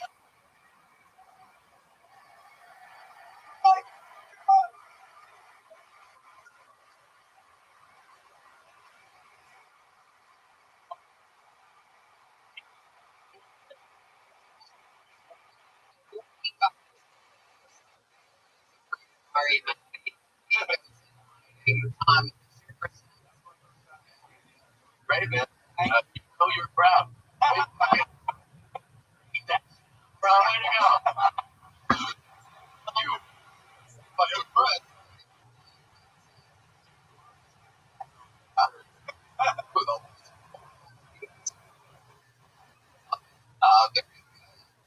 Fun topics the whole way through. You mentioned movies.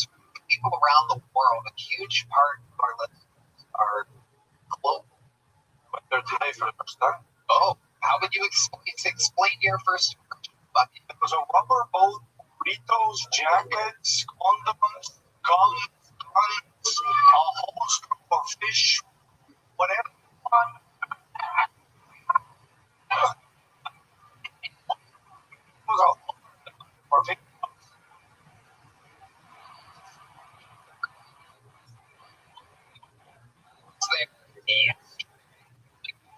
College station. Shane was friend of the show, Johnny Manziel, and I came back and I was so excited about this fucking stop. Asked her off about the 5 stop. I get a Texas cheesesteak burrito. Anybody ever tried this from Buc-ee's? It's unbelievable. I mean, you're a big belly. My European, my quick out that I'm third brother. You what? My teeth. I asked for it all. Always. Right now. Shit in my face. Cheese burrito. By one of the most delicious things. It's truly brisk. Next to that, in the dictionary, picture Buc-ee's Texas cheese burrito. Even my stomach, full of Italian red sauce my entire life. I mean, you can tell the wheels. All right.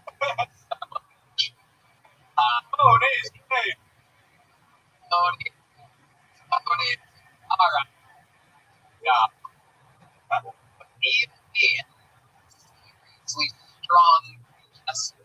Like one thing for a problem with me that she's bucks me up 100% for a few hours. I yesterday did you and then the cold plunge after 1 year ago? It takes 45 degrees 30 seconds and kill your problem. I beat it cause diarrhea in the cold plunge. And it comes off on story. Fudgesicle. I love it. It's great stuff. But oh god. You have to absolutely so I mean it's used, but it's no fun. I cheap shit. I like their fucking swag like that. It's a boat up. Okay. And also, I don't know how the payment works. Like, are stolen? America steals. Nobody fucking. That's. I have a conspiracy theory. I probably obviously shouldn't mention it on the show.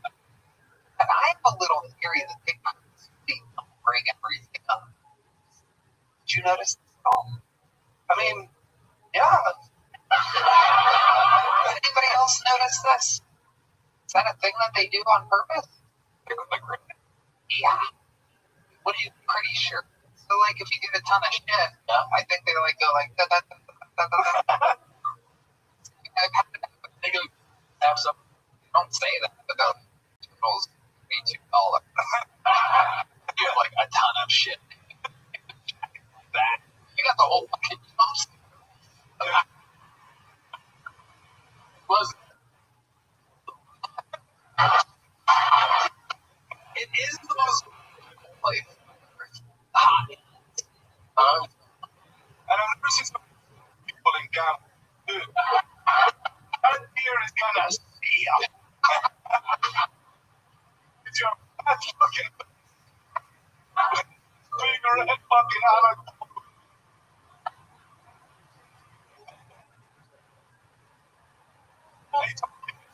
Right? He makes a difference.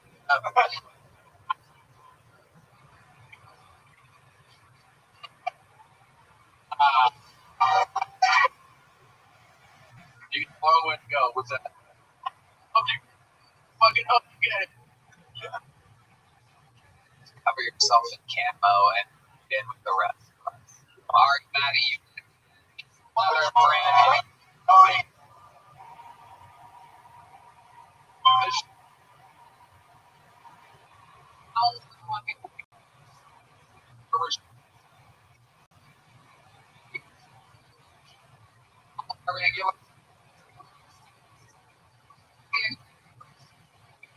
Senior veteran, swallow pride, come here to try to make it starting for hours, signed up, and the moment's there.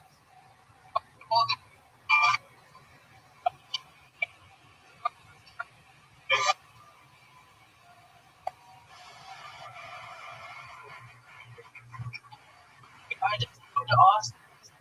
Decided, other day I was driving street, bumper sticker. Silly boys, trunks are for girls. I looked at the bumper sticker and it was on all. And I was like, oh, that's cool.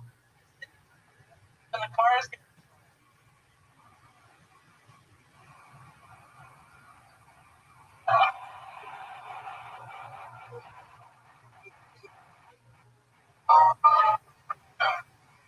Wife riding early. Like, I need to close relationship. And I was like, what are you doing?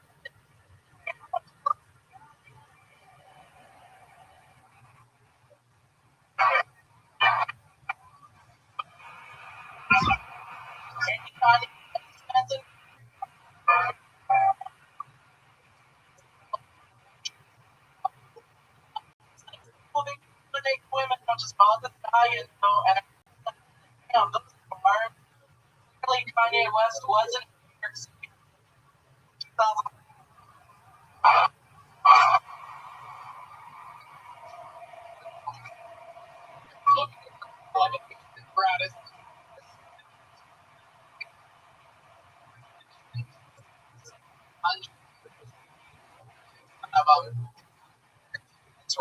What? I was fully focused on him.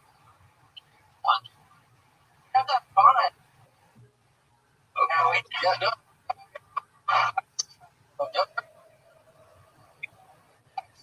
You happen to be wearing what Bucky's up here? Are you need to something like Might have been with Bucky. oh, Might have been me. oh, we're there today? It was like a couple weeks ago. Looks like you have good cheesesteak burrito. Hell yeah. I like the sandwiches. Pulled pork sandwiches go hard, man. They go hard going in and coming out.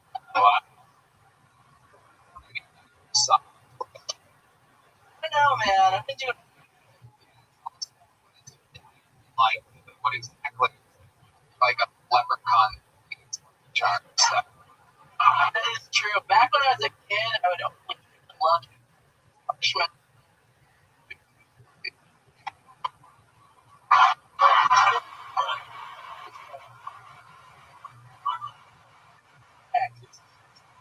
Or what? Marshmallows, analog. Can you give us some more examples? Now I would take honey buns, microwave, and out my on the honey bun. Oh, hell.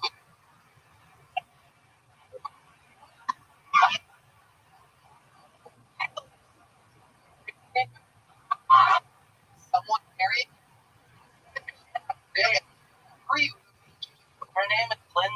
We met in line. Unbelievable. There you go. Built something unique.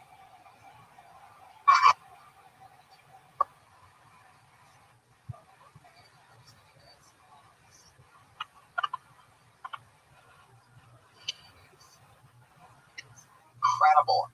What does Lindsay do for a living? She knows like apartments full of people. Depends on who you ask. What? Yeah. Fucking buy something. For real. Information. What makes her target old people? I don't know. I think she just works in one of those senior facilities where she, you know, I don't know. A senior home. Pretty much, yeah. Like the director. Okay. Well, not apartments, but in That too, yeah. absolutely. And you guys met. What was your line with growth? She came up to me. She was like, hey, really cool, really funny. She saw you on the show before. Yeah. Okay. That's about it. We just kind of started talking about like, Wow. It's history. I know. It's all okay. yeah, she died in bed. There you go. Yeah. Makeup. A little bit. Yeah. She's beautiful.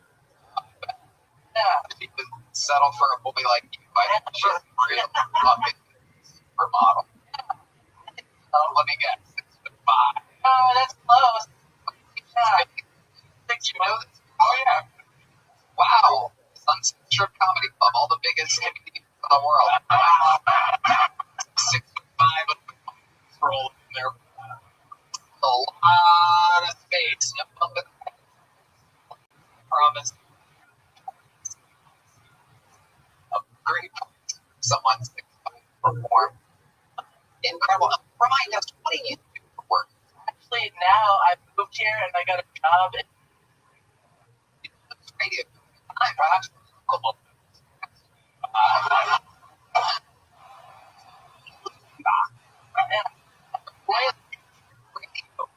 Radio. What are you doing for news?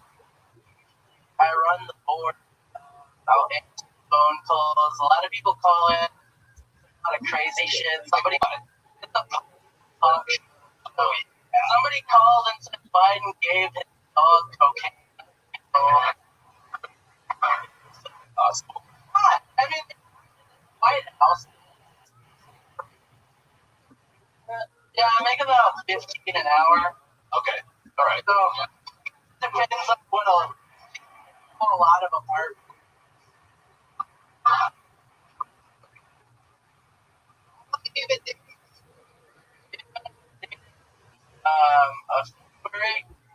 February. When did you get engaged? By the hi, how are you? Okay. What made you do it so quickly there, Trey? When you know, you know. We can do it together. I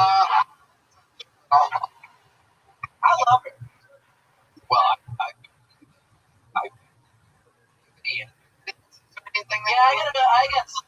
got. You want me to talk about it? let's talk about it. Why not? We never asked the question. Here's who better to ask.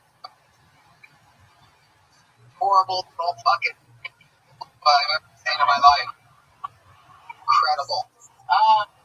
My dad and he left me some money. Oh, how much? $350. Oh, that's great. About $350. You're making me smell it. Also, Maybe. okay. The other, it's a little signal we call trays and That's about it. He left me 2 trailers and he left me some 4-wheelers and a boat. Anybody who wants to buy some 4-wheelers and a boat, buy a 4-wheeler or Tom or Ben or I want one shop struts. I have like 10 years. Not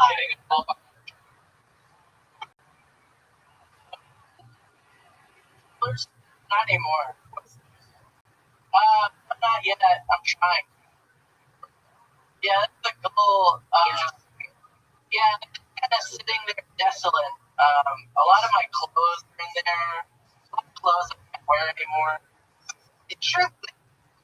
I noticed. I think it's the black lipstick. Like I kissed my wife before I came up here. Oh, wow. I wasn't wearing Yeah, black. it's really shocking when I pictured her. Totally sure anything like that. I think you'd like her. Yeah.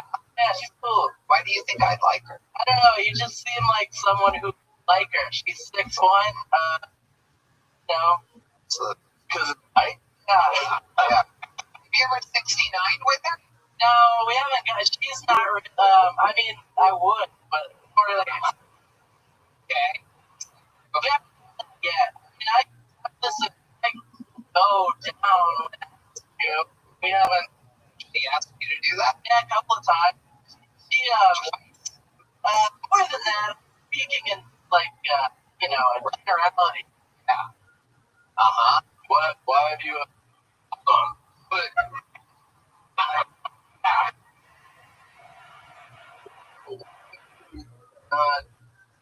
making this like okay? Yeah, whenever she wants, I'm down. No, not really, but Can you suggest? yeah, I think I should. I think I will. look at that.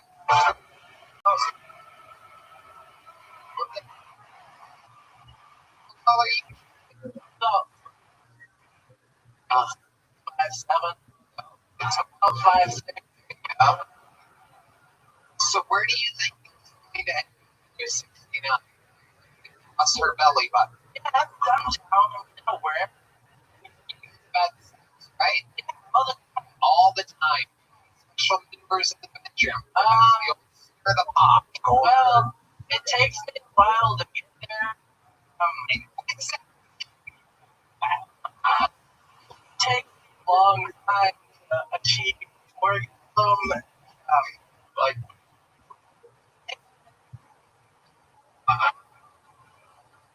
I'm even thinking about okay.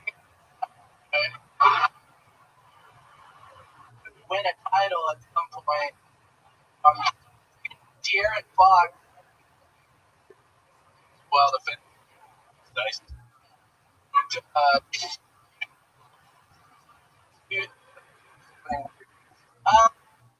No, not really. I'm pretty boring, honestly. I like to have like basketball on. I like car crashes a lot. I like to watch car crashes. Great sex. I'm like, cool. It's fun. I like cars crash. Did you just go to the Daytona 500? I went last year. Fucking someone bring it.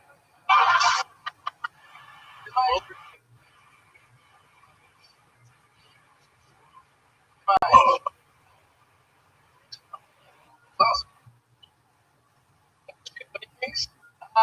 I don't know. I think a couple, but I don't know if I should. I think That's respectful. But we can tell you can. Trey, you guys never believe it. Or the longest way possible.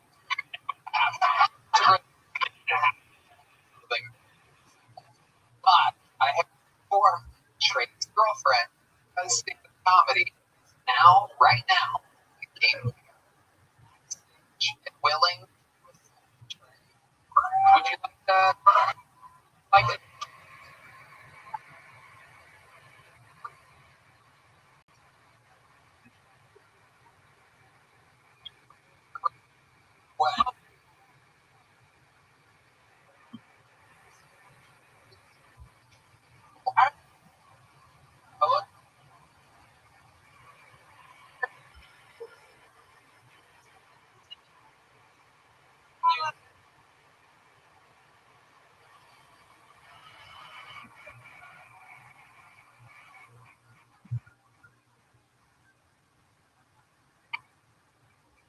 really getting loud. My name is Lindsay. My pronouns are B5, O5.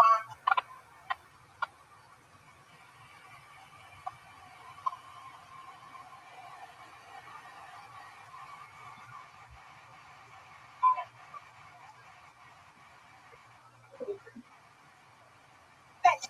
Holy shit. Rock. I'm gonna let Cam back. Right.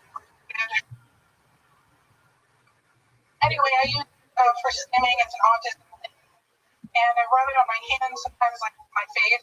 I got this cut on the inside of my lip, and I got super sick. So I went to the doctor, and he said, "I'm sorry, ma'am, you've contracted a case of mermaid."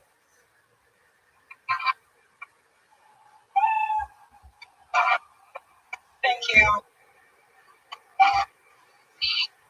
Free. Morning. Welcome up. This is the first on the show, correct? Correct. How long have you been doing stand-up? About 4 years. Where are you from? All over the place. I just moved here in December from the Central Valley, California, by sailing. Wow. Almost frightening to live in. I've seen the exits and that's Please put a breathe. wow. Absolutely. But my we just talk with Trey. You work at home or something like that?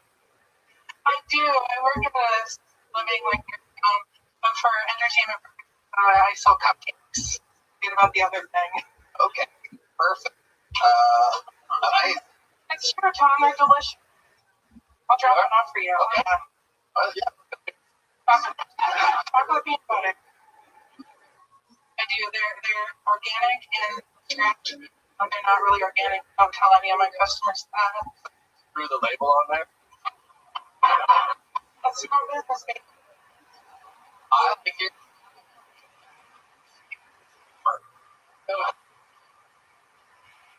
wow. Not only very but and love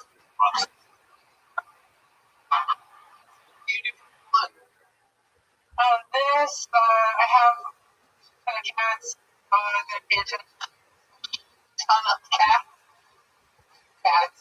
That's one too many. Trey almost fell off. We knew it was only with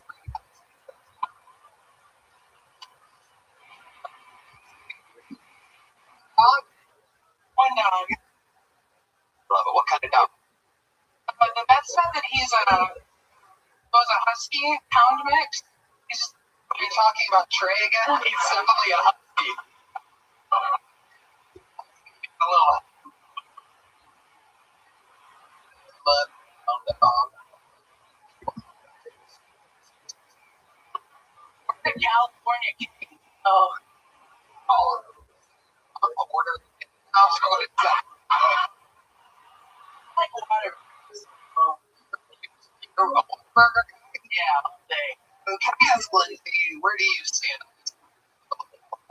Burger or sir? Alright, Johnny, I'm just fat enough to be able to answer accurately. The Whataburger chicken is better, and the In-Out burgers are better. I'll actually take that answer. Real.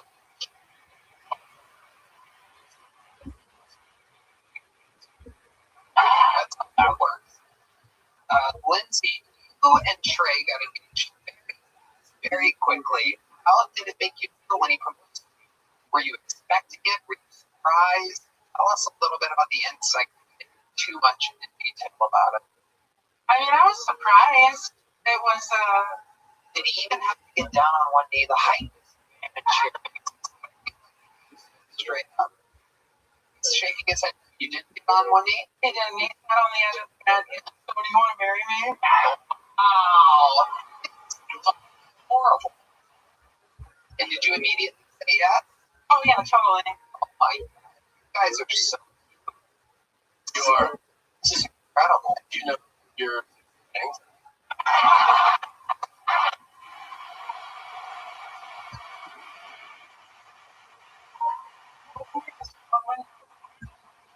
Always. That makes sense. You're just saying that poetry upside down a lot. What other reverse cow?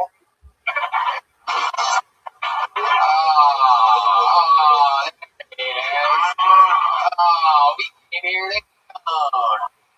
Brands for her chip. They were talking about sexual positions in the couple. Leave out the girl. Okay. I don't really think about your business. Quite frankly, I threw it in my mouth after. Trey, I would love to have you back on the show. How did it? I guess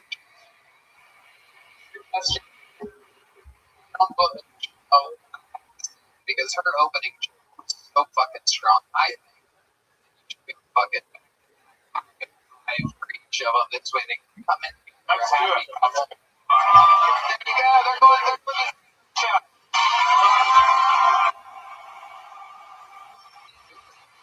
For you, Lindsay, welcome to the family. Already wondering.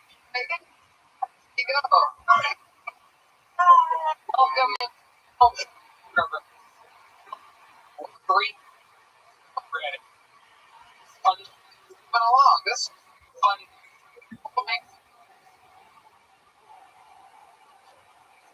Lovely. Hi. You think things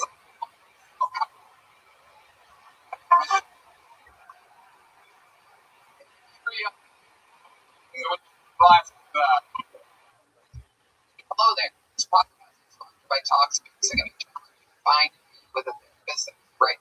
Talkspace is successful, personalized treatment online from anywhere to extra anytime. Costly Talkspace is affordable and in-network most insurance providers.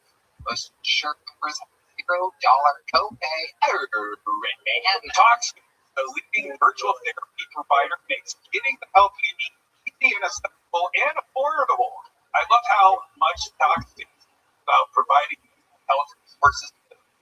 And you can easily sign up online and get a licensed provider right where you 48 hours. You can also provide a cost Talkspace. You can help you privacy. Well, you can even talk it up. I personally prefer the LGBTQI listeners just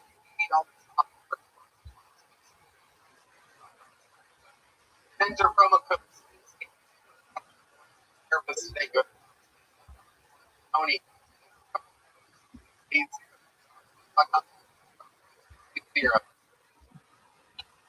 Hello there, this podcast Express VPN. I just fucking mind blowing 18,000, including most watched Netflix program, worst rating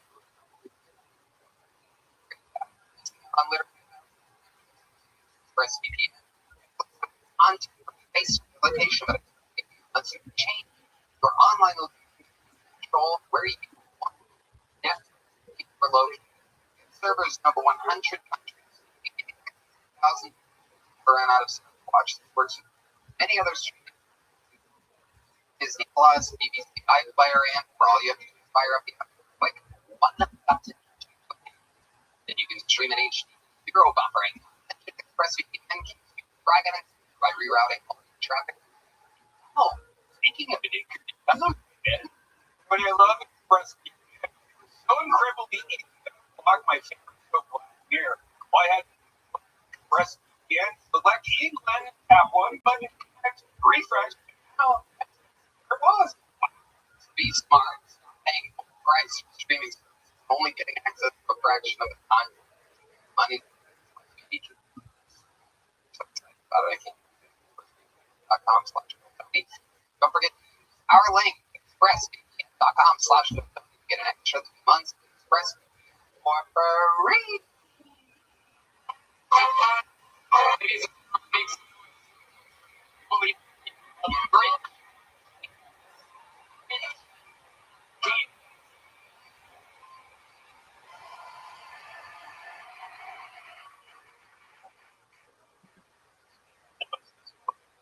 Breakfast with my children watching InfoWars. I thought to myself, what would it be like if Alex Jones started receiving spy slips? It would probably go. You think you're the champion? Not even Bart. Say you. I think Alex Jones is right, you know? I think we should have gay frogs. If you're a gay frog, listen to this. I don't hate you. I love everybody. Just keep away from my young cat. You know what I mean? I got fucking tadpoles. So I was at Chick-fil-A the other day, right? With my wife and kids. Just what you do when you don't have the abortion. I was thinking to myself, why do they call it Arnold Palmer? Arnold Palmer, for those who don't know, just like a old white guy. Arnold Palmer, the drink happened. We shouldn't call him Palmer. We should Tiger Woods. You know, he's half Thai. That's my time, Chris Martinez, ladies and gentlemen. Greetings.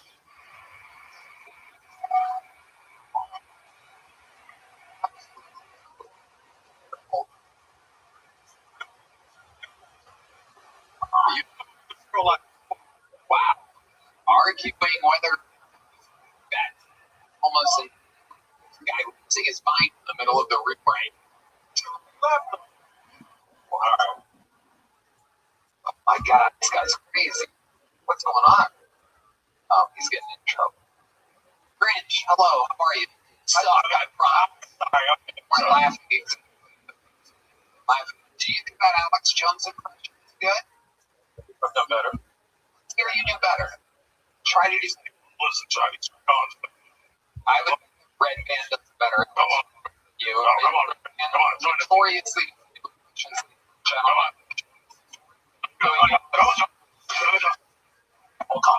Go.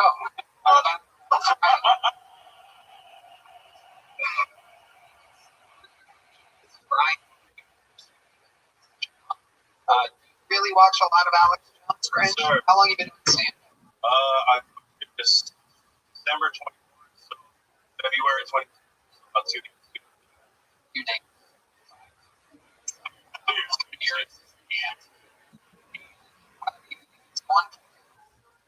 Just open with. Try my best.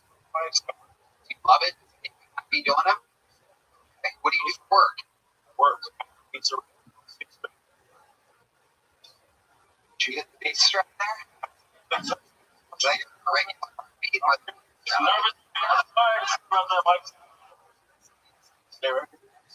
What do you do? Absolutely. Yeah.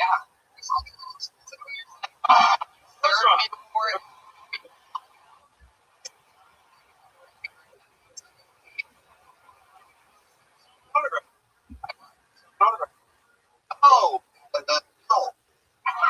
Yeah. $2 big up. Yeah. My pizza. I got one.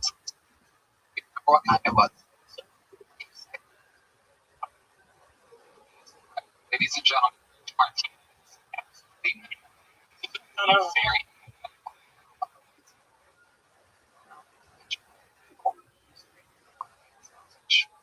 penis. And tell us about your life. Like you could be the tray and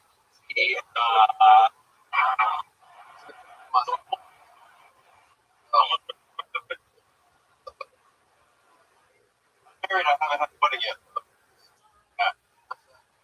So because the pandemic, during the pandemic, I had 2 kids.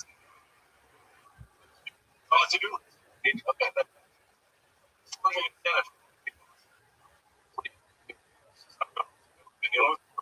Trying to get people to a courthouse.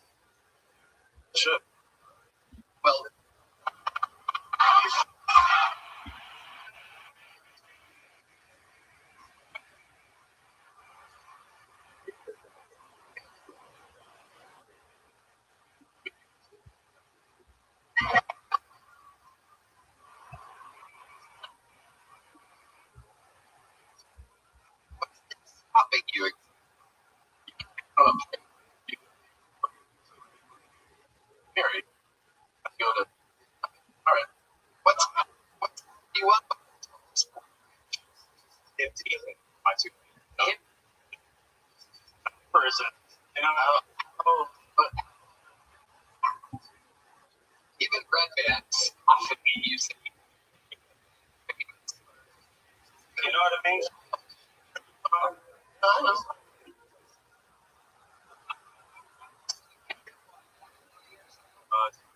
2 and they're both the same.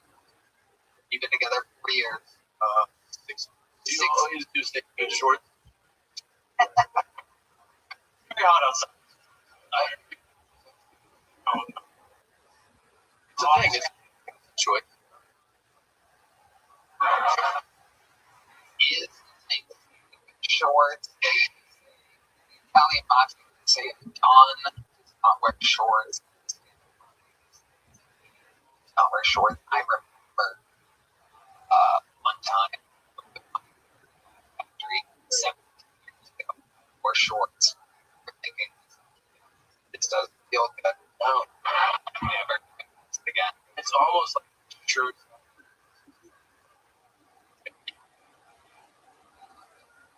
Bring up with my specific where I was in the week at the time and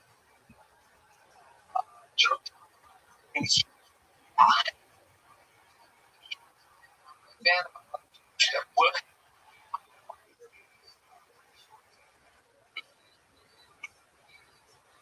type of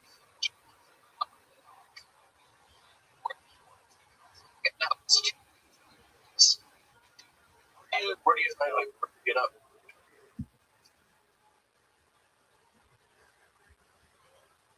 Shit. Okay, basically,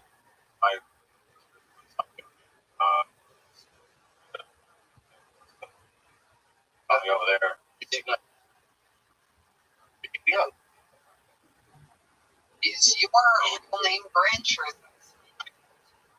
but he calls you Branch?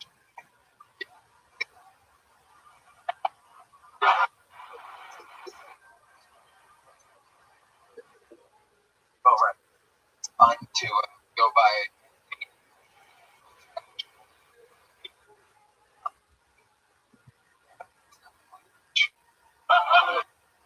Dean Martinez. The crazy of your life before I let you go, we would find interesting. At the tip of that microphone, I don't know how it works. I mean, Antarctica closed or the brick in the cave, but right here. Antarctica. What did you do? I was maybe in a cargo handling operation. Do it once a year, part of the U.S. Antarctica. Why does everyone feel like you're lying right now? You Because I'm the greatest. I'm always You've been on this show before. Oh, Really? Okay, welcome. Little joke about me. There you go. Rich Martin.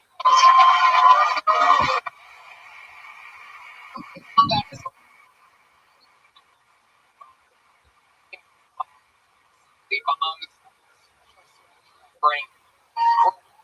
Throw it. Or months. Brand.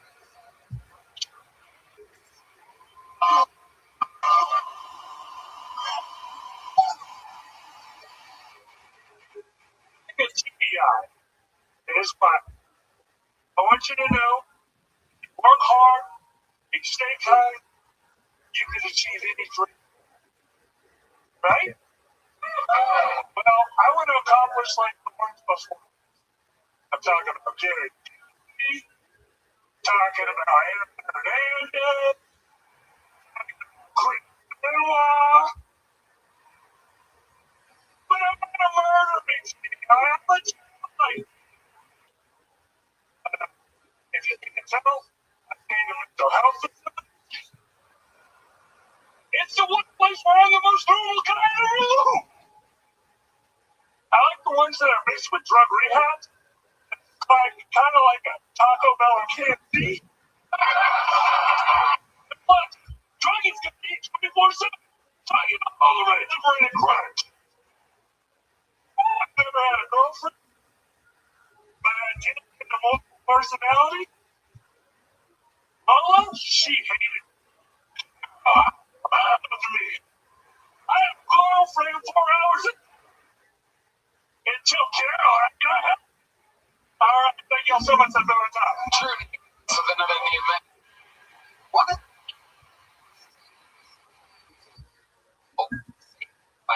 things. I mean, I don't have great hearing. I've been listening my whole life, but it was a cleaner version of the audio. We have they're not here, so bleak. Why they say what they say? Why we're saying TBI? Yeah, TBI, training waiting. Okay. Yeah, people that had a TBI don't know.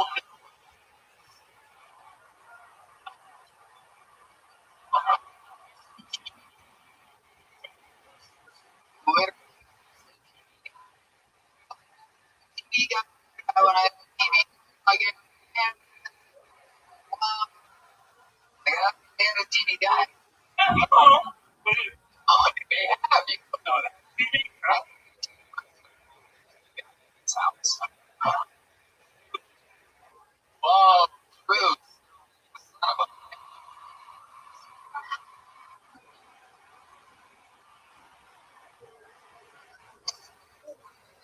Say, sure, or set up jokes.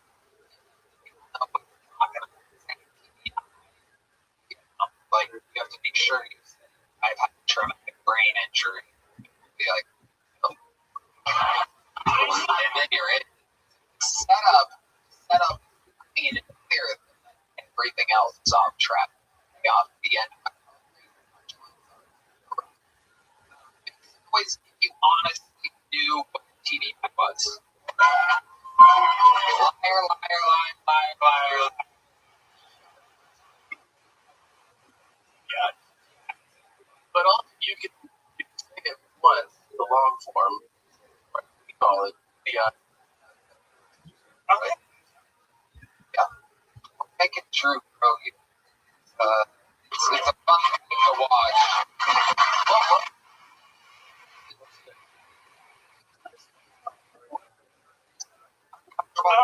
So I'll explain a little bit. I had a collision with something and made my brain go. And so it kind of changed who I was in effect, because some people, they murder, they get like really, I just gamble a lot. what's up? Impulse control, I forget things a lot. Funnel low? Yeah. Oh, you're smart. Yeah. Watch. Okay. So how long ago? It was about 10, 11 years. Is there anything else that changed about your life?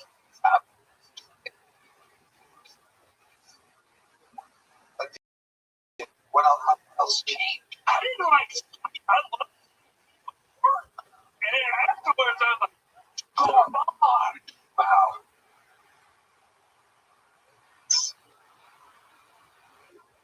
That I love these people trying to come back. So, You love polka music? I got he loves polka because I love polka. So fun. Polka? What do you have polka-wise?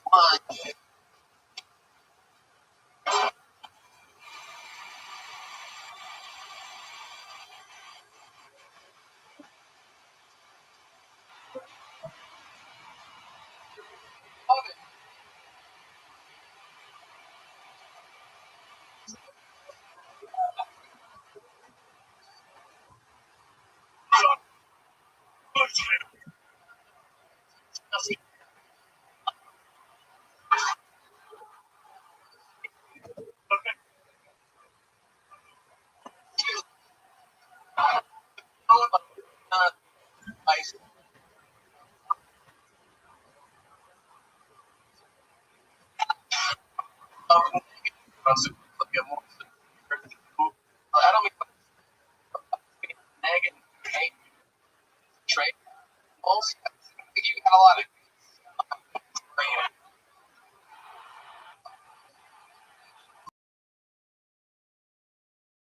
first out here. Fresh a lot. That's why I was in health studies, and people with my suicidal tendencies. Please call 988 if you have a problem. You can also channel my shit at 988. That's the hotline if you ever have any trouble. Also, Hell yeah. What did And you can also use the tip line so they don't have your shit. Use a big day when I'm always. Wait.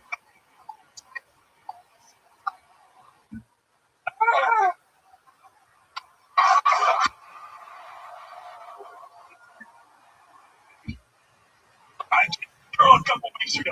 Oh, really?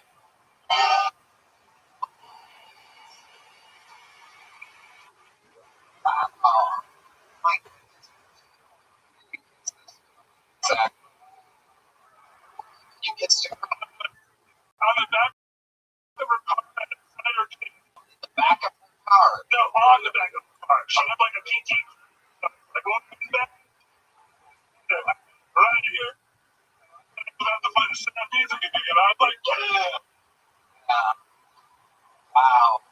Did you go? Yeah, we went to Where'd you go? church. TBI. Oh, there was a good.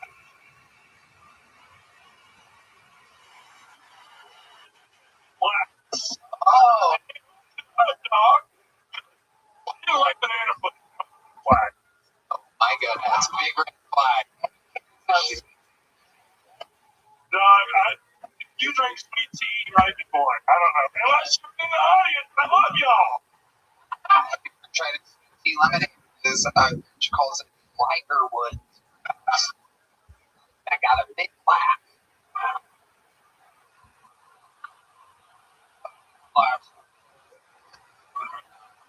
I love it. Street on the back of the T crew. Like, want to take this back to my place? Just down there, like that night. Like, hey, let's go get a treat.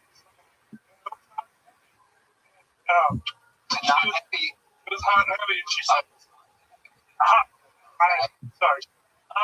Enough about her. Was the moment. Dog, like, do I know guest night? Like, you know when you're Awesome. Bad. you know, but she's like, I gotta go watch the newest episode of Big Brother. It sounds like a first girl. No!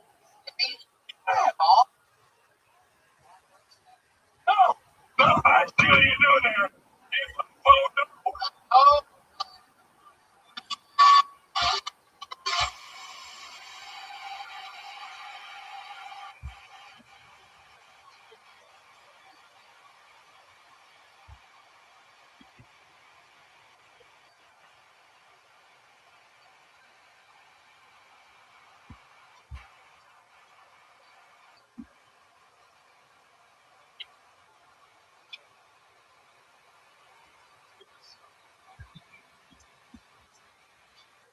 Great minute.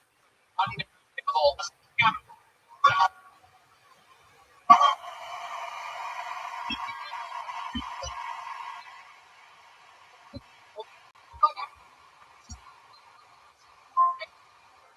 Ladies.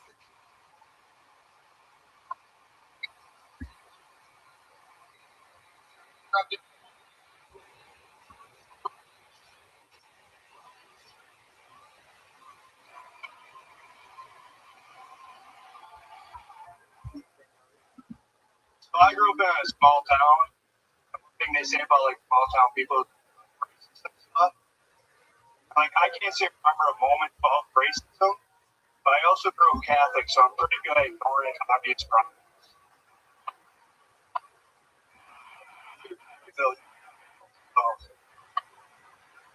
Woman.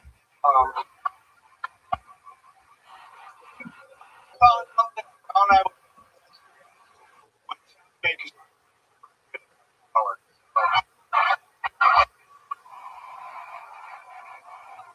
living in Austin, like real experience with like homeless people. And I don't know about you guys, but I get called a faggot a lot by the homeless.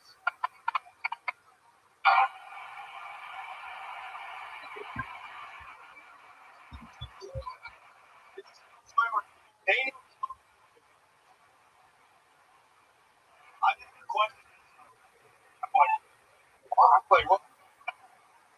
If you ever.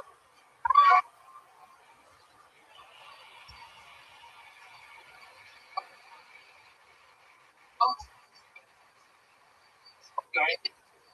Would you agree that the crowd is accepted both times? Yeah. Awesome. Yeah. Remind us again. How old are you? 22. How long have you been doing stand-up? 22. 2.5 years. Most of that was in Wisconsin. Yeah, 2 years in Wisconsin. So you've been here about 6 years. Like 8. How do you like it? The scene is super fun. The city is whatever.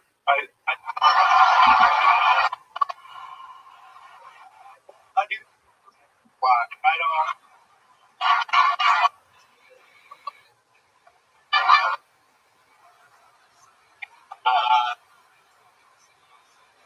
Off the plane every meeting. Like, join out there. But it's loud. No, I'll prepare. It's not Being, I get, Also, was I get perfect. By me, I mean this because I'm gay. Oh, alright. what do you think of the young buck rope? Yeah, that. where? Oh, Well, it's usually, yeah. I like to be downtown, like right outside there.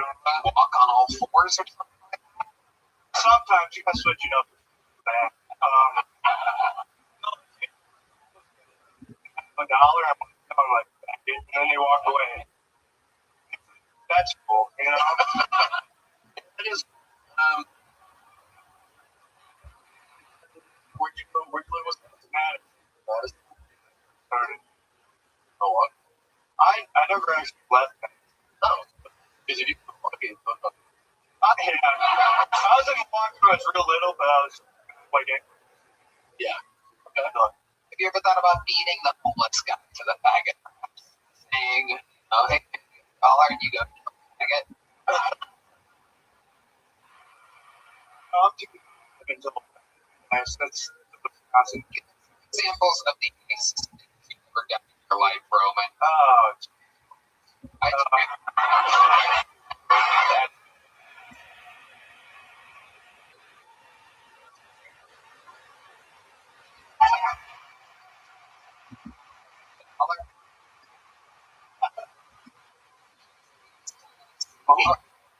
Please. We are back, dude.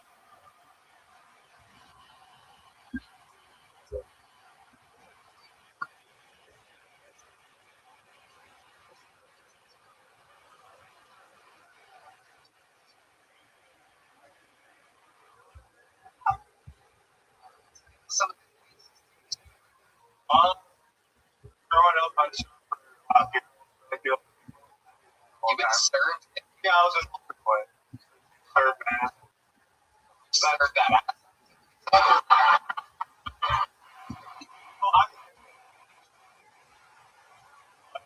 I just like church stuff. And, Got a priest touchy with you back in your altar boy days? you know, I was yeah. You were an altar boy. Oh, I had so much ass.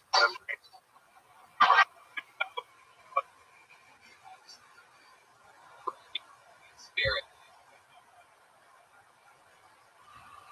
But the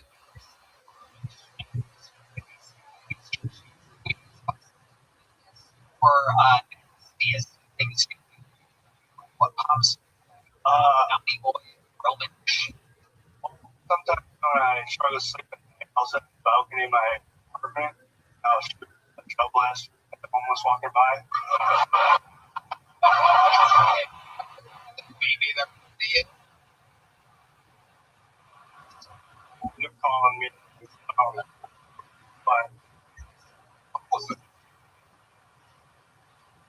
you ever Street Bridge? fine. Good words, I mean.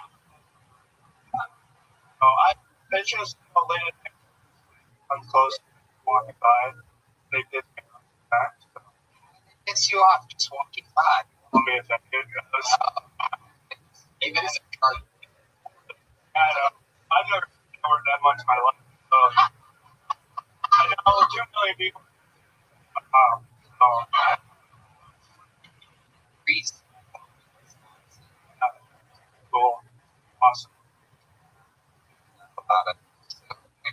light, dark side of the room. What about that 22-year-old love life? Prove to us you're not going to get. Tell us. I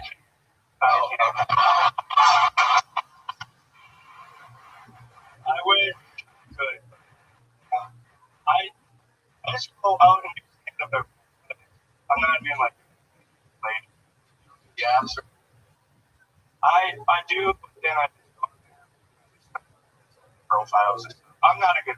What app are you on? What app are you on? Plenty of faggots? I'll download Hinge and be like, why do we pick this? So Have you gone to single date in Austin? yeah, I've been on a couple. You meet those girls? I was doing like at Nar Bar. Told me she was cute. Guaranteed to get it. That worked out. What did you do? We went and got. I guess it's this place up by a burger place, but nothing too special. And like that on the back of her beat. No, the front of. But no, and that was I get some other. It's not that interesting.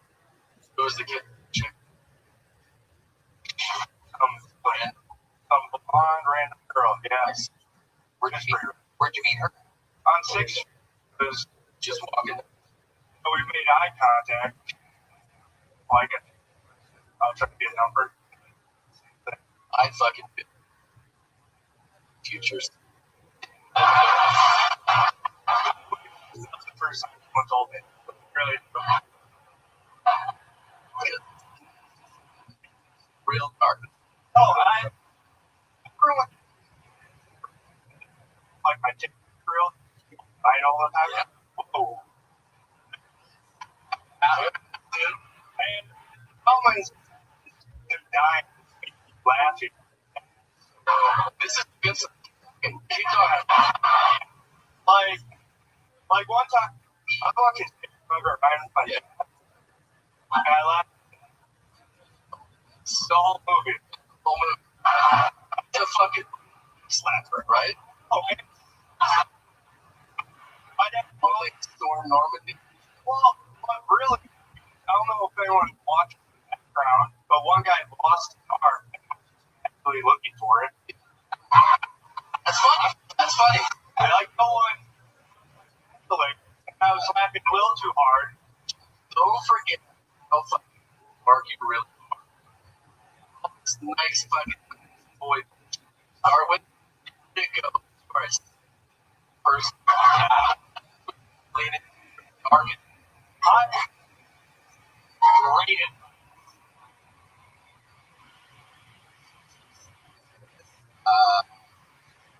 Well, but everyone approach. People keep calling me when I'm choking on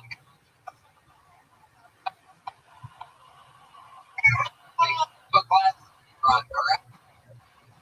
World Schmidt.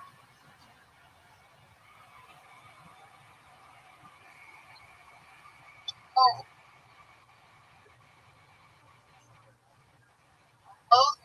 Podcast sponsored by Sim. You're felt this funny. Keep your home wondering while you're way up the line. Find it from the merchant. My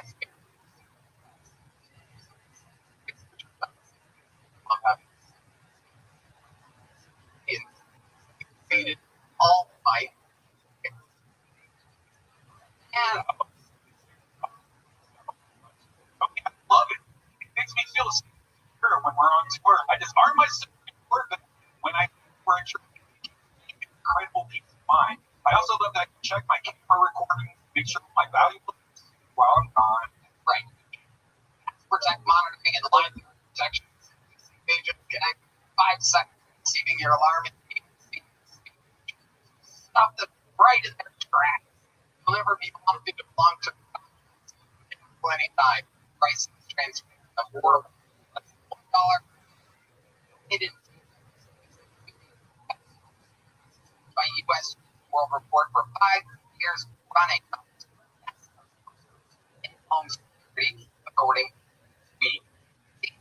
call and activate. Or choose professional.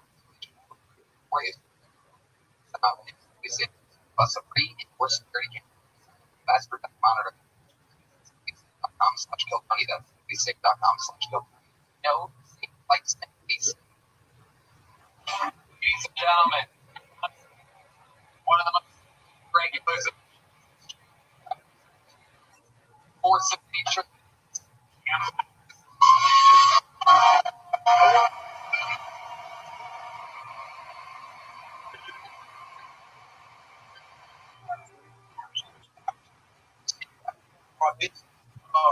Guys, you didn't want. Every time I apply for schools, they always can't be provided, but it's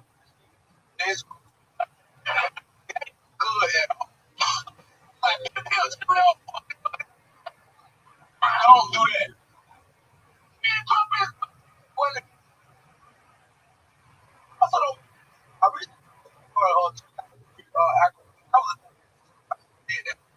like my car. My car dope. I like it. My car love. Like thugs in my mind. My car with them. I got seen a lot of shit. Cars. Real shit. 24 cars.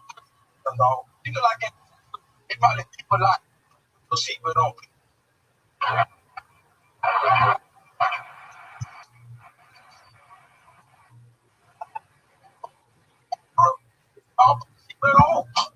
But if you want to die, let's die, brother. I've been trying to die a long time.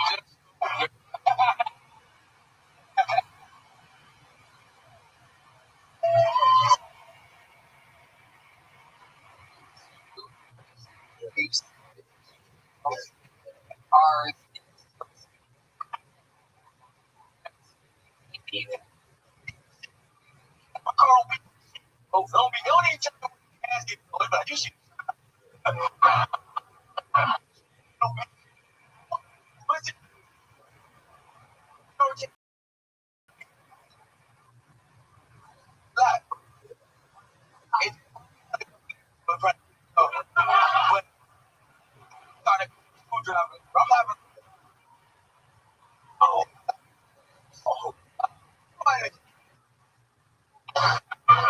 It was not a stolen car. I bought the car. It might be stolen from somebody else. It's true. But it's my car now. I love it. Your car? It was an old Acura. Yeah, I'm playing. Wow. True to roots by roots. Luke. No, that's that was pretty funny. What's going on? Slade.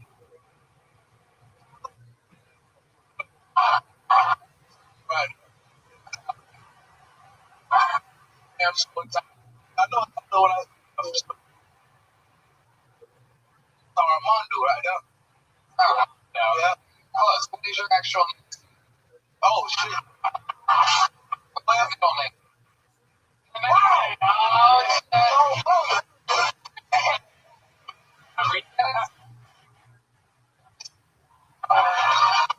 Try to hide that shit in the beginning, but on, brother, you pass it, money. Oh, that's good.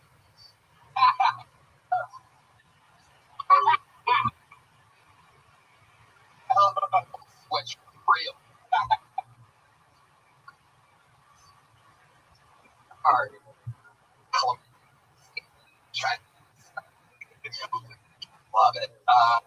Yeah, that's really going on. You have to send it on tape out. I'm trying to, but I just not like heat. That's the problem. I just not like heat. Okay, oh shit, about this shit. I don't know, nigga. I don't be knowing about it. We like, baby, I'm like, all right, so I'm trying to be. What's it gonna do for?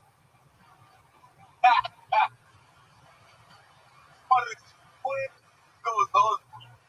Are I don't know. Writing around you or nothing at all. That wastes your time. Fucking always.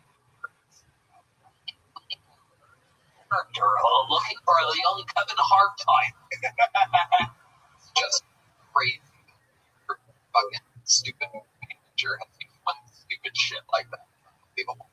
It's a little behind the scenes for you guys.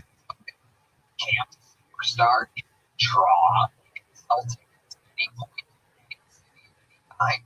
So these managers and agents fucking cling on and go, I can help you, get you a super deal, give me 10% of your sales. Yourself sitting in video recording with your friend on your couch. You want to get Oh, what's on everybody?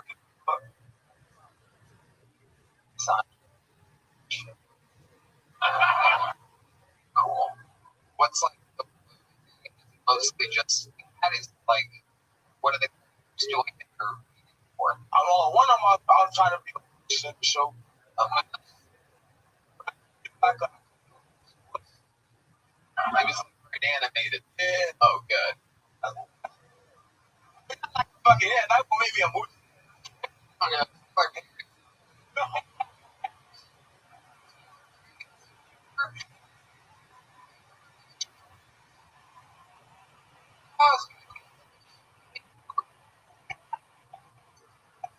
The rich be like Rob.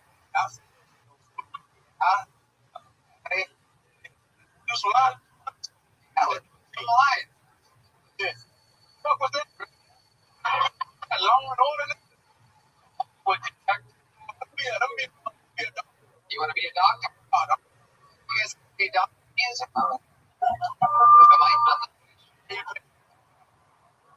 Oh man, waiting for this doctor. Why did boys take so long? Or something. But you told the guy? Oh, you kidding?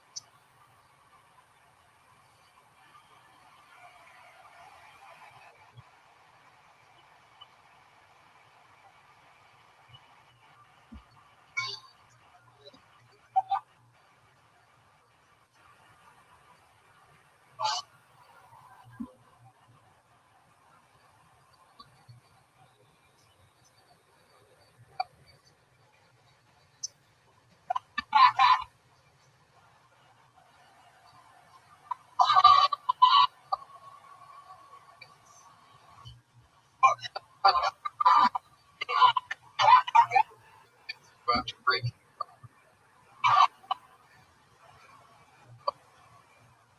Oh my God.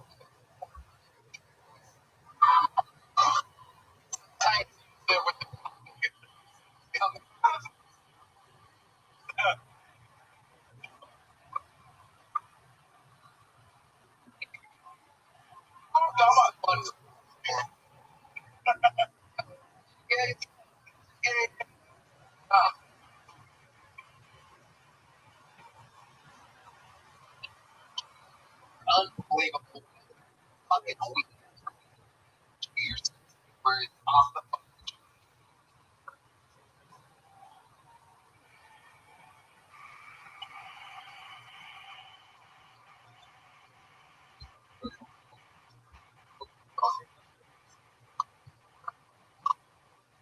bucket we go. We found another bucket. For my all the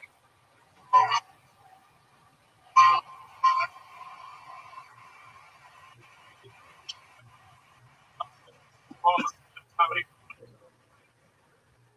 Only way this place could be better. Chick. Of a chick.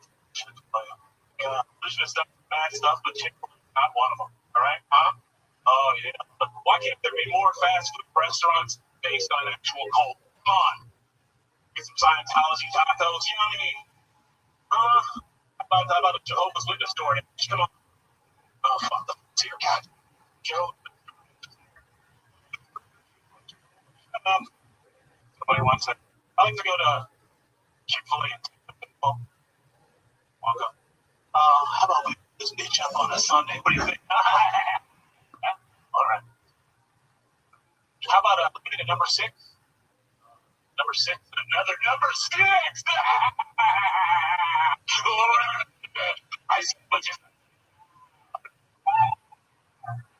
Chick-fil-A, if you do Chick-fil-A, pretty holy. Thank you very much, man. It's my guy. Thank you.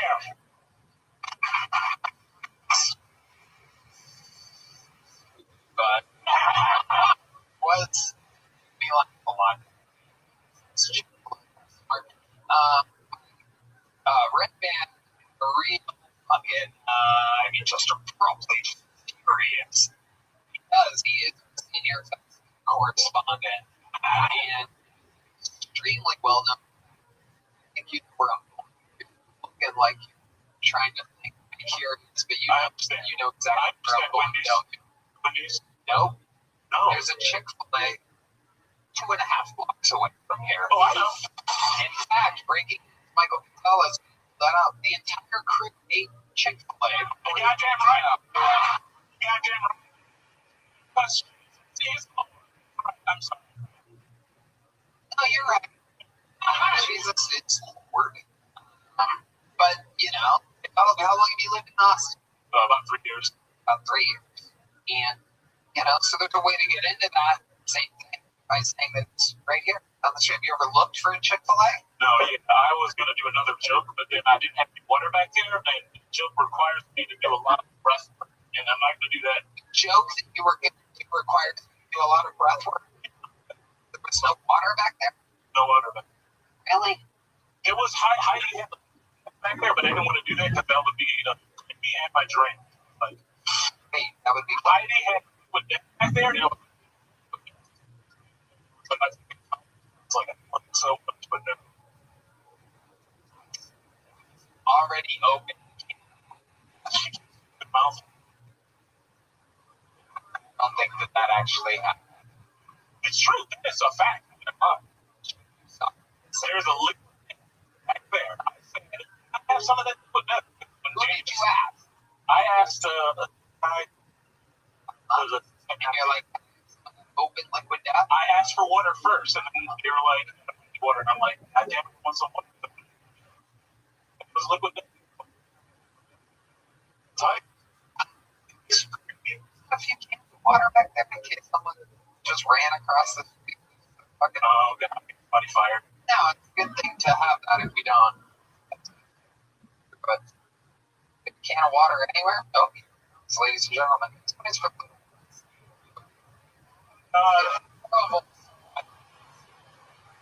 spring. No liquid. Scored it right before. Oh, do that a little bit. Not on your pulse. Moving.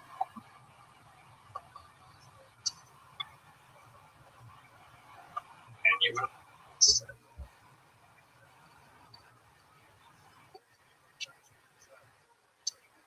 no, there are Chick-fil-A. Oh, I couldn't think of it. I was like, I changed my joke at the last second. The Chick-fil-A joke didn't do well, so I was like, I'll do the Chick-fil-A joke, whatever. That's what I would. You normally do that joke. That's because your setup was you gotta have Chick-fil-A. They should have Chick-fil-A. I was trying to make it. So I was like, good to be here, because it is good to be here. And right. I fucking can't do it. You don't need that. Okay. You did the Chick-fil-A joke. We're doing it. No, I did the Chick-fil-A joke because my back. I called a Peyton Manning audible. I was like, Omaha, fucking. Well, Peyton wins. I did okay. It was a 7. As well as 7. You're doing treat. Jedi, you're jump. I'm talking. Oh, wow.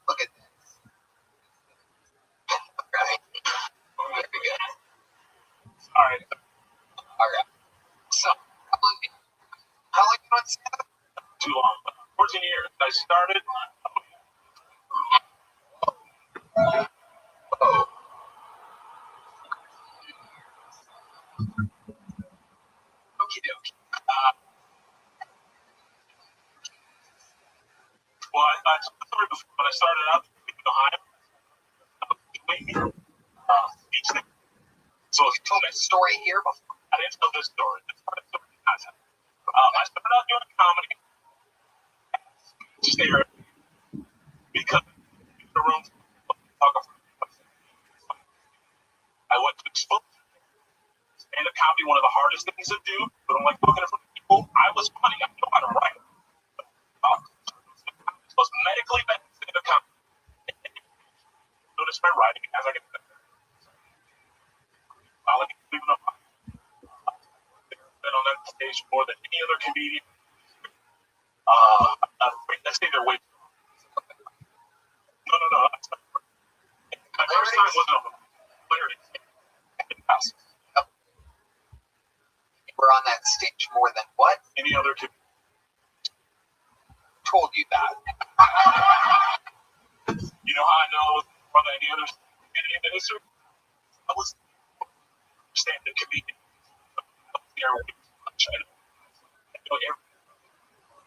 bodies are. You know what I mean? Alright.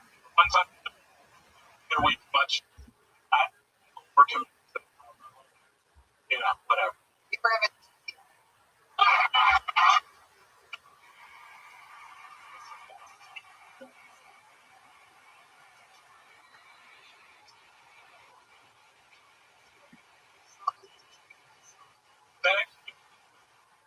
I mean, how does it maybe?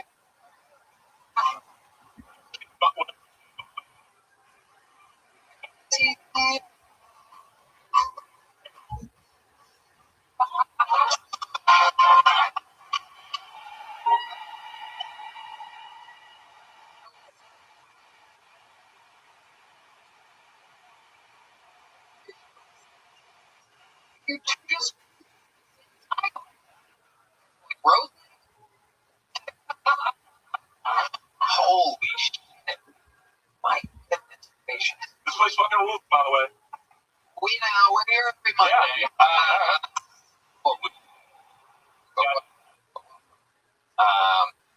My people Chick-fil-A next week going, man, I just wish I was in a city where they would kill Tony. Before I let you think about your life, surprises. That's your special skill. Talents other than most cities, which is Check. I'll let you.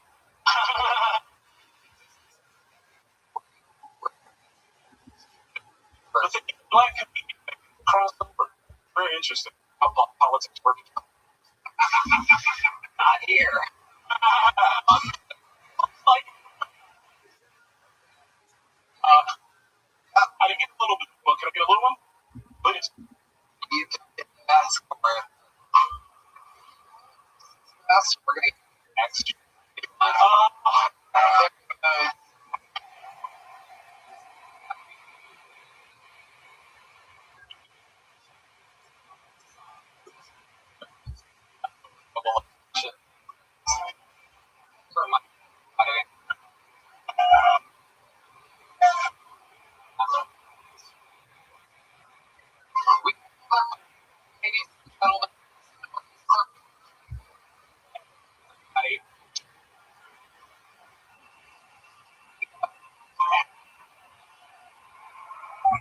What is anybody else ever walking on your having sex with a kid? 17 times?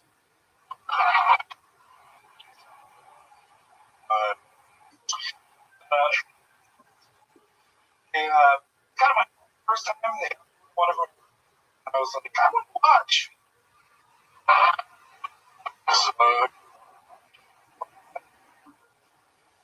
Speaking of awkward birthdays, I turned 19 months ago. Turning 50 is not so bad, though. FB. Your old fuckboys? No? Nobody? Trying to get this going for 19 months. Here's I'm trying to because I don't want to reading the and not take a black flag. I just don't have any black friends. I've got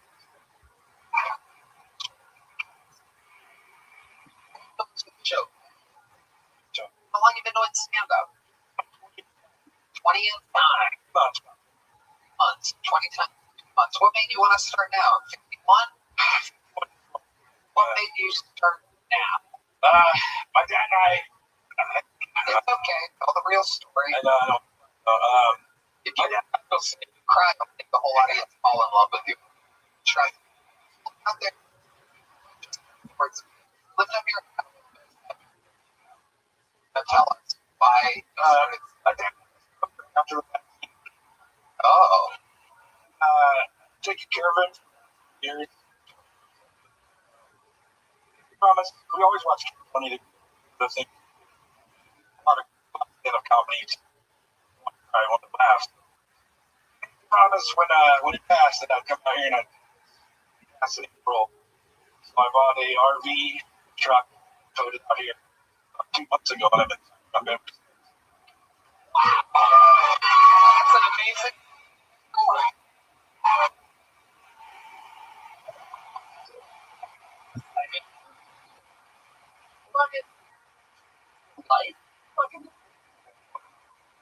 I'm actually back to Sacramento and sell my house back out here. Wow. Yeah. So, wow. Couple questions. How totally trust the science? The week afterwards, coincidentally, safe as was. Austin, after 20 chair. Funny how we hear stories like that all the time on this show, but you never hear it from mainstream media at all. But we're human beings with real lives. We hear it here all the time. Just what an anomaly. Tony draws us so about his government the mandatory and how crazy In it. Nanobots. right. One week at us stroke. He said, when I die, He promised to come out here.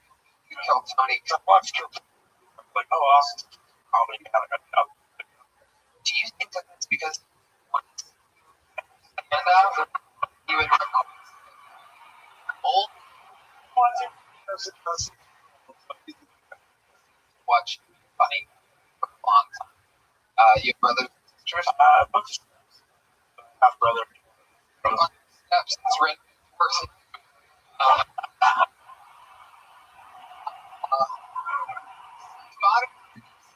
Typically, Texas. Tell us about this. 30-footer. Last time. Where'd you? Sacramento. So you buy the RV in Sacramento. Yep. You drove it all the way here. I bought a truck in my dad's street. Talk about your crimes. Give it a taxi like it.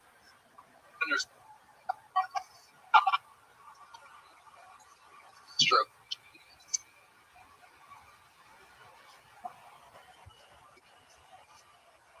Okay. Tell us about the RV. Does it have these features or things about it? Dogs. Or something. Dogs. Leave the air conditioning on or something? 71 degrees RV. Wow. Crap. What was You go, I turned 19 months ago. Yeah. Like some old fucking broad. Like my aunt. Like, I don't want any. It's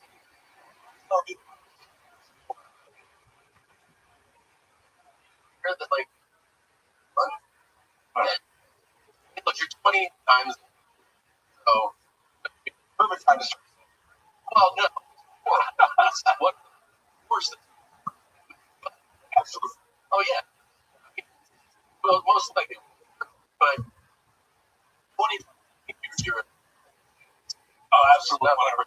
hundreds of times. Somebody's 20th time. You don't have to be like, I'm not really. No, like, okay. What is that? Joe, father actually. Oh, there was. See, I got it on the trail. Actually, Tony.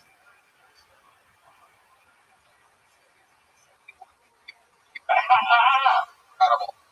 But it's bold. What is it? Yeah.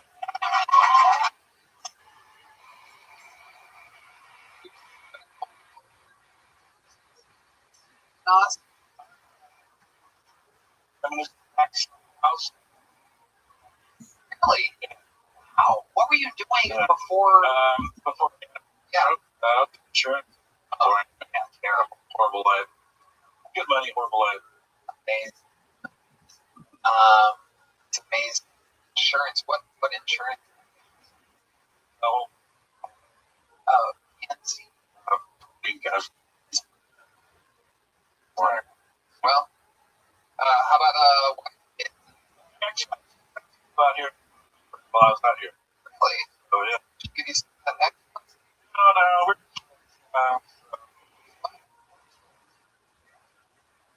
Honey? What are you into now? What are you go back to the RV? My back. Wow. Dog.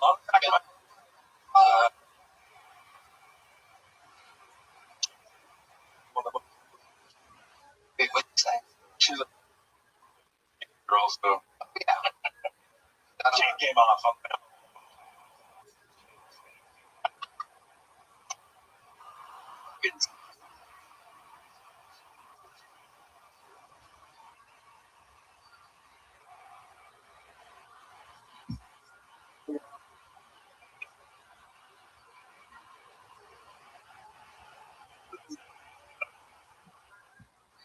Than you.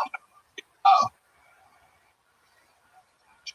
You know what? I love the story. So very, very, very okay, but not bad. 20 times.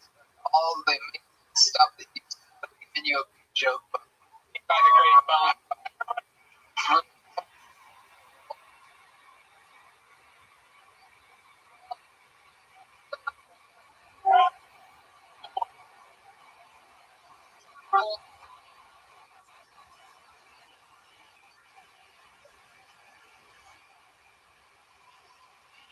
How we doing, boss? So I'm from the Midwest, and senior year of high school, a buddy of mine moved from Compton to Iowa. And, you know, it's tough in Iowa when Compton's just a little better.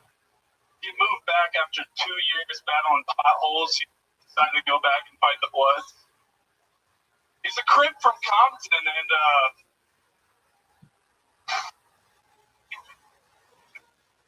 it was better to fight the Bloods than live in Iowa. Yeah. Does anybody here have conservative friends that love Latinas?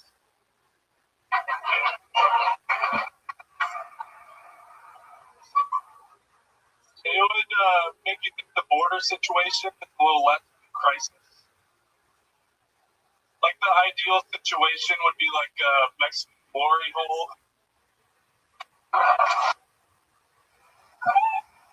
I'll fuck you, but on that side of the wall, you know.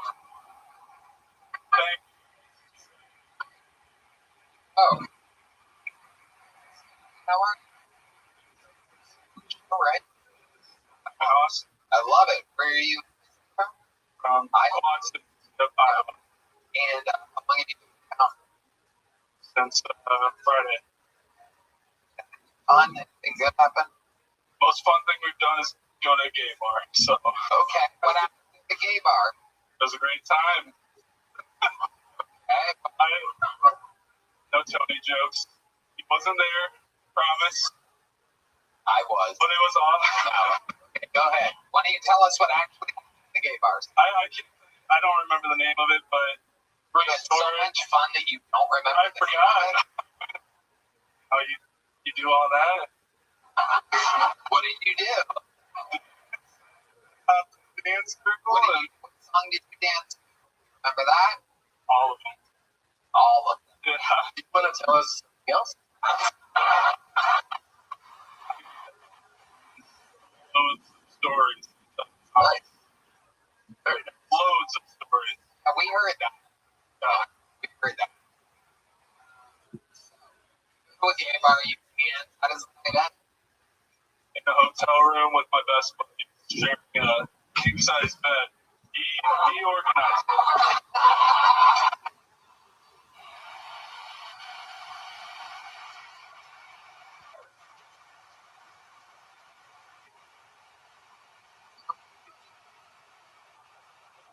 it.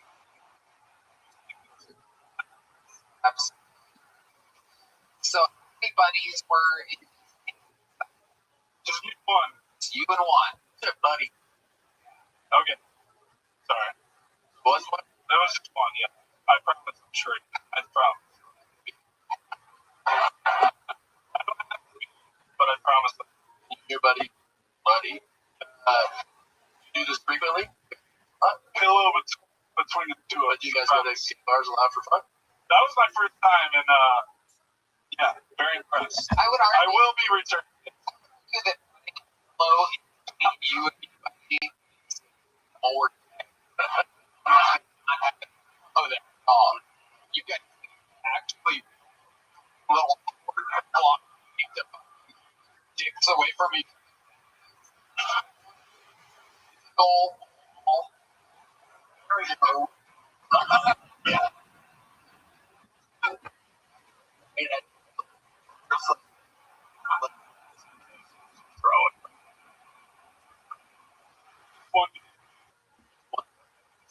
Story. It was. We ventured into the story. Yeah. Look like boys for this. No? No tease. We're not. No tease. Okay. You leave. You were getting guy No, I was. by yourself. There were groups, and I got introduced to the circle. You were doing the electric slide. It was a lot of friction. Why don't we see? Why don't you okay music here? See what? The horse.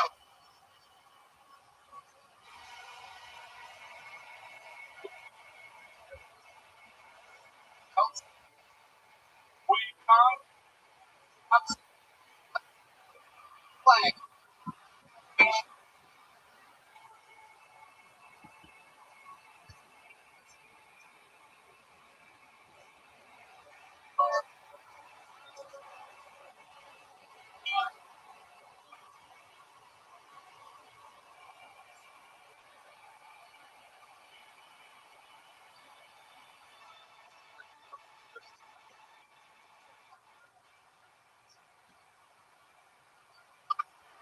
Game on.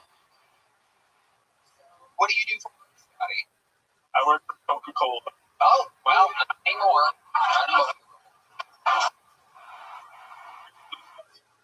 Good cola. I'm in sales. So,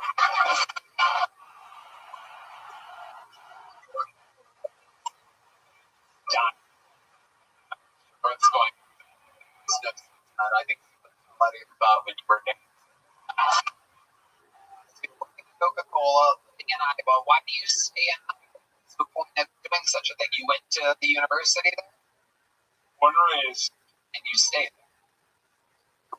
Did you just like milk and cornflakes? What's going on? Cornflakes and milk. Can't beat that combination, first of all.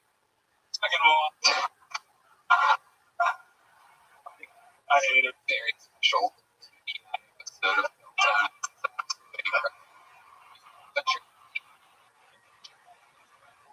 No. you had it very hard before. Yes. Yes. What was that, a car accident? No. Or wheeling accident? Farming equipment? Farming equipment. It was farming. Oh, baseball bat. What happened with the baseball bat? Okay. What happened with the baseball bat? Not too many head injuries, to be honest. You know, in baseball, how you do the cool, like, baseball bat moves? I tried that one time, and I literally struck the back of my head with my own bat. Wow. That's one of the dumbest things you can do. Yeah. Unbelievable. I have dumber. Have you ever thought about surrounding yourself with pillows? That's why me and my buddy put one between us, yes. I'm 24. How long did This is my 20th time, yeah. Wow, wait, the second 20th time. That's unbelievable. I did. What are the absolute odds of that? Incredible. Did your father have a stroke after the vaccine? He just struck my mother. Wow, there you go. Your first joke. What? I'm gonna do a little joke. I'm gonna do a big. There you go. One. Look at stroke my mother. How do you? All right. One last bucket for you. Ladies and gentlemen, boys.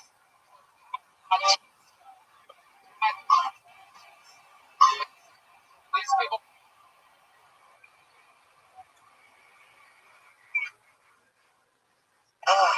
I just moved here 2 weeks ago.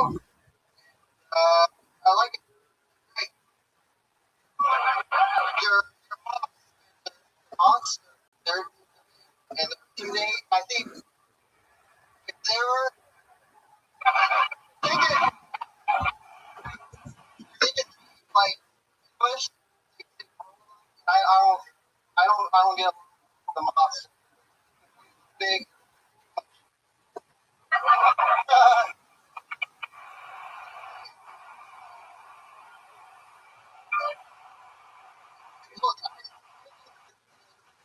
My LA out of me. I grew up in LA. From when I was third grade, my teacher used to force us to watch his acting, and he did not have any lines. He just he had like a mustache and hair plugs. Kind of looked worried. Okay. I want to. Gentlemen. Here with report. Are sure with that way. Oh, Big Mom, you saw Big Mom. Butterfly? Come on. Put some talking to that microphone. Okay, it could have been like a baby owl, but it was big. It looked moth-like. Mother? Moth? Oh, it's like one.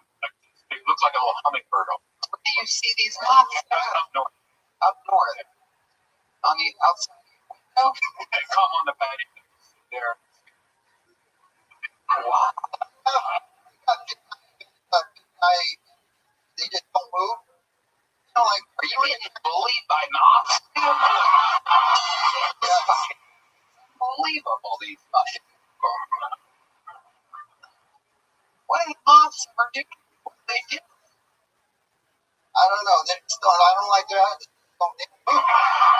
They're just like, don't even like it. It's like, yeah, I mean, I don't like moths. I kicked them ass, but it's like a blood, like a murder.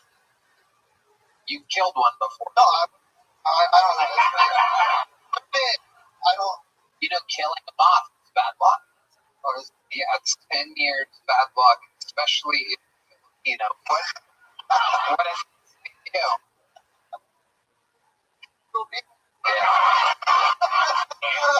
Terrible.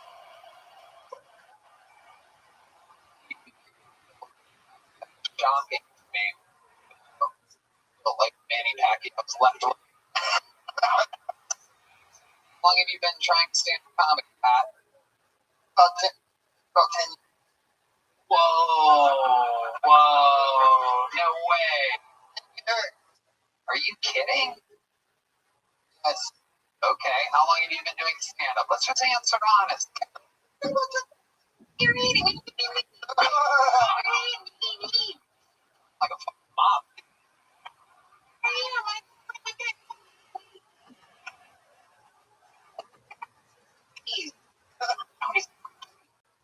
All right.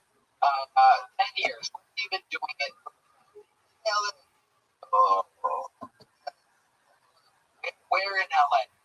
Comedy store open mics? Where? Yeah, we know you. Either comedy store right now. Funny to us. Kill Tony. Yeah. I did kill Tony. You did kill Tony? 5 in a row. And then the one time I was. Well, no, look. We're too messed up to get up. What happened? Comedy store weed surprised me. And then I went to the parking lot and I just my car. I thought, I don't know, I just kidding. And I was really sorry. I have something. You spoke to me before this? Huh? You spoke to me before this? No.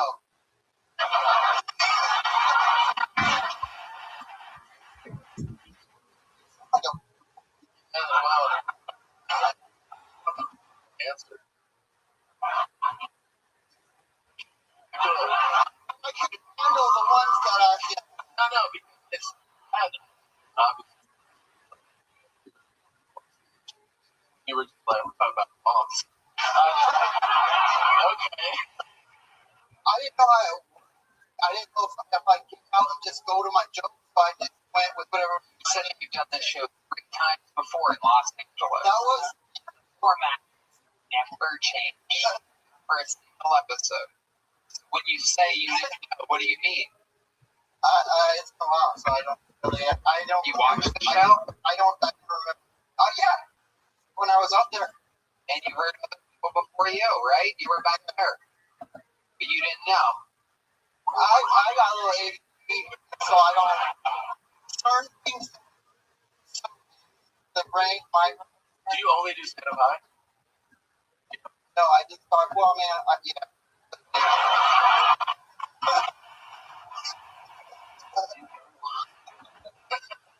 Trying to stop. Like, you're trying to stop a what?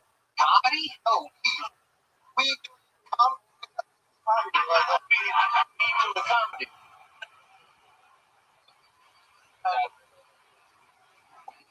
Comedy.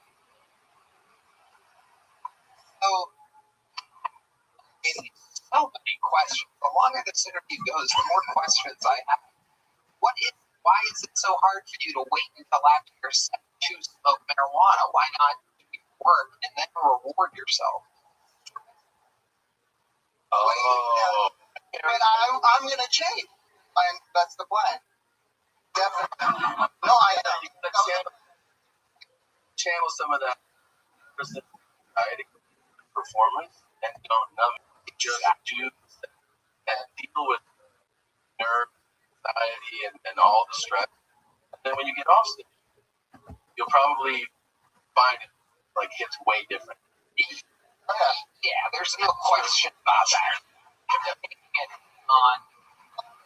Have a about like we're gonna plan out for this, focus on it, come out. It's obvious. I can tell that you're on stage. I can tell. Other fucking around. I can tell. Like bust. But that's the problem. Like a lot of the guys we start with, like 2 shots, drink, becomes like crutch for it to deal with it. It eventually becomes too much. You know what I mean? It overwhelms performance. You just, you're a savvy guy, funny. You're actually charismatic. You're funny. But just smoke weed when you're done, dude. Yeah. When do you start smoking? No doubt about that. You must listen to what Tom just said. You've been doing it for years. I literally thought when you said I've been doing it, I thought you were 9 times. Last 20 times. You're worse than them. not spicy, all that. You just like moss or cream. What the fuck? Was starting. when you start smoking, first of all, can I take a guess here? I'm a long time stoner, but I wait. I wait at least until after I'm done with work. Can I take a wild guess? Say that you smoke out of a water bomb. Am I correct? So that's what got me Right. during the lockdown. That's what got me. Okay. What did you smoke today, for example? What did you smoke? Joint, a blunt? That's a very easy question. Okay. Joint. Someone I was like, Instagram. It's okay. Where were you when you smoked this joint? Stick with me here, Pat. Okay. Very easy question. Literally could be an easy question. Where did you smoke the weed? Were you car, back? I was out back. Here, you were just out back. Did they already tell you that you were going up and then you smoked? No, Okay. I Yeah, no, I know. Yeah, sign up, start 4 hours. Yeah, I know. That's when you start smoking.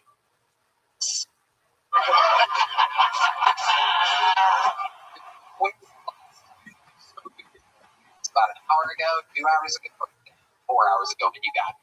only like a number. You smoked a couple times. Yeah. Just in case. Which is not, I didn't not. I got nothing. Oh my God. Here, a little bit of that Filipino. What do your parents do? What nail salon do they work at? Am I correct? What do your parents do for a living? My parents, my mom did. Oh, damn. That's Wow. Yeah, that is a full-time job. But Tom is not.